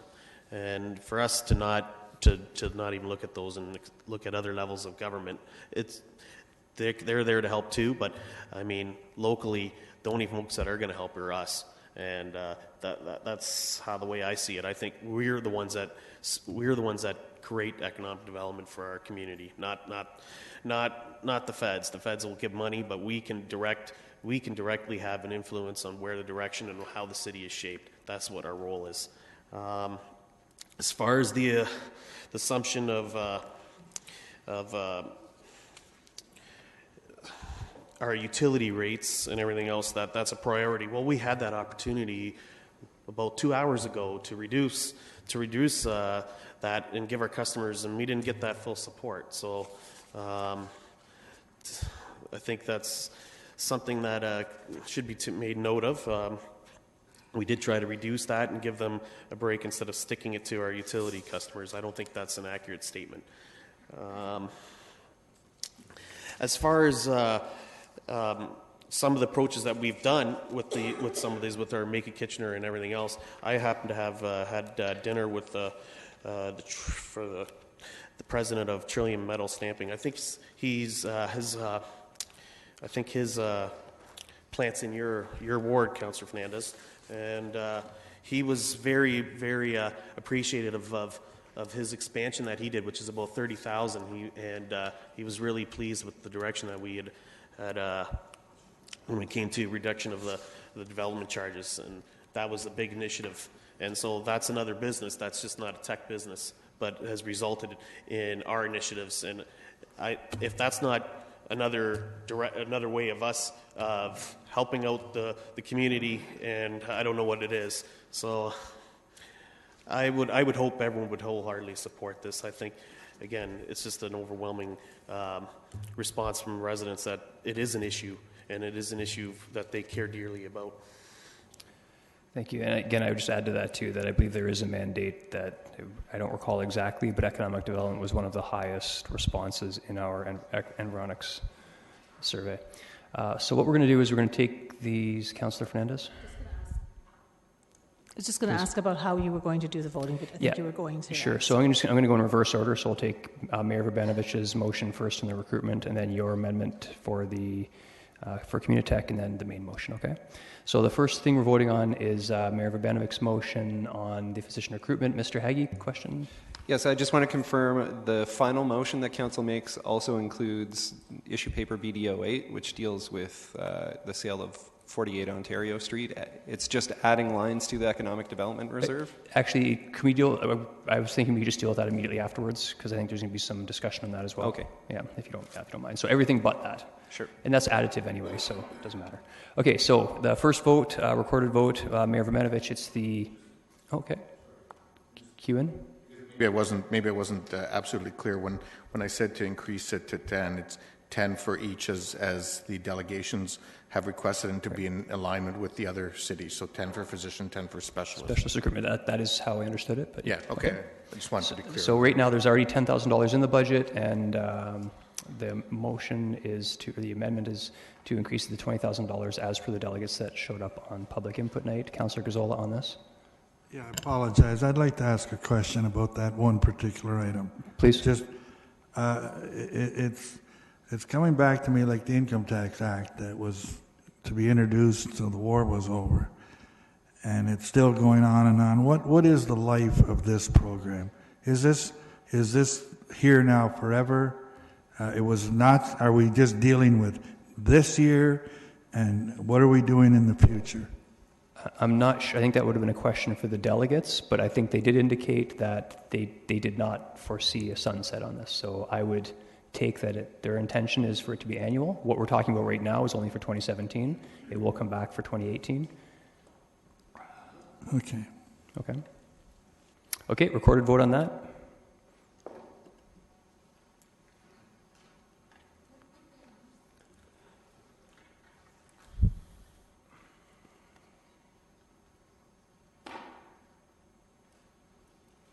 Those in favor? And opposed? The motion carries. The next will be the amendment from Councillor Fernandez, and that is a reduction to Communitech by $100,000 over the next per year over the next 5 years. Sorry, correct, 4 years. That's correct. So $400,000. Yeah. So if you want to reduce it, this is where it gets a little bit confusing. If you would want to reduce it, you would push green. If you don't want to reduce it, you would push red. Okay.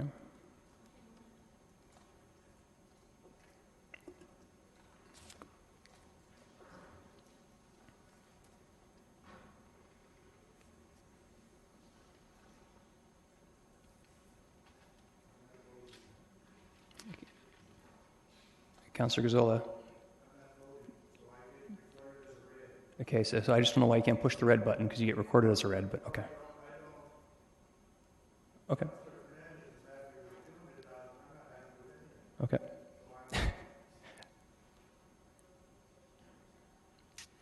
Okay, those in favor? And opposed? And for the record, Councillor Gazzola was in opposition to that. And now the main motion as moved by Councillor Ioannidis. Recorded vote. As amended.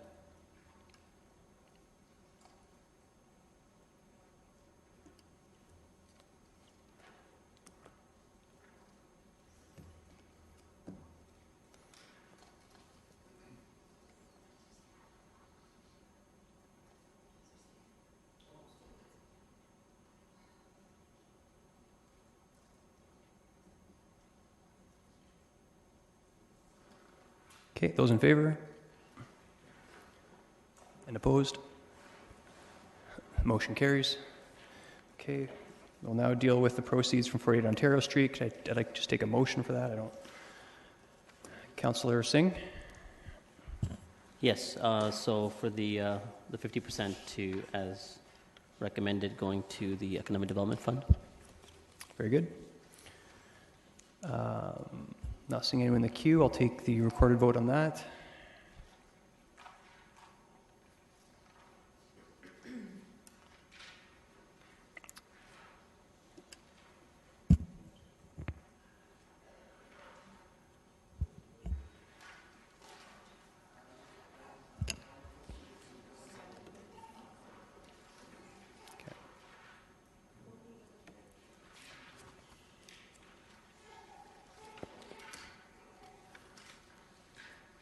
Okay, has everyone voted?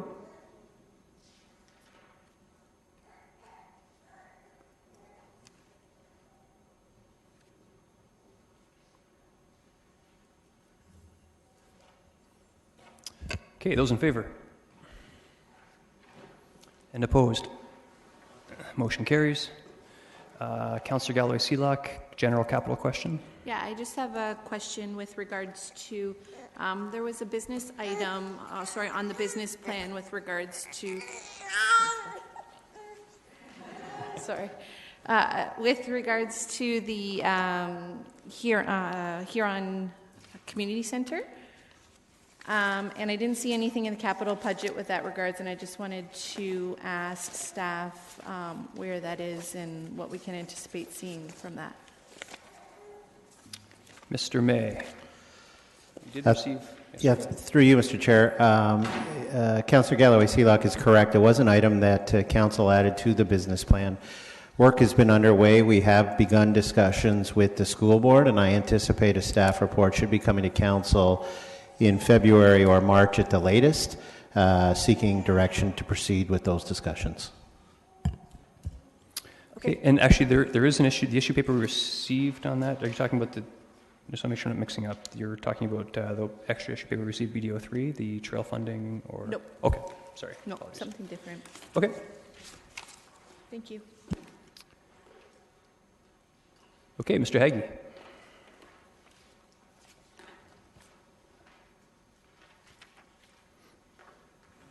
There's nothing additional about the capital budget. There's no additional information. We look for resolution from council about passing the capital budget as approved or as amended. Okay, I would look for that motion. Councillor Singh? For the capital budget, I had some I had declared some conflicts. I wanted to see if they can be noted and vote on those separately. Okay. They were disclosed during the capital budget proceeding. Okay. So I don't know what they are. Is it okay? I guess I'm looking to the clerk to say. Do you want me to restate or? So there were conflicts that Councillor Singh mentioned during capital. Does he need to restate those conflicts, or can we just assume that they're the same conflicts and vote on them separately? Through you, the Chair, I believe that I had them through the capital budget. If he could confirm after the fact, just through the minutes, to make sure that there weren't any omitted, then I will ensure that they're correct. Okay, I appreciate that. Again, it's to deal with... yeah, in that case, you can't move it then either. So could I get a mover? No, I wasn't planning moving. Okay. I was just bringing it. Could I get a mover for the capital moved by Councillor Ioannidis? Councillor Fernandez on this? Yeah, I have a number of questions. We usually do a page flip. Are we not doing the page flip? We did most of the page flip in capital, but if you have any questions, now is the time. Go ahead. Okay, all right. And sorry, if you could just refer to the I will. pages that you're on. Thank you. Absolutely. So my first question is around on page 107. On the C107. Capital 107? Yeah. All right. Sorry, we addressed that. That was about the brownfield sites. And the industrial artifacts and public art maintenance on page C110. We have an existing balance of $172,000. And I know that it's small amounts. It's $16,000 and $15,000 coming out of capital or current for the next number of years. I'm puzzled as to why we already have $172,000 sitting in these accounts. Why would we continue to ask for another $175,000 over the next 10 years? Can we not push some of this out and use that against the tax levy? Mr. Bloom. Through the chair, while I'm not aware of the exact scheduling of improvements, again, these are major pieces of art that are fairly expensive to renovate, and I believe in most cases they need to accrue a fair amount of a balance to be able to properly maintain, especially some significant pieces. So pushing it out could just, if that delays necessary improvements to either the public art inventory or the industrial artifacts, just puts those pieces far more at jeopardy. And although I would agree with you, if we didn't have $172,000 in the existing balances, which we could spread out over the next 10 years and use to actually do the maintenance on the public art, I would agree with you. But I think that even if we were to take 5 years of these amounts, which is $150,000, we're still not touching the existing balance of $172,000. So I guess my question to our finance staff is if we were to use the existing balance and allocate them into 2017 to 2021, how would that affect our capital forecast? Because it's capital out of current. Okay. First, Mr. Wilmer. Through the chair, I can assure council that when we did the administrative review of capital balances and capital budgets, we are assured that there is a program of work that uses not only the existing balance, but the funding that's anticipated year by year. So there is a plan, there is a need for that for both the industrial artifacts and the public art maintenance. Okay, so then hopefully I'll see some reduction in that existing balance next year then? I don't know whether the plan is to use it all in 2017, but I know there is a plan over a number of years. Okay. Page C129. We have a major equipment fleet allocating funding of $100 million. Their existing balance is $2.2 million. I know that their fleet equipment is very, very expensive. 129 capital. Mr. May's kind of looking for the page. Can you help me? Is this building towards a purchase, or is this anticipated purchase in 2017? So there's $1,060,000 funding requested for 2017, and their existing balance is $2,258,000.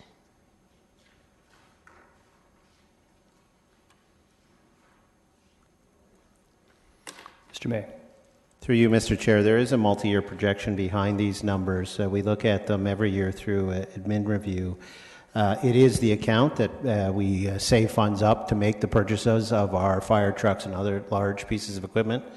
I would draw your attention to the second last line on that page, the CAD replacement. We actually, through the leadership of the fire chief, have reallocated funding from that fleet, putting a higher priority on the CAD replacement, and so those numbers are already lower than they were in previous years. Okay, thank you. Mr. Hagee, do you want to add? Sure. I just wanted to inform council that there were existing capital balances that were sent out late last week. The fire number now is $6,000 or $7,000. So I believe between the time that the original numbers were produced and now, council has approved the purchase of one additional fire vehicle. So that number's been drawn down already. Okay, thank you. C-133, City Hall outdoor spaces. I was under the impression when we had that conversation and the report that we were not going to be doing any work in 2017. Can you help me understand if that's the case? And are we in a building mode here with this 300,000 and the 200 from reserves, or is this money that we're going to be using in 2017? Okay, before we get to you, Mr. Eben, Mr. Bloom, I have you in, is that? No? Okay. Mr. Eben. Through the chair, when council approved the City Hall Outdoor Spaces Master Plan, one of the components of that was the creation of an implementation plan, and part of that was to look at alternatives for the fountain. For us to be able to do that work, we were required to do some detailed design work around the fountain to come back with options for council's consideration. The other component is the work is tentatively planned to start in 2018, subject to finding available funding. So for us to meet that schedule, we would need to do some detailed design work. So after we check back in with council on the alternatives for the fountain components, we would seek direction from council to enter into detailed design work. So we wouldn't be doing physical construction, it would be planning work around the outdoor spaces. So we've already had a consultant doing substantial amount of work. And I mean, you may or may not be able to tell me what we paid for that consultant, but are we anticipating a $300,000 price tag around the design? Through the chair, so the first phase was a conceptual design phase, so we have a concept for the outdoor spaces, not detailed design work. So there were estimates in the staff report that came to council that assumed a certain percentage of the total value of the construction cost associated with detailed design. So $500,000 is not out of the question for a $10 million total project in terms of design work. Okay. So any idea what that is? I guess that's me having to stop. Fire alarm? Is it? Sorry, is it not supposed to continue to be ringing? Is that something we... Okay. So ignore that. Sorry. I know my time is up, and I don't want to bump anybody out of the queue yet. Councillor Singh is in the queue, if you don't mind. Okay, I'll come back. Councillor Singh. Yes. First question would be on C-177 for McLennan Park redevelopment. Not specifically for the redevelopment, but there's a one-time large sum that's coming in because of the remediation work that's required for the Great Lawn. Just in case anyone else hasn't paid attention, the park has had wood chips on the large surface of the entirety of the park for the last 3 years. It's rotted at this point. And finally, we're coming to a point where the project plan is coming to completion with the region. My question to staff is, are we comfortable with the amount there? In case we run short because of the economies of scale, we're doing the work, there is some still pending work or some improvements that are required. Are we going to be able to find some money through contingencies at that point, or do we need to set that priority right now? So who could speak to that? Ms. Fletcher?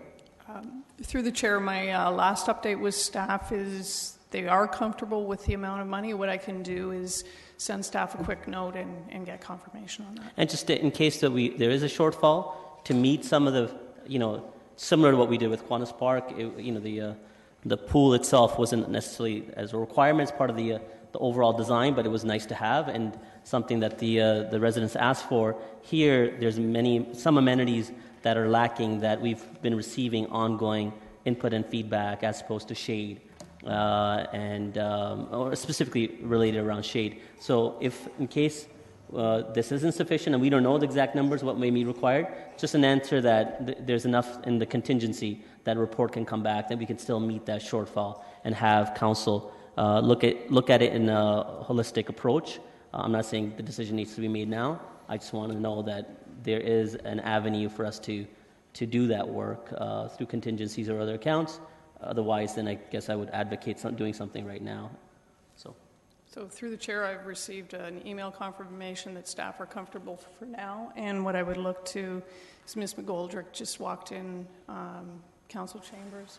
So we might ask her to comment on the funding for the McLennan Park Great Lawn. Sure. remediation. So my concerns are more related to the shade as opposed to just the replanting of the trees because the trees that were planted in the past didn't take hold. But something of interim shade structures as well, because the trees being planted at this point, that will be planted, again, they won't provide any immediate benefits for some number of years. So I'm hoping that will be included in the scope of this, and if not, advise us now.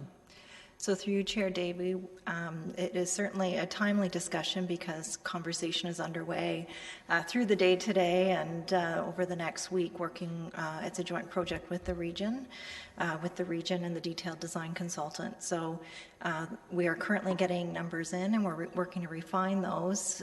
We know that the shade structure is a priority, so we're actively working on incorporating that within the project. And if we find that there are elements of the project that don't fit within the existing budget, we will come back to council on that.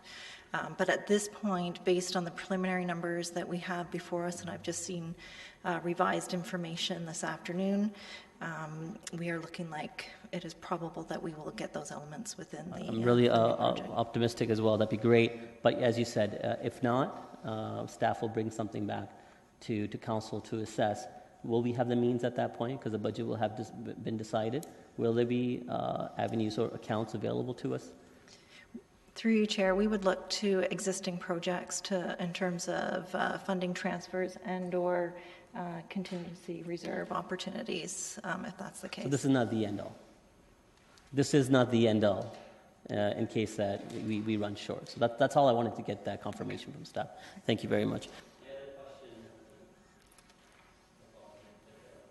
Okay, go ahead. My other question would be on page 145 on accelerated infrastructure replacement. If I can just get some more clarity on this, I think we received some information when we talked last through capital, but just to refresh on this, there seems to be negative and then showing ongoing infusion towards accelerated infrastructure program. Mr. Chapman? Through the chair. So earlier in the day, Councillor Fernandez had pointed out that there was, I think, a $3 million balance in this account. So what you see in 2017 is that balance is actually being drawn down to fund the program. And then what I alluded to earlier about having flexibility in 2018 and beyond to apply grant funding into our program, basically what this means is we've not fully allocated our program to capital projects. And so this is what gives us the ability to apply grant funding into the program without being offside the incrementality requirements. Okay, that helps. Thank you. Okay, very good. Councillor Fernandez. Okay, page 137. It's a new project and Graber Station upgrades. I know there was an issue paper on that, and I was trying valiantly to find that. Is there, because it's coming out of our gas price, our gas funding and it's in 2018. Is there any opportunity to use that money towards the utility rates? The utility rates, Councillor Fernandez, have been set. I know, but it's 2018, so that's why I'm asking for 2018. We're not setting the 2018 utility rates yet, though. I'm just posing a question. Is this project absolutely necessary for 2018? Okay, Ms. Fletcher. Through the chair, I'm desperately trying to find my issue paper on the Graber station. I know that there was timing. Timing was an issue for this station to be rebuilt. I may just take a moment and look That's for fine. the issue. I have a couple other questions. I'll carry on. 178, the EABA. How are we looking on this? Right now, I see that we're still putting in 550, 450, and then it drops right down to 150. But we have an existing balance of 924,000. Are we making some inroads on this? I know that we are doing some injections, but we lost a number of trees in along Pioneer Park Road, Pioneer Drive, that had been injected. So, can you give us an update? Certainly, through you, Chair Davey. Currently, the program involves tree removal, stumping, and replanting. So at the moment, we're actively involved in removals, and it's cyclical. So we're currently doing the spring planting plan. The EAB for street trees is anticipated to be completed by the end of 2018. And at that point forward, 2019 plus, we'll be continuing to treat specimen trees with injections. And we'll also be turning our thoughts to our woodlots to look at what's going on with the ash population within woodlots and what risk that may pose at that time. Okay, so that's why we're holding on to this balance, because we're going to. I don't think we had ever anticipated going into the woodlots. So are we seeing that we're in a better position and we can go further with our EAB process, I guess, with lack of a better word? So in terms of the existing capital balance, those monies have been allocated in terms of the removals and the replacement. So we fully anticipate spending the capital dollars out to 2018, and then the $150,000 2019 and onwards relates to the injection program. Okay, thank you. I think this may actually also be, the next question may have something to do with you as well. The snow storage, or maybe not. No. Page. Sorry, page, between existing balances, which was 226, and the funding request, which is 174. I wanted to know, we're looking at 487,000 for this year. The project seems to be almost totally wrapped up. Do we have an update on this? Ms. Fletcher? So I might look to Mr. Haggie. My understanding is that the project is complete. The snow storage facility is up and running. I believe we allocated the funding over 2 years, if I'm correct.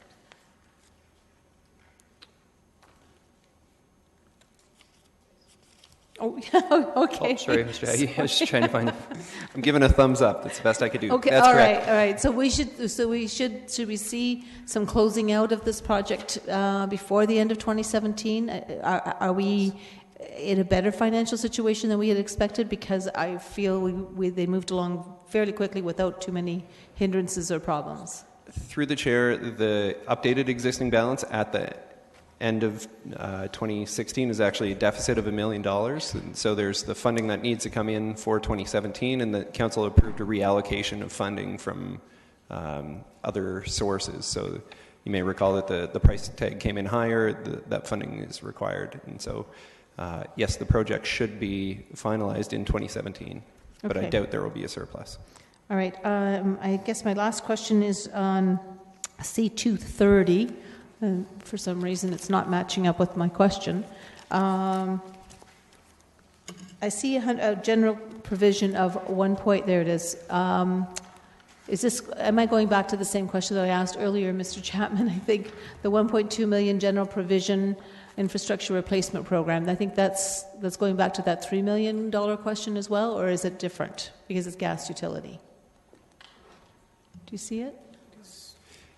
Through the chair, it's a different program, so it's not the accelerated infrastructure replacement program. That's an infrastructure replacement program, so it's something similar, but for the gas utility. So we do not replace gas utility infrastructure under AIRP. No, you're right. This is their equivalent program. So that's why we have a general provision. $1.2 million, that's a significant number to be sitting in a general provision, is it not? Like the ARP, it's built up over a number of years, and then a single project costs a lot and would be used in one shot. Okay, thank you. Okay, there is no one in the queue. We'll take the motion on the capital budget. We'll first take the items in which Councillor Singh's declared a conflict. Recorded vote.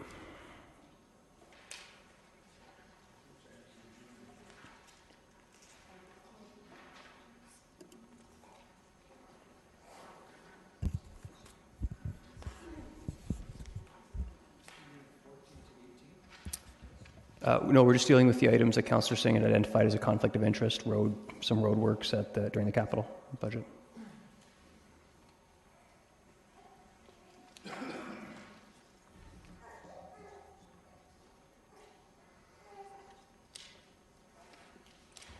Okay, those in favor? And opposed? Motion carries, and the balance of the capital budget.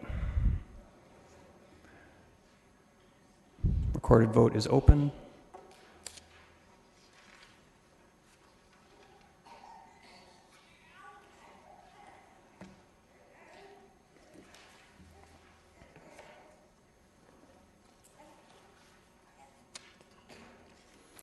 Those in favor?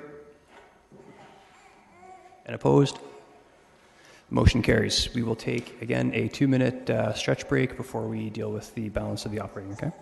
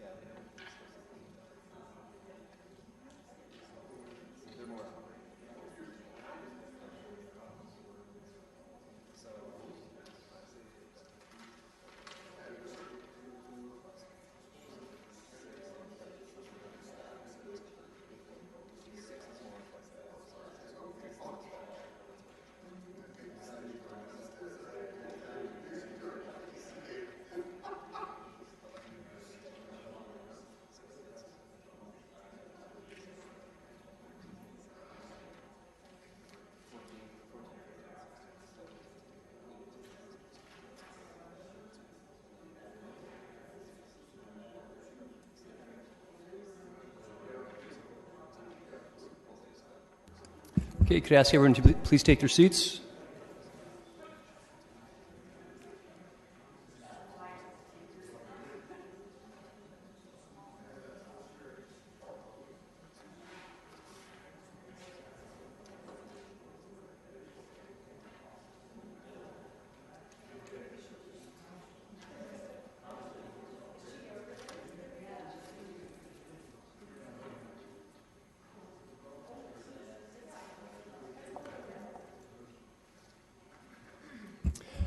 Okay.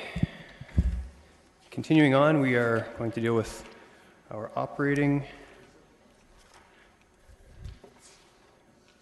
Mr. Haggie. Thank you, Mr. Chair. So we are in the last leg of the budget, the tax-supported operating budget. As Council knows, we started at 1.75. We're down at 1.73 right now. We've already pointed out to Council that we have additional assessment growth revenue of $439,000. And there were some additional issue papers or follow-up issue papers that Council asked for. So the first three, I'll deal with what could be budget impacts. BD12, BD13 are information only and have no bearing on the final tax rate. With that, we'll pause and look for direction on the tax rate. Okay, very good. Going through this, my assumption was we would deal with the additional assessment growth first. I'm just looking for a straw poll of Council. Is that how we want to deal with this? Deal with the surplus funds first? Not seeing any Ned. Councillor Singh? So you're dealing with the WSIB for the surplus? Or? Well, that's staff's recommendation if we wanted to move that. Yeah. Or comment. I think we should just deal with that. I'll come back. Okay, so on the additional assessment growth and the staff's recommendation, WSIB, sorry, you did not move that, or no? Councillor Gazzola? I'm confused as to where you're at. I'm on page final 51. What happened? Final 51. Yep, that's. We're on page 82. That's the sequence. Oh, pardon me. Am I losing my pages here? No, we're on file 51, yeah. So the slide is 51. I guess to Councillor Gazzola's point, it's what order are you going to take the items in? Are you going to do art sustainability? There were the three issue papers. So there's art sustainability, integrity commissioner, and WSIB that could all have a impact on the bottom line figure. It's what order does Council want to deal with them? Okay, but to be clear, according to the package we received, the notion of the assessment growth was, there is an issue paper on that though, so I apologize, okay. I thought you would do those other issue papers first. Okay, I'm happy to do what committee prefers. So Councillor Gazzola, which...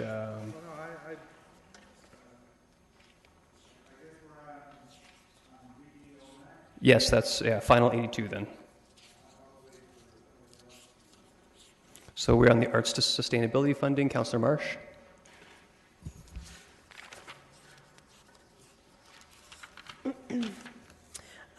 We had a request from the museum to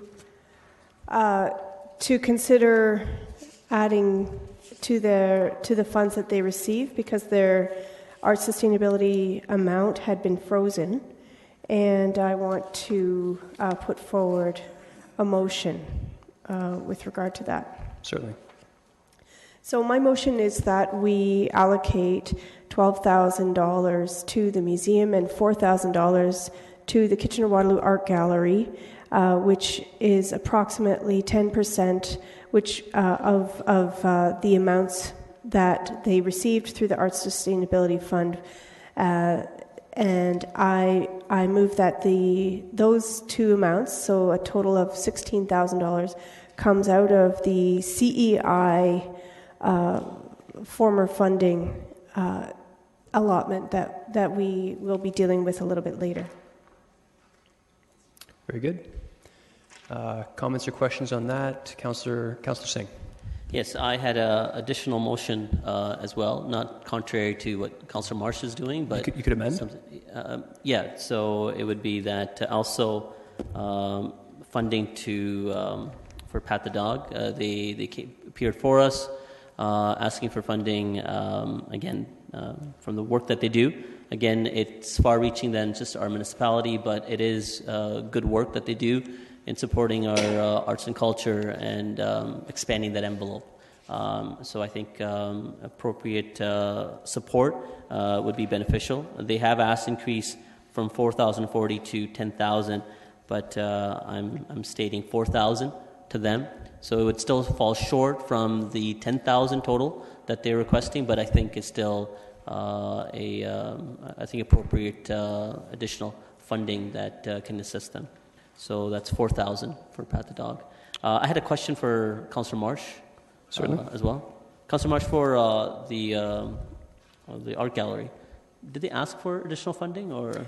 So, Kitchener-Waterloo Art Gallery did not officially come forward with a request, but they're in the same boat as the museum in terms of having had the amount that they were allotted back in 2010 for sustainability, when all of the key cultural institutions were really at a bit of a crisis point.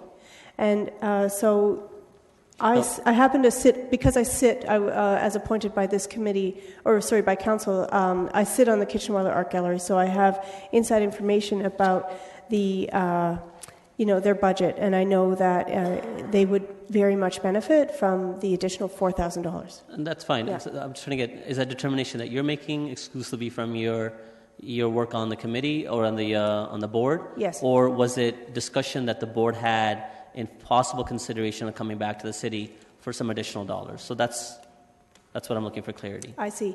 The board has not directly asked for the funds from the city of Kitchener to be increased. Was there conversation? It's just that they didn't formally make that ask, or has there been conversation of coming to the city for more?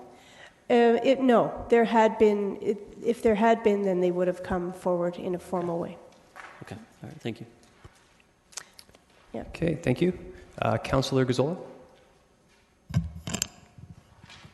Yeah, I have a couple of questions, and I also have an amended recommendation. What happened to Pat the Dog? Was there a recommendation made for them? Yeah, Councillor Singh just made an amendment for $4,000 from the Arts Sustainability Fund. Another $4,000. My question is, the CEI money, where is that? Can somebody, Mr. Haggie? Sure. Tell me where it is? On the resolution page, number 9. On the resolution page. Number 9, it says that $46,000 of the former CEI operating grant be reallocated to Tier 2 grant budget and distributed through Tier 2.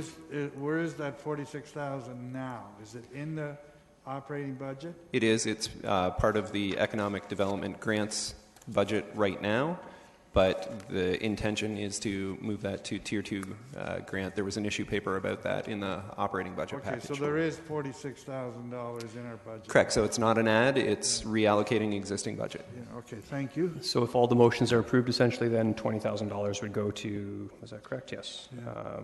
No, sorry, $26,000 would go to Tier 2, and the balance would go to the organizations mentioned. Okay, I would like to make an amendment if I could. Please. And I'll make my comments, leave it at that, and get on with life.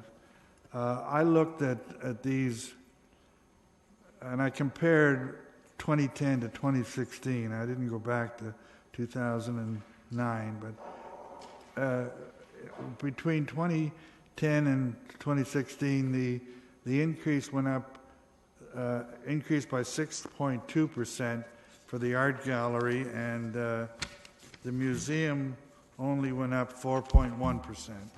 And therefore, on that basis, I thought it would be fair to have everyone increase by 6.2. The symphony's already gone beyond that, so I would freeze theirs at what we already have, but I would support actually a $5,000 increase to the museum and no difference to the art gallery. And no difference to the Pat the Dog. So my amendment would be museum plus 5, art gallery as is, and Pat the Dog as is, It seems to be somewhere, what did the museum ask for? How much more? Did they or 10? $12,000 was their request, as I recall. I'm looking for... What? No.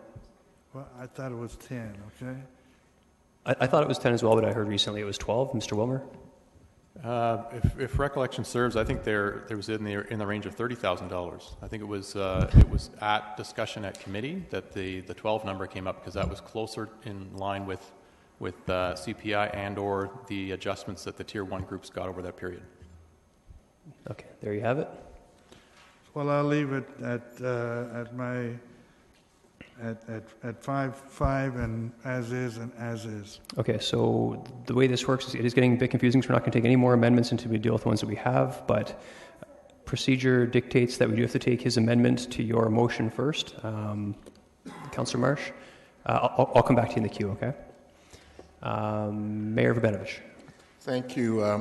I will be supporting the recommendation that that Councillor Marsh has put forward and not supporting the amendment.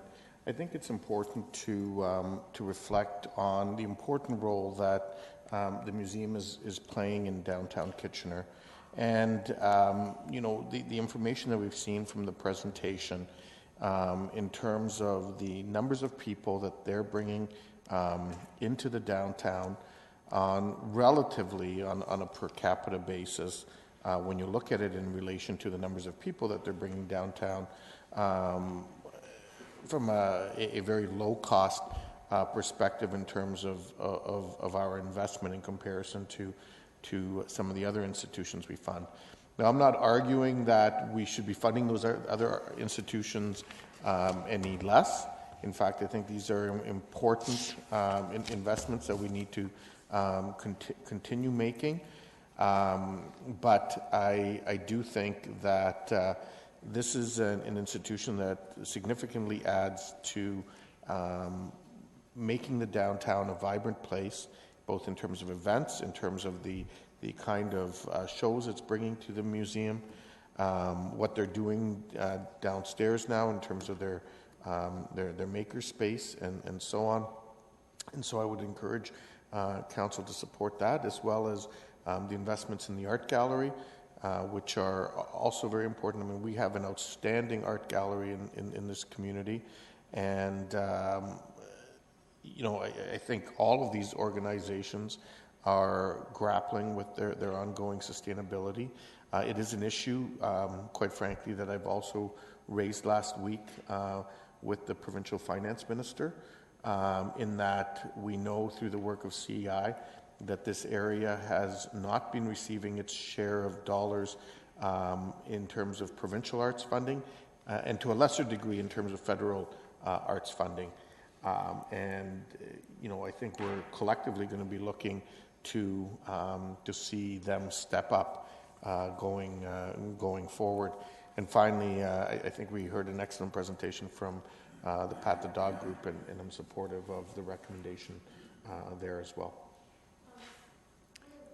Sorry, yeah, and point of clarification, actually, just so everyone knows where we're going on a go-forward basis, I can't take Councillor Gazzola's amendment for the reductions for the art gallery and Pat the Dog, because those are contrary to the motions put forward by herself and Councillor Singh.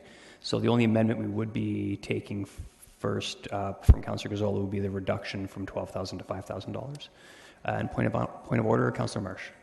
Yeah, thanks. You beat me to the punch. I just wanted to confirm that if my motion fails, then anyone is welcome to bring forward a contrary motion, right? Certainly, yep. Thanks. Councillor Ioannidis? So we can't bring forward any other additional? No, if you want to indicate what it might be, that's okay, but I'm not. I'm just okay, to not get too confused. We already have three. I'll just make my comments, and if it gets to that point, I'm prepared to support additional funding to the museum and to Pat the Dog, but I'm not prepared to give the gallery any further dollars. In fact, I'd rather give those additional dollars to Pat the Dog.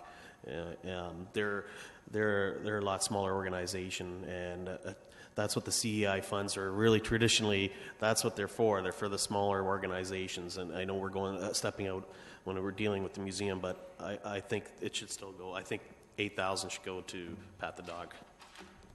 Okay, thank you. Councillor Fernandez? So we're only dealing with this one particular issue, or if we have other motions regarding operating, We're dealing with BD09 and the motions on the floor as put forward by Council. Okay, I appreciate your patience. Thank you. Very good. Councillor Singh? Yeah, thank you. I think a lot of good comments have already been made regarding additional support to the museum. The museum has been creating vibrancy and making the downtown cool long before everything else that's going around in our core that's doing that now. So I think we need to continue to acknowledge the great work that they have done and continue to do, and realize that there has to be some additional support for them to be able to fully achieve their mandate. So and $12,000 is still a far cry from what they have asked. I think it's still a sign of good faith. Similar to Councillor Ioannidis, my comments I would have liked to see if there was extra dollars that are going to the art gallery to the museum instead.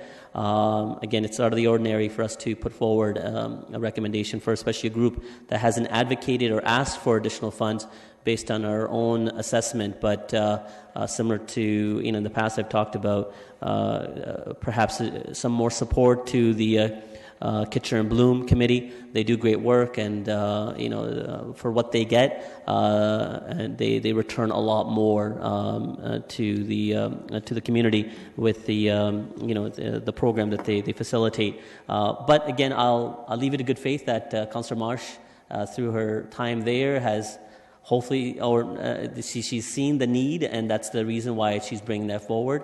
But I would encourage, again, to us, as we sit on the various different boards, to encourage those bodies to come before council. That way they can have a little bit more of a holistic conversation in pointing out and outlining what those deficits and needs are. But at this point, the amounts are small enough that I think it's still encouragement for them to be able to get that extra amount. But I think that's a better avenue to do. So I'll support Councillor Marsh's proposal on both ends, and I would encourage the support to Pat the Dog as well. Okay, and Councillor Marsh? Thank you. Yes, I appreciate Councillor Singh's point, and I agree that in future it would be better for the organization to come forward. However, the reason that I did put forward the motion to allocate additional funds to Kitchener Art Gallery this year is because I feel that it's only fair when we have a few organizations that have been in a similar boat, and then if we only, respond to the squeaky wheel, I don't feel like that's a fair way to operate. At the same time, if an organization really sees the need, I can see that in future they should come forward and advocate. I will mention a couple other points that the museum receives in-kind dollars from us that is not allocated. It's not indicated how much that is, but they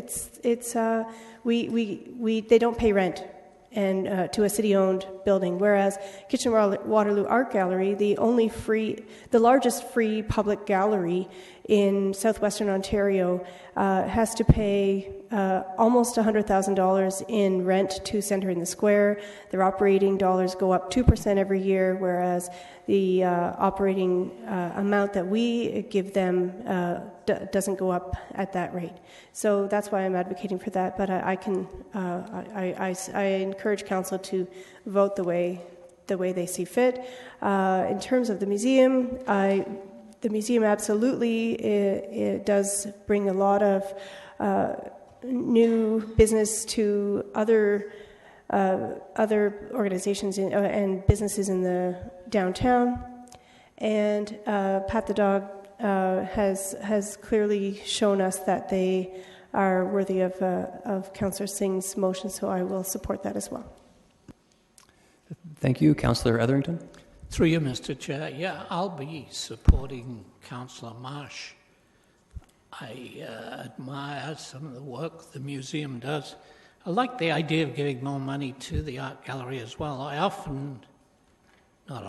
occasionally look at the museum and see some overlap with the art gallery at the art gallery's expense. But that's okay. They work hard at it.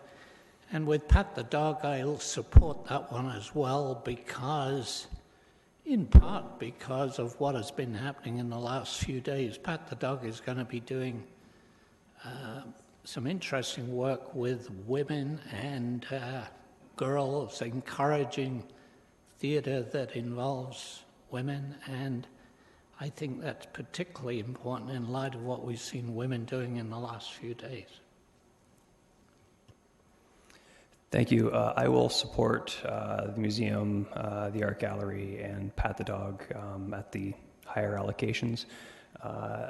I am sensitive to the fact that the art gallery did not come forward asking for funds, but they did in previous years, and I do wonder if there's a bit of potentially a bit of fatigue. And I like how Councillor Marsh phrased it. The last thing that we want to do as a committee and council is provide funding only to the squeaky wheels. That sets a terrible precedent, and we can look forward to long lineups at grant time. I also would note too that in previous years we've I remember I moved the motion to try and kind of sort of somewhat ironically redirect some of the physician recruitment funding to the art gallery, and that failed at the time, so I'm happy to support it at this time. Councillor Yaneski, you just clicked in.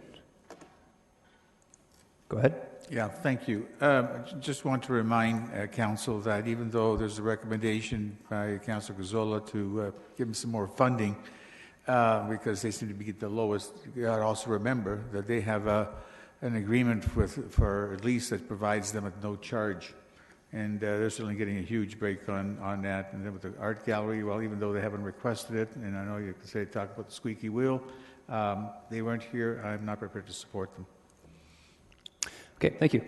So what we're going to do first is take Councillor Gazzola's motion, amendment, and only for the portion on the only for the portion on the museum, reducing it from, his amendment is to reduce it from $12,000 to $5,000. So if you would want to reduce it, you would push green. If you do not, you push red, and that's an amendment. Yes, it is. If you want to reduce it from, if you want to reduce Councillor Marsh's original proposal from 12,000 to Councillor Gazzola's 5,000, you would push green. If you do not, you would push red.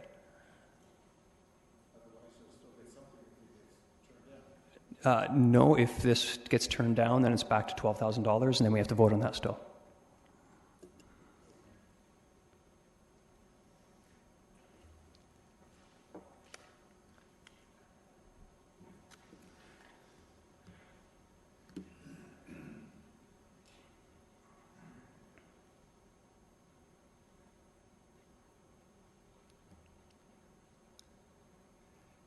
Those in favor? And opposed? Motion fails. We are back. Oh, now we need to vote on Councillor Singh's amendment to add $4,000 towards Pat the Dog. Recorded vote. $4,000 to Pat the Dog, Councillor Singh's amendment.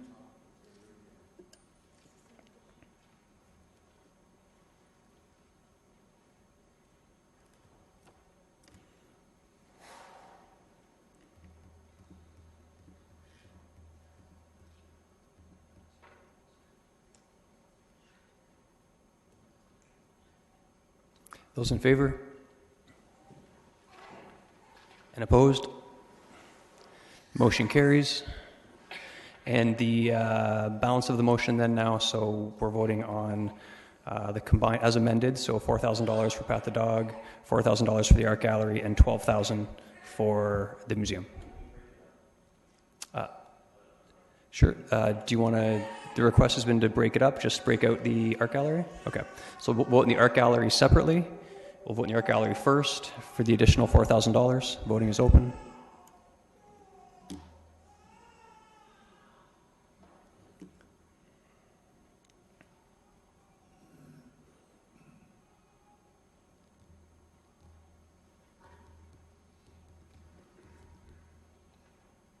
Those in favor? And opposed? Motion carries. And now for Pat the Dog and the museum.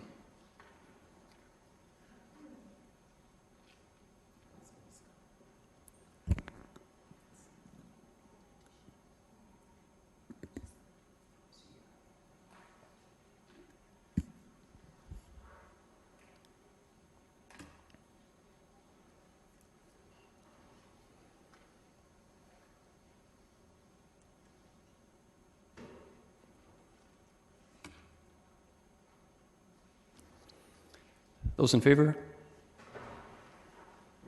And opposed? Motion carries. I'm looking at staff. Do we need a motion to transfer the balance, the $26,000, to Tier 2, or is that yes? Okay. So I'm looking for a motion then to transfer the balance to Tier 2, moved by Councillor Ioannidis. Recorded vote. So again, we're the balance of the funds from CEI that weren't allocated right now, $26,000 to Tier 2 grants.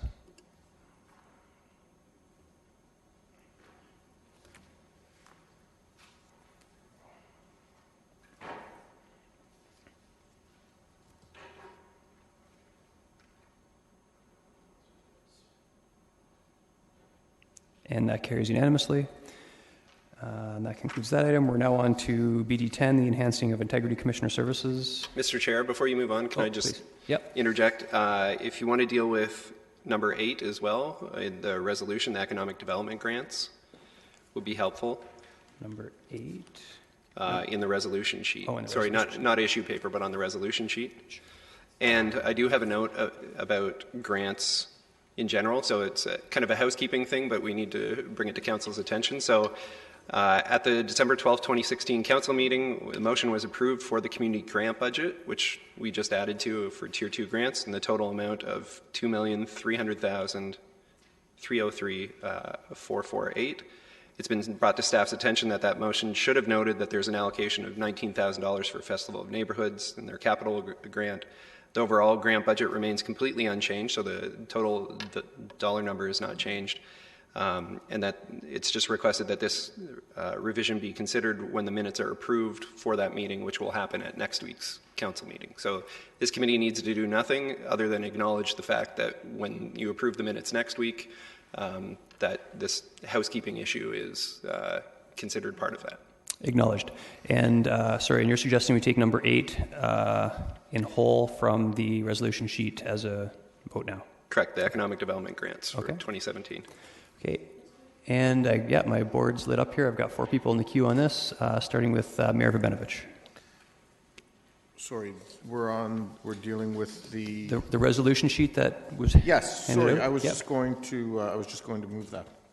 That's what I was going to do. So you're going to move it? Yeah, number 8. Very good. Councillor Gazzola. I just wanted to know what the Communitech Technology Association is.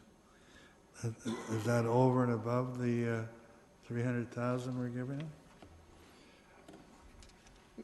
Pardon, was it the Communitech grant? Yes. Yes, the Communitech. This is in addition to the $300,000. So this is. What is it? My understanding is this is the ongoing. Oh, I'll take that. Mr. Bennett. Through the chair, that's Communitech's ongoing operating grant that we've been providing for the last 20 years. Last how many years? 20 years. In addition to all of the other money we've given them? The $300,000 was a capital grant for the innovation labs. Thank you. Councillor Marsh. It's a question for Mr. Hagee regarding the Festival of Neighborhoods $19,000 operating grant. Does that decrease now the Tier 2 final amount? Or can you just circulate how much Tier 2 funding is left in the pot after that grant is accounted for? So I would have to look to the community services group. It's through the grant report, not a budget report. The total dollar amount remains unchanged. It was just if you added up, there was the total budget of $2.3 million, and then there were 4 clauses underneath. There should have been a 5th one. Okay. For $19,000, so it does not impact any of the other resolutions that were there. It's just if you add up those 4, you come up $19,000 short from what the total number was. Okay. Okay. So it really is housekeeping, not a budget add, or it doesn't affect anybody else. Well, it will affect Tier 2, the total amount available for Tier 2 grants. No, the Tier 2 amount does not change. Oh, okay, good. Thank you. Thank you. Councillor Neske. In dealing with number 8, the Communitech Technology, can we vote on that line separately as opposed to the rest of the package? We could. Yep. Councillor Gazzola? No? Same thing. Okay.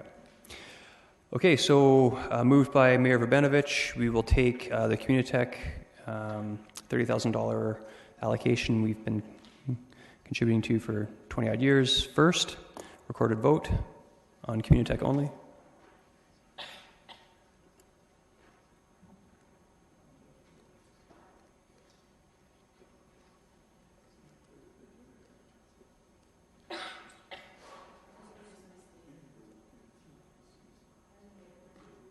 Yeah, sorry, can we just take a revote on that?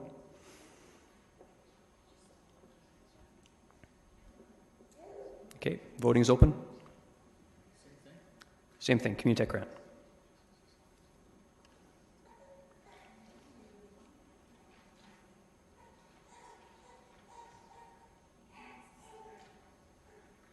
Those in favor?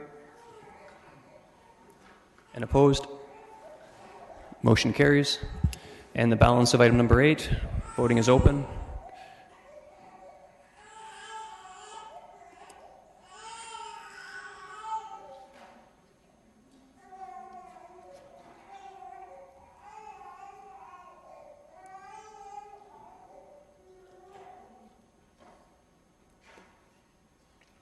And that carries unanimously.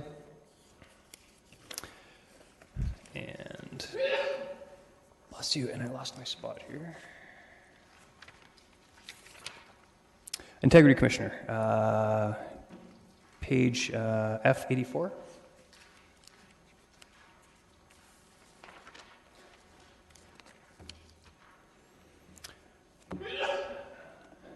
Mayor Verbenovich.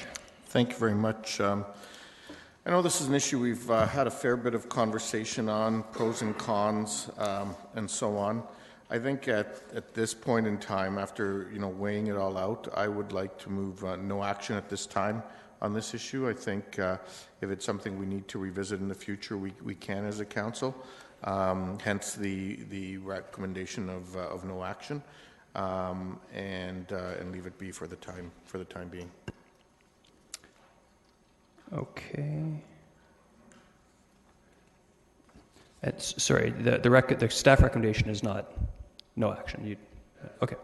Okay. I just want to make sure that, because it sounded like you were moving the staff recommendation. So, Mayor Verbenovich has moved for this item no action. Councillor Gazzola? No, that's all I wanted to do. The same thing. Okay. Councillor Fernandez? Yes. I was, there beat a bunch of us, I think, to the punch. Just a quick question, though. There is money that has been, there was money in the budget previous years, but now this will eliminate it completely. Is that my understanding? Mr. Chapman? No, $2,000 will remain in Council's budget for two things. One, for training, as required, and the other is the start of funding towards any investigation should one happen, although you can appreciate the cost would be well in excess of that budget. Of course. So, so traditionally there was always $2,000 in the budget. That will remain exactly the same now. That's correct. Thank you. Councillor Etherington? Sorry. Through you, Mr. Chair. Yeah, I was going to say the same as the Mayor. I support that move. Just wanted to say that over the years I've received legal advice, free legal advice, on a number of conflicts. And the advice always comes down to, if as a councillor you feel you have a conflict, you probably do and you should declare it. It's that simple. So we all knew about conflict of interest and the consequences when we ran for office. And we all knew that occasionally, very occasionally, according to these stats, we would have to pay for legal advice. So whether we deal with it now or deal with it in the future, I will always argue that this money can be better spent on all kinds of other more worthwhile purposes.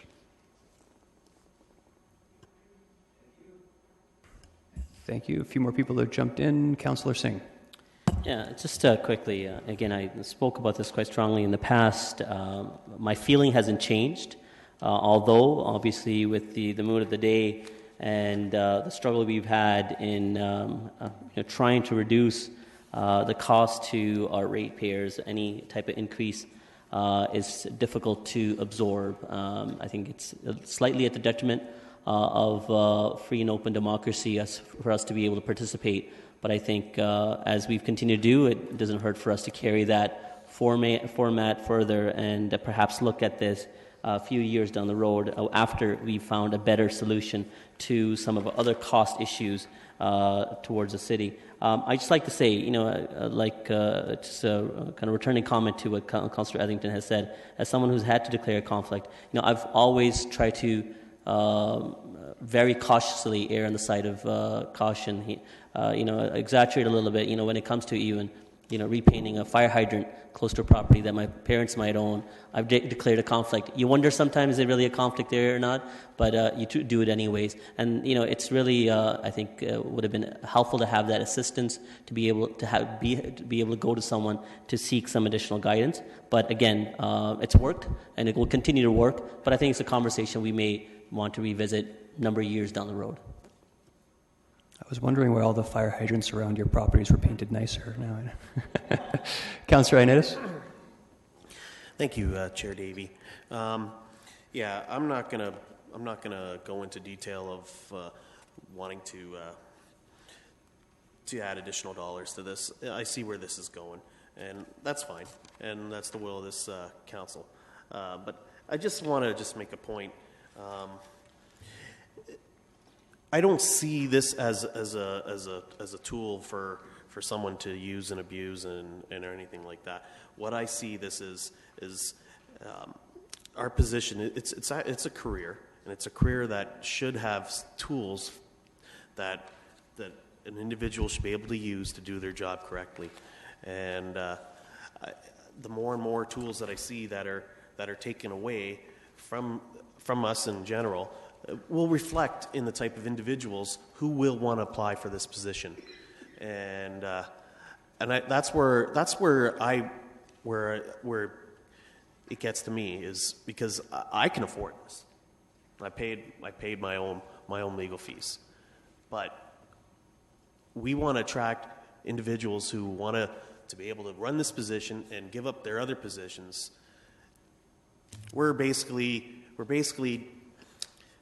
not giving them a chance to want to take action and run for office, and it kind of leads to the type of individual that wants to run this position is someone who's already retired and is collecting a pension, and it doesn't give someone who's young and fresh to want to move into that direction. So that's the reason why I wanted to make my comments. I just think it's just reflecting on the type of individual who will apply for this position, because I think we're really limiting who can. So, thank you, Councillor Marsh. Thank you. I can see where this motion is coming from, and I do appreciate that position. However, I was prepared to support staff's recommendation because I agree with Councillor Ioannidis that it's important to make sure that we as representatives of the citizens have the tools that are needed to make sure that we make the right choices. Councillor Etherington might be, confident in his free legal advice or his own opinions about whether he has a conflict of interest or not, but that type of confidence or false confidence, in my opinion, is not going to stand up in a court of law should down the road a councillor get into trouble when they thought they didn't have a conflict of interest, but in fact, according to the law, they do. I think that the staff recommendation of allotting in the budget for 25% of the maximum that might have been spent if all councillors use the services is a very reasonable amount, and that's why I would have wanted to see that way. But thank you. Thank you. So that's all the comments. So we'll take a recorded vote on this, and the motion is no action.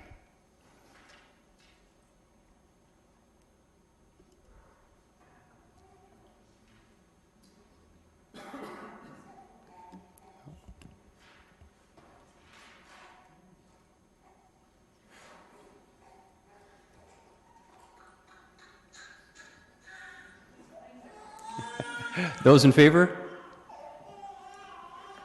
And opposed? And the motion carries. Okay, that brings us to Worker Safety Insurance Board item, which is page final 86. Councillor Gazzola. Yeah, I'd like to move a recommendation on this. Sir, you're moving staff's recommendation? No, I'm moving a recommendation. Oh, a recommendation? Would you please go ahead? But I have a question before I move it, if I could. Please. Is the 109,000 now in the operating budget? Yes. It's in the Doom Pioneer Park Community Center operating budget. Why would it be there if it's not going to be open? Why would we even do that? It's just going to cause us confusion here. We anticipated we would need it. When we got into the budget process, we understood we didn't need it, and we noted it for council and are looking for direction. Yeah. All right, thank you. Okay, my recommendation is that we take no action on this at this time. Okay, and I emphasize at this time. I'm not saying that we're going to have to take action, but right now we really don't know where we stand, and we need to find that out before we start flinging monies all over the place. So I'm not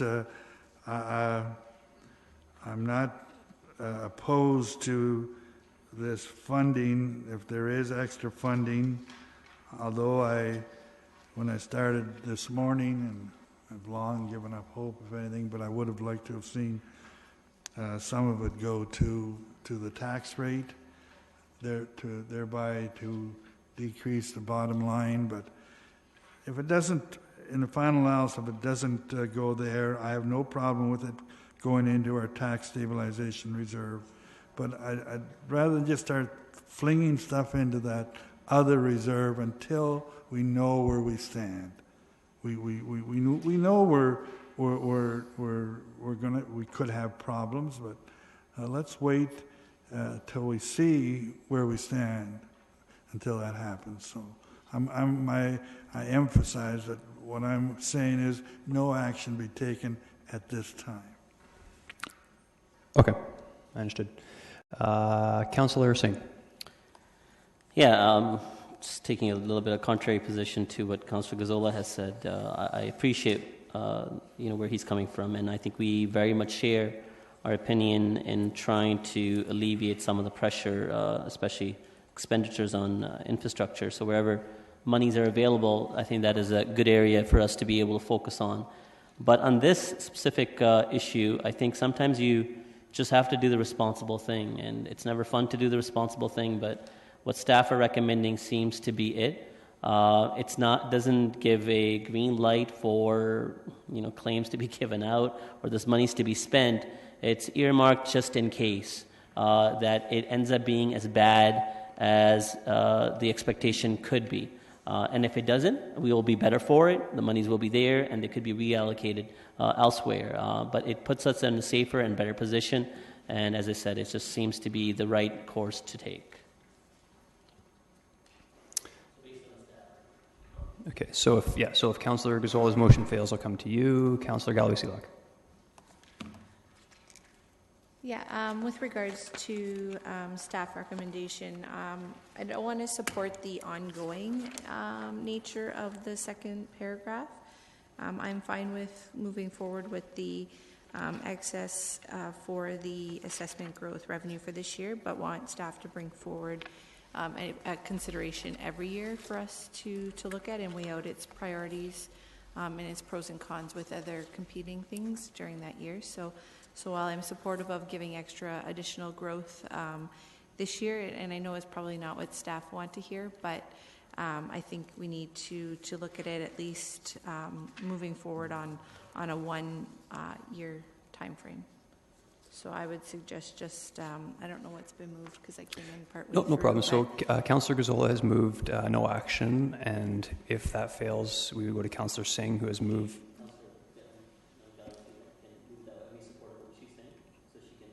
Okay, so if you would like, then I'll come to you then. Okay. Thank you. Okay, Councillor Gazzola. Yeah, I just want to make a small remark, nothing to do with this question. First, we need to start thinking about what we say. And I know I'm not young and fresh, although I feel pretty good. Not young and fresh. And when I'm making a recommendation, I don't like to be called irresponsible. You said what you're doing is contrary to what I'm saying, and you're doing the responsible thing, so I must be irresponsible. Well, that's all I wanted to say. Not that it means anything.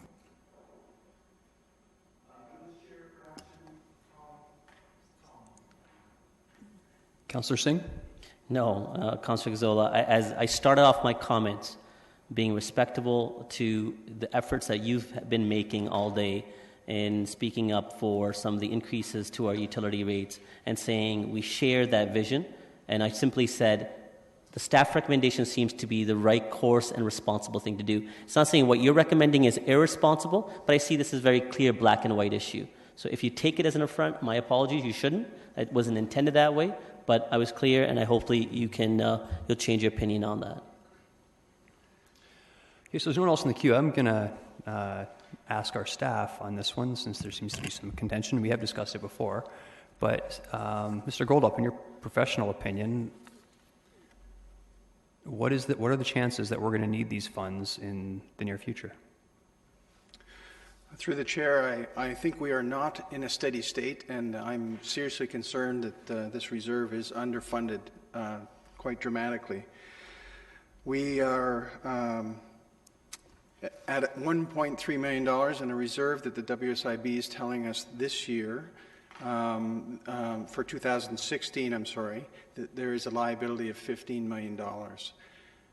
Since January, we have 3 new cases that have been registered with the WSIB. We don't have a lot of detail on these cases, so I can't tell you their impact. We'll learn that as we go through the next year or so.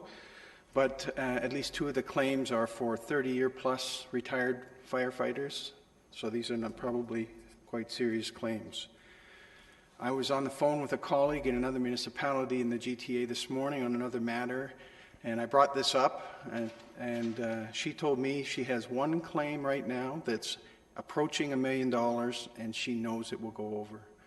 So this is a situation that is not at a steady state at all.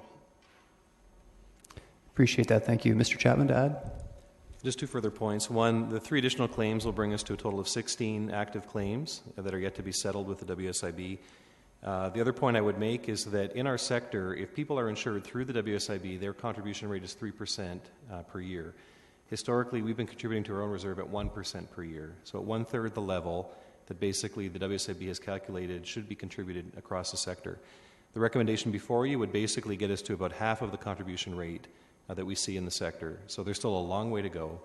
We believe this is a long-term problem. It's going to require long-term funding, but this is a first step without impacting the tax rate target. I'm glad I asked. Councillor Ioannidis. Yeah, now that we have Mr. Golder up, if you can just give a little bit of a brief description of what, when we're dealing with these claims, what's being dealt with? Like, do we have staff going in there working in negotiating terms, or how does that work? As a Schedule II employer, we are required to pay the full costs plus 35% admin fee for whatever the WSIB approves as a claim. We're not the deciders of that. The relatives of firefighters, the family, the firefighters themselves, going back 57 years, can make a claim, even one that's been denied in the past, for any of 15 different cancers. Also, PTSD was added in 2016. We don't know what that's going to mean, but we do know that our psychological paramedical is being used for PTSD. We know that our EFAP is being used for these kinds of support services. So we're not in a steady state. We're still learning a lot about this, and 16 claims in total, seven of those claims from 2015 to 2017. We have our own actuarial noted that the city's minimum reserve level should be about $6 million. They didn't have any of the WSIB's presumptive illness figures because the WSIB's only started producing those specifically for these presumptive illnesses in the last couple of years. So next year, the actuarial will take another look at the reserve situation, and I know that they'll be much closer to the $15 million that the WSIB is stating. Okay. What if we don't fund this? We have to pay as soon as they come and take the money, basically, the WSIB. So they will drain the reserve, and it could be drained in 2 or 3 cases or claims that are significant claims. Okay, so but if we don't have the funds in that reserve, where can they come and get the money from? Like, that's up to us, Councillor Ioannidis. So what would happen is they would come to us for the money, and we would have to find a source to pay for it with. There's no answer to that question. okay, thank you. Okay, thank you. Councillor Yaneski? This whole issue of the WSIB and what we're responsible for is as a result of legislation from the province. Is that correct? That's been handed down? Presumptive illness is a provincial law, yes. Okay, thank you. And as a result of them handing this all down, is there any financial support that the province gives? I mean, they're just downloading another issue to us. Do we get any support financially from them? No. So we're screwed by the province. Councillor Yaneski, terminology, please. Councillor Fernandez. Thanks. Mr. Goldrup, you said we had 16 claims, but they're not. There's a whole range of claims, and I know you can't probably talk about that, but maybe it would be important for us to understand if some of the claims can be adjusted or decided within a smaller envelope of funding, whereas some of these larger claims, and you indicated you had 2 from our fire personnel.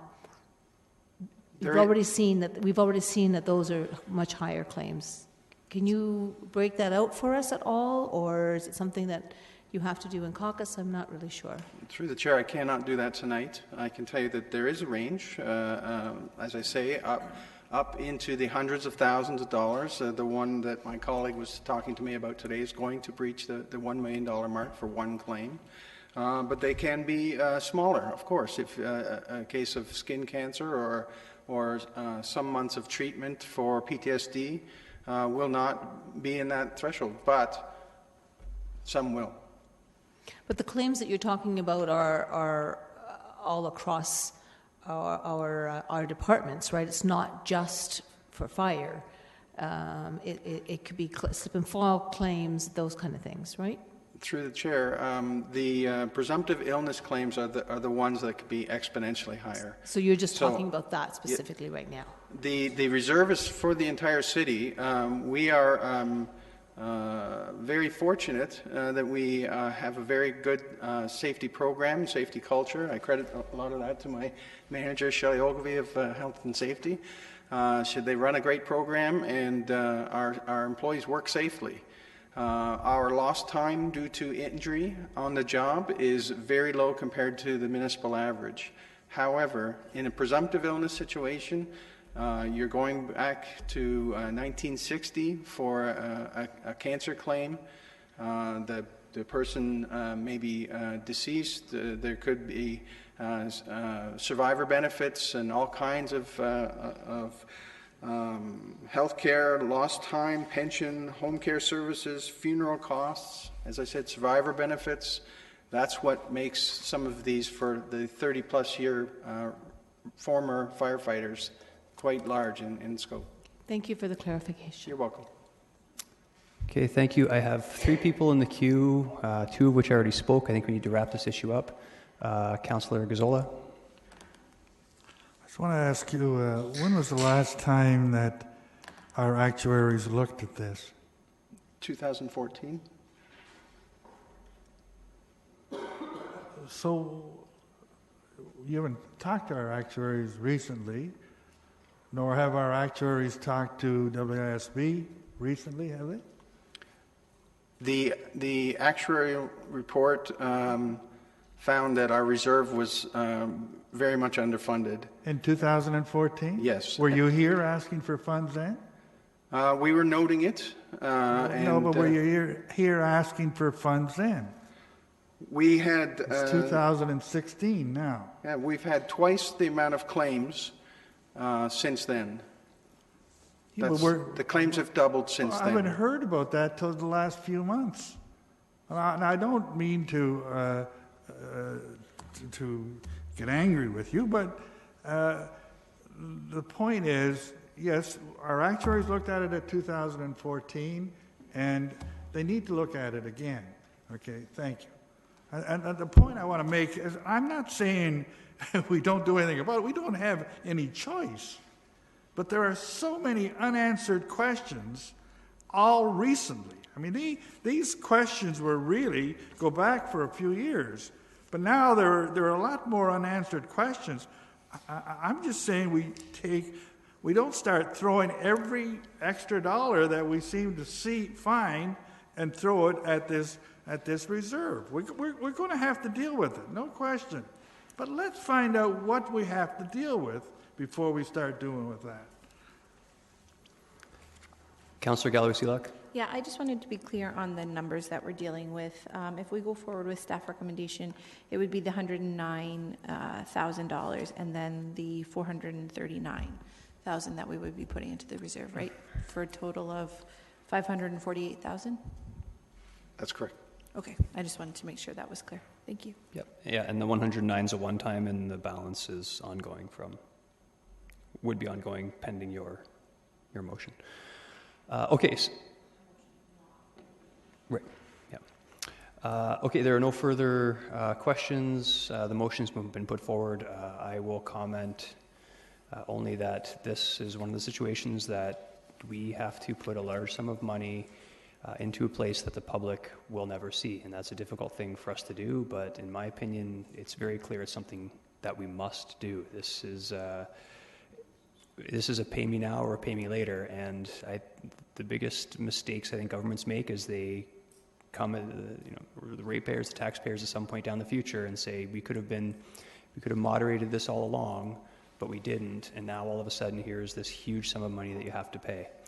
Are there questions that still need to be answered? Perhaps, but is it going to reduce the need below the single $500,000 investment staff's recommending for this year? Not a chance. So, Councillor Etherington? Comment, Mr. Chair. Please. This is obviously a major ongoing issue, and it's one we've got to address immediately. In a way, it reminds me of what we're going through in the former inaction on infrastructure maintenance to put us in the kind of bind we're in now. How can anyone argue intelligently against planning ahead on this issue? So I will fully support the staff recommendation. Thank you. And the only part that I didn't mention, I might have chosen some different words, but I too am extremely frustrated that this legislation is dropped upon us without any sort of indication of support or help from another level of government, because that's, we can deal with what we can deal with, but when these things come out, that makes our job very difficult. So the vote, the motion is no action, as per Councillor Gazzola. Recorded vote.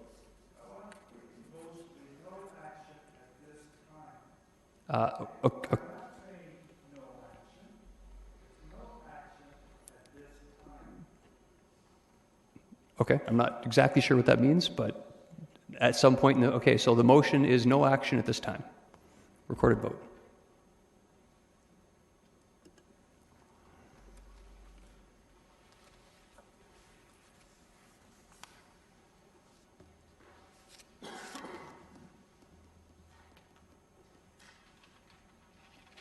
Those in favor? And opposed? Motion fails. I will go to Councillor Galloway Seelock for an alternative motion. I'm just moving the staff recommendation minus the wording on an ongoing basis, so that we can look at it every year. Might need a little more tweaking than that, but I think everyone can get the gist of that. Okay, Councillor Ioannidis? Yeah, I was wondering if I could add something to that. Certainly. That we look at this comprehensively, and I want to see a report on how we can figure out a way to lobby the province officially to get to make sure that they understand the circumstances we're under. Okay, that's like I like that idea. It's not really a budget-related motion. I think if you just don't take it as an amendment, we'll put it out there and look to staff to come back on that. Thank you, Councillor Gazzola. Yeah, I just want to make a quick comment on this. I will support what's being put forward. It is very interesting, though, that in the past years we wouldn't dare change what we deal with the assessment. We wouldn't, even though we've had better assessments, we just say let's leave it alone. But all of a sudden now we're spending it. We're not just spending what we earned in 2016, but we're spending what we might earn in 2017. That's what this does.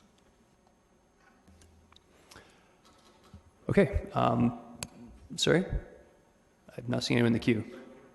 Point of clarification, Councillor Singh? Yeah, I'm not trying to get into an argument with you over this, Councillor Gazzola, but we're not spending. We're earmarking, we're putting it aside. There's a difference. You said it best, that we have to be careful with the words, right? So we're not spending. The motion is to put it into the reserve. Okay. Okay, motion has been put forward. I don't have a problem with, personally, I don't have a problem with it coming back next budget. I don't foresee any changes in the near future, but if staff has another look at it and can bring back some options, that would be great. Okay, the recorded vote, it is open.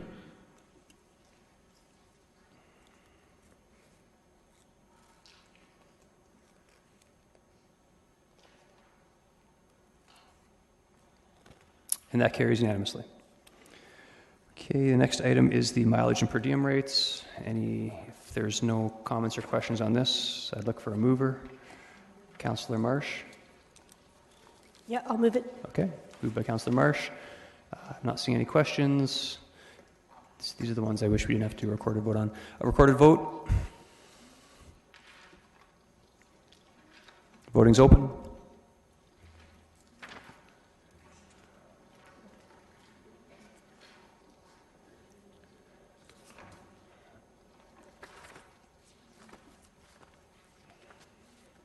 And that carries with everyone that's present. Okay, Mr. Haggie, I believe that brings us to the conclusion. So I would now look to committee to see if there's anything that we have missed. I have Councillor Gazzola.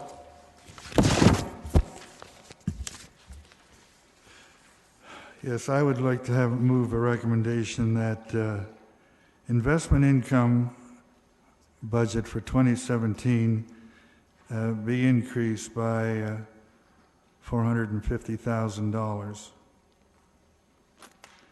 and that it stay in the tax levy. And if I can I'll make a quick comment so we don't waste a lot of time here. So just before you jump into your comment, Mr. Haggie or Councillor Gazzola, can you refer to the page that is on? I'm tying it into the summary of budget changes. I think came as a memo from Mr. Haggie just on the weekend. It's the most up-to-date figure that we have for our actual operations for last year. Okay, go ahead with your comment. My comment is, and I have pushed this every year.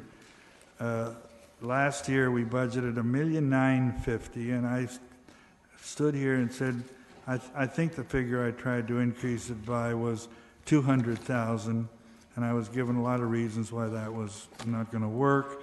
Well, in the final analysis, we actually earned $2.5 million, much more than the $200,000 that I put forward. So if we had actual figures this year of $2.5 million, I think we can come up to. I guess I'm looking at we did $2,535,000, and I'm asking for a budget estimate of $2,600,000 for this year. Okay, again, I'm going to need, for us to consider this, I'm going to need, like I know it's in here, I'm sorry I don't have that exact page bookmarked. I'm going to need an idea of what staff's estimate is, previous and projected. Mr. Hagee? So through the chair, the projected results were provided in the operating budget package. There were updated versions that were emailed out to council by me on Friday. So the numbers that Councillor Gazzola is quoting are from the email that I sent out on Friday. Okay. So it's not in any of the. I can't turn you to page final -9 or. Okay. On the one that I actually have the memo, I printed off and have it in here. Do you know what page it's on of the memo, roughly? So investment income's on page 3 of the attachment about the updated operating projections in the general revenue section. Okay, we'll continue in the queue. Councillor Fernandez. Sorry. Are we going to additional recommendations at this point in time, or are we just dealing with Councillor Gazzola's? Yeah, we'll have to deal with Councillor Gazzola before we move on. I will come back. Thank you. Okay, Councillor Singh. I'm still trying to refresh myself on the numbers, so that's what I was buzzing in to get clarification. So that's fine. I think I found it. Let me just look at it.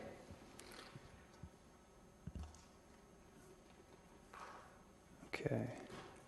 Sorry, I found it, and Mayor Verbenovich? Yeah, so I'm wondering if I can ask staff to comment on what's being proposed here.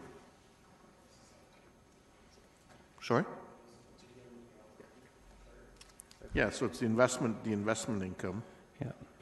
So I'm not sure if everyone has it. It was emailed out as part of a memo, but again, the 2016 budget was $1.95 million, and the projection is $2.535 million, and the budget is $2.15 million for 2017.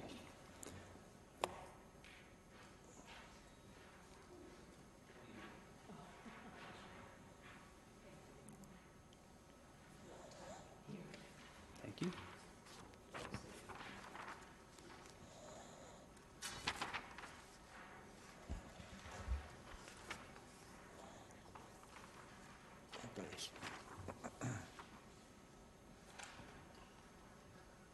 So what I've handed out is information about how we come up with our our investment income forecast. The front of the page is information we get from one of the brokers that we deal with, our primary broker. The chart at the very top shows the GIC yields.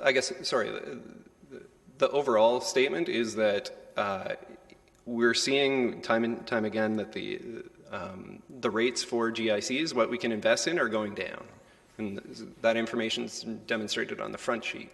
At the top of the chart, the chart at the top, you can see the investment yields for GICs, whether they're 1 year, 2 year, 3 year, 4 year, or 5 year, what they were in January of 2015, January of 2016, and January of 2017. Across the board, you can see that those are decreasing. So we're able to invest at lower yields today than we would have just a few years ago.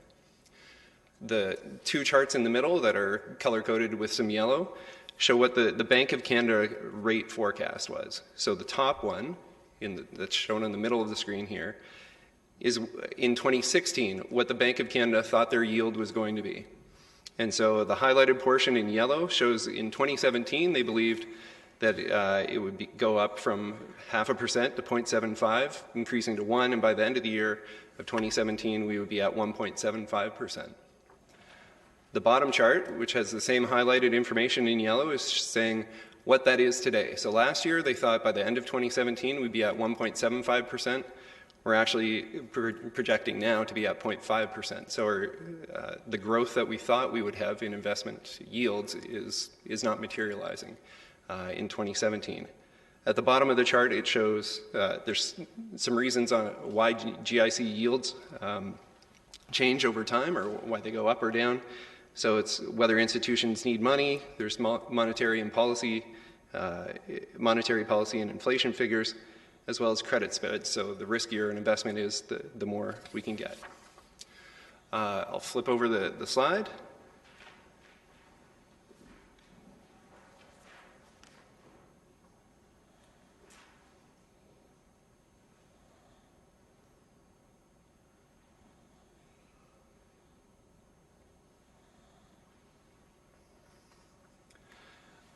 The backside shows what we think we are going to achieve based on the information that we get on the front side. So we deal with brokers that are in this market every day, live and breathe this. My staff don't have that expertise. We depend on people that are in that world. And so based on their forecasts, we've looked at what the 2016 interest projection is of $2.5 million at the top, what our budget is. So we have increased it by $200,000 for 2017, and there's a gap of $385,000 between what we achieved in 2017 and what we believe, or sorry, in 2016 and what we budgeted for 2017. In the middle of the slide, or the bottom of what you can see on the screen, is if we take the maturities that we're getting, which are at higher rates that we looked at on the front of this page, the rates were higher, those are maturing, and we are investing them at lower rates. So if we're able to get the rates that our brokers are telling us, we're going to lose investment income to the tune of $300,000 this year. We've already seen about $50,000 less for maturities that have already come in January. So increasing the budget, we think it is risky, that we would not be able to achieve it, and it's based on the analysis before Council. Thank you. Mayor Rabinovich, your time has expired, but you only asked one question. If you had further ones, you can go ahead. Sorry? Oh. Yeah, you're still you. You know what? I don't even know why I'm on, so. Oh, okay. Thank you. I didn't realize you had a printer hidden over there somewhere. I appreciate it. Councillor Singh? Yes, no, this is a little bit more helpful. Within my time, if I could just get clarification from Councillor Gazzola. So what are you proposing?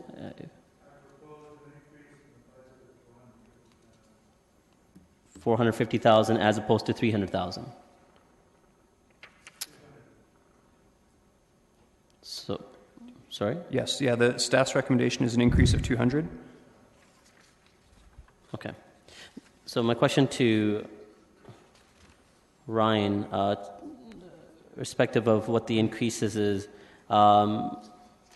based on the information that you've given, saying that we're getting advice to be a little bit more conservative with our projections, what the GIC rates would be. I don't necessarily follow that what has been said, but follow in the sense not for understanding. But I think I have I think differently.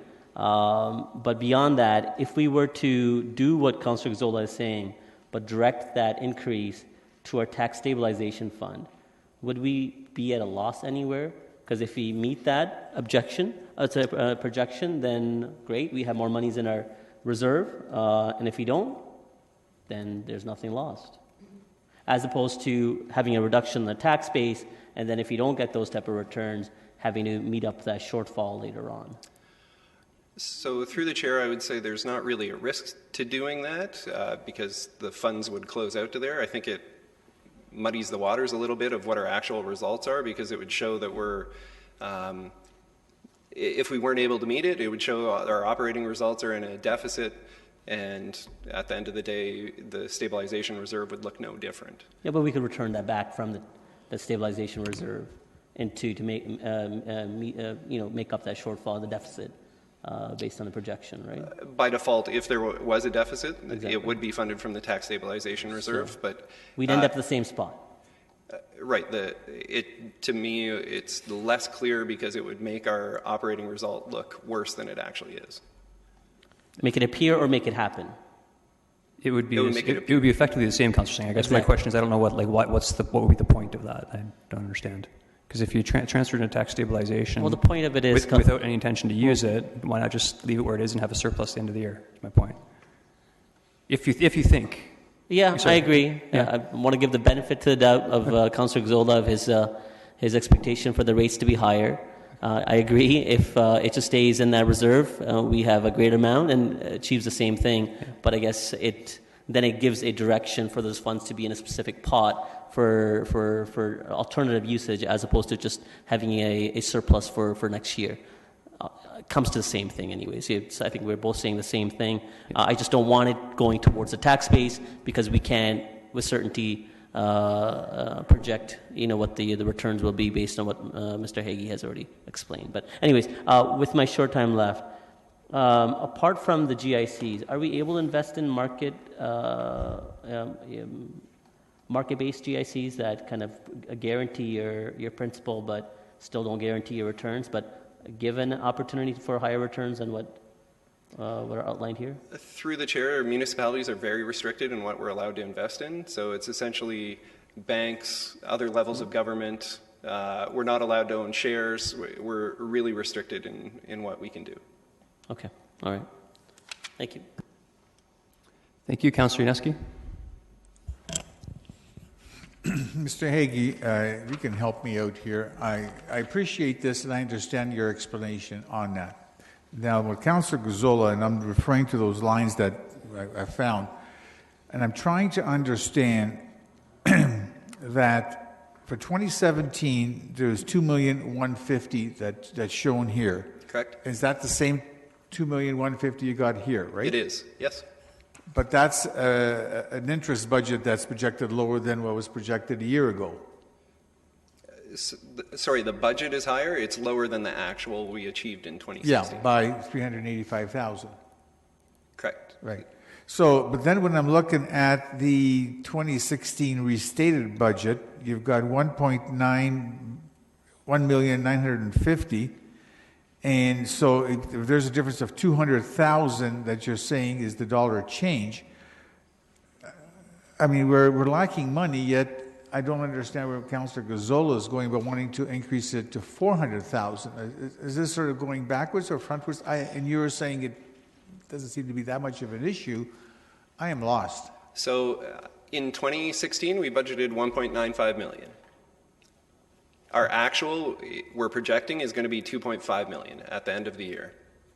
So the top number that's shown on this slide is not the budget, it's the actual that we're projecting, which isn't a final figure because we haven't closed the books yet. But that's the actual for 2016. That's what we expect it to be at the end of the year. So we budgeted 1.95. We believe we will get $2.5 million for 2017 based on the results that we saw in 2016 and the information and the advice we've been getting from our brokers. We've increased the budget from 1.95 million to 2.15 million. So we've increased the budget by $200,000. My understanding is Councillor Gazzola's motion would see that increase by another $450,000. So instead of budgeting 2.15 million, it would be 2.35 million? 6. Oh, 2.4 in total? So see a budget of, so the budget would be $2.4 million instead of 2.15 million. Okay. So he's suggested we increase to 2.150 million, 2,150,000 to 2.4 million. 2.4 million. So it's a difference of $250,000. And that's, you're saying that's acceptable? No, I'm saying based on the information we have, we think that we may get slightly better than 2.15 million, but we would not get 2.4 million. Okay, now I understand. I got you. Thank you. When you take these calculations in place, do you look at any potential inflows of capital in the 2017 year that could affect the absolute return? No, we don't anticipate that there will be major spikes. We have tracking as to, you know, when funds come in, how long we're able to have those funds. This would also assume that we're able to invest in one-year GICs for a lot of our portfolio, which we can't actually do because we need those monies to build capital projects, to make payroll, to pay the hydro bills. So we can't actually lock up all of our money in one-year GICs. Okay, I appreciate that. There is no one else in the queue. In terms of comments, I appreciate, Councillor Gazzola, where you're coming from. I am glad Mr. Haggie had this sheet in terms of the projections. Some of you might have seen me fiddling around on my BlackBerry because I recall just a few days ago the Governor and the Bank of Canada provided an update, and again, his guess is better than ours, I would say. And his comment with respect to the interest rates going forward is that, and I quote, a rate cut remains on the table. Not an increase, a rate cut remains on the table. With that information in mind, and I think it's based somewhat in the uncertainty of what's going on south of the border and the potential protectionist new government, but with that in mind, I can't in good conscience support a guesstimate that would be higher than what is already suggested by staff. Not seeing anyone else in the queue, so recorded vote on this. And again, just so everyone's clear, it would be adding $250,000 to the interest income. And Councillor Gazzola, I sincerely hope I'm wrong, but regardless, we would end up with that money anyway. Voting is open.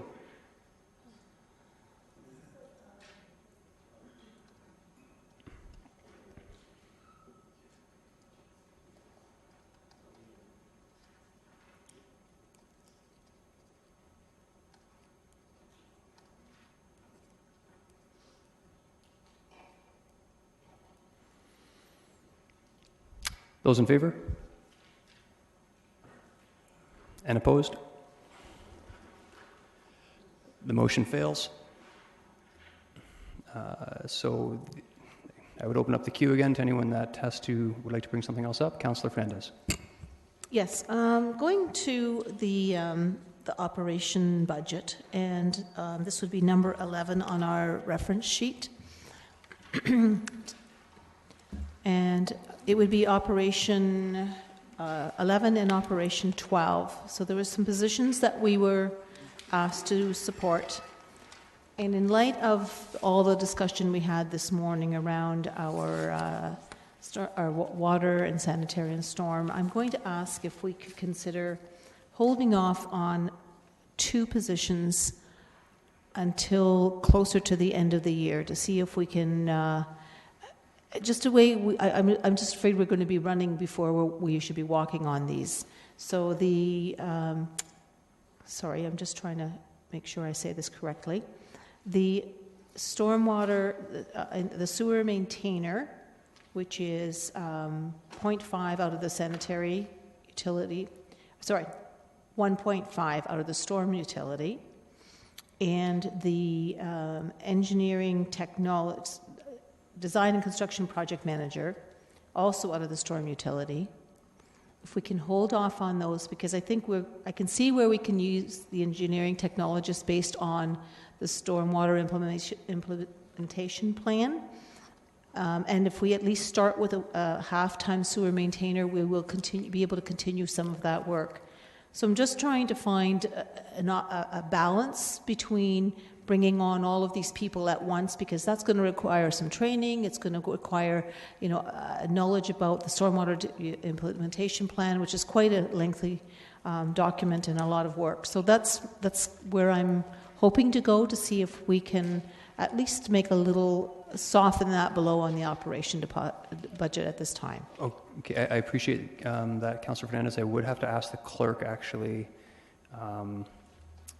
being that we've approved these already, if it would require a motion to reconsider. We haven't approved number 11 yet. I believe, yes, through our approvals of the operating budget. That was a committee approval. It's a committee, yeah, so you could bring it back up at council. But yeah, I'm saying you can't undo a committee approval that we already approved. Mr. Clerk. Through the chair, you're correct. They were already approved earlier today. So given they've already been approved by the committee, a motion to reconsider would be required. Okay, so you're... Well, I apologize if I had understood that at the time. And again, you know, this is all a learning process for some of us at sometimes. I would have brought it up earlier, but we had a lot of discussion around the utility rates. I didn't want to muddy the waters thinking that this would be the appropriate time to bring this forward. So I guess I'm at your mercy then. Okay, Mr. well, Chair. I guess the other issue too is that the utility rates would be approved, so the money would be sitting there for these places, but then they wouldn't be used. But yeah, the process is what it is. So I would, again, it's a simple, just bring it up at council when we deal with special council afterwards. Okay. At special council. Yeah, but then I have to bring forward a motion to reconsider. No, that's why I'm saving you that hassle, because of bringing up special council, you don't need a motion to reconsider. Okay. All right, I think I understand. Okay. I hope yeah, I understand. I apologize. So we'll hold off for now. Ms. Fletcher, anyone else? I'm not seeing anyone in the queue. Mr. Haggie, have I forgotten anything? No? We need final approval of the budget at that amount, but otherwise, no. Final budget of what's on the screen? So, yeah, that the tax rate's 1.73. Okay. And assessment growth, we've budgeted at 1.65. Okay, and I would point out only that there was some talk about the parking dividend, not necessarily going to the tax base. I'll leave it out there. Everything else looks in line.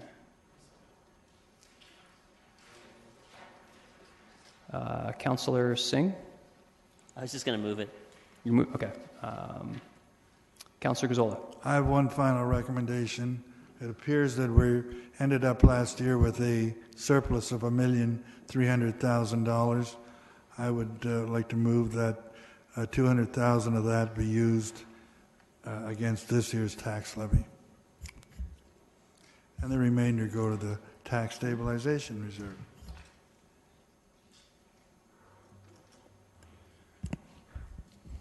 Okay, the recommendation is to take the surplus, which I don't believe is finalized at this point. Do we have, Mr. Haggie, can you comment on that?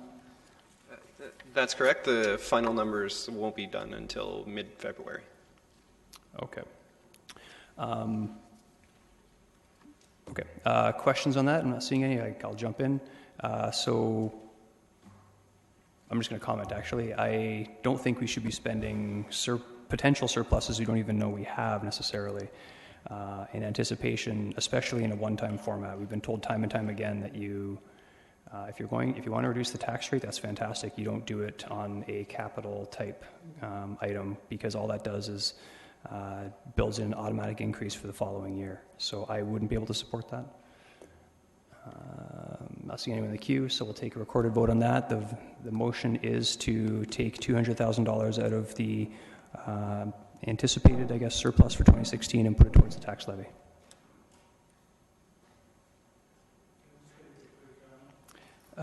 Yes, Councillor Gazzola, briefly, please. If we're looking at figures, of $1.3 million. I think the word anticipated is sort of misleading. Thank you. Okay, the voting is open.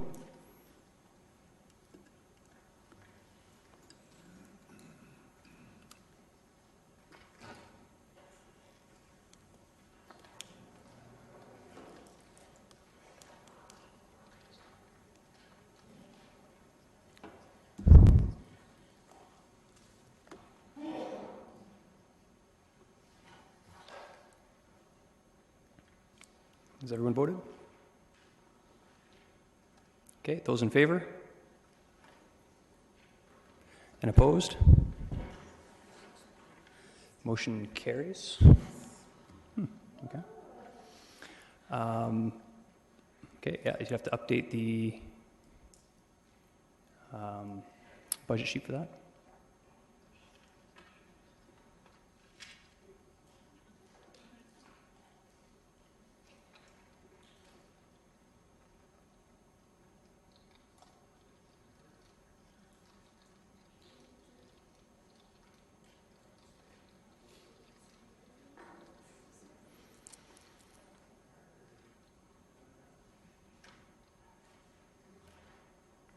Okay. I'm not seeing anyone else in the queue. Any other items? Okay. Mr. Hedgie. So if that takes care of the resolutions, there's some administrative type ones that will be approved by council at the next meeting. So I think it's everything. We've dealt with everything on the sheet. That will be forwarded on as amended to the special council meeting, which can happen in the next 2 minutes, I guess. Very good. As we switch over.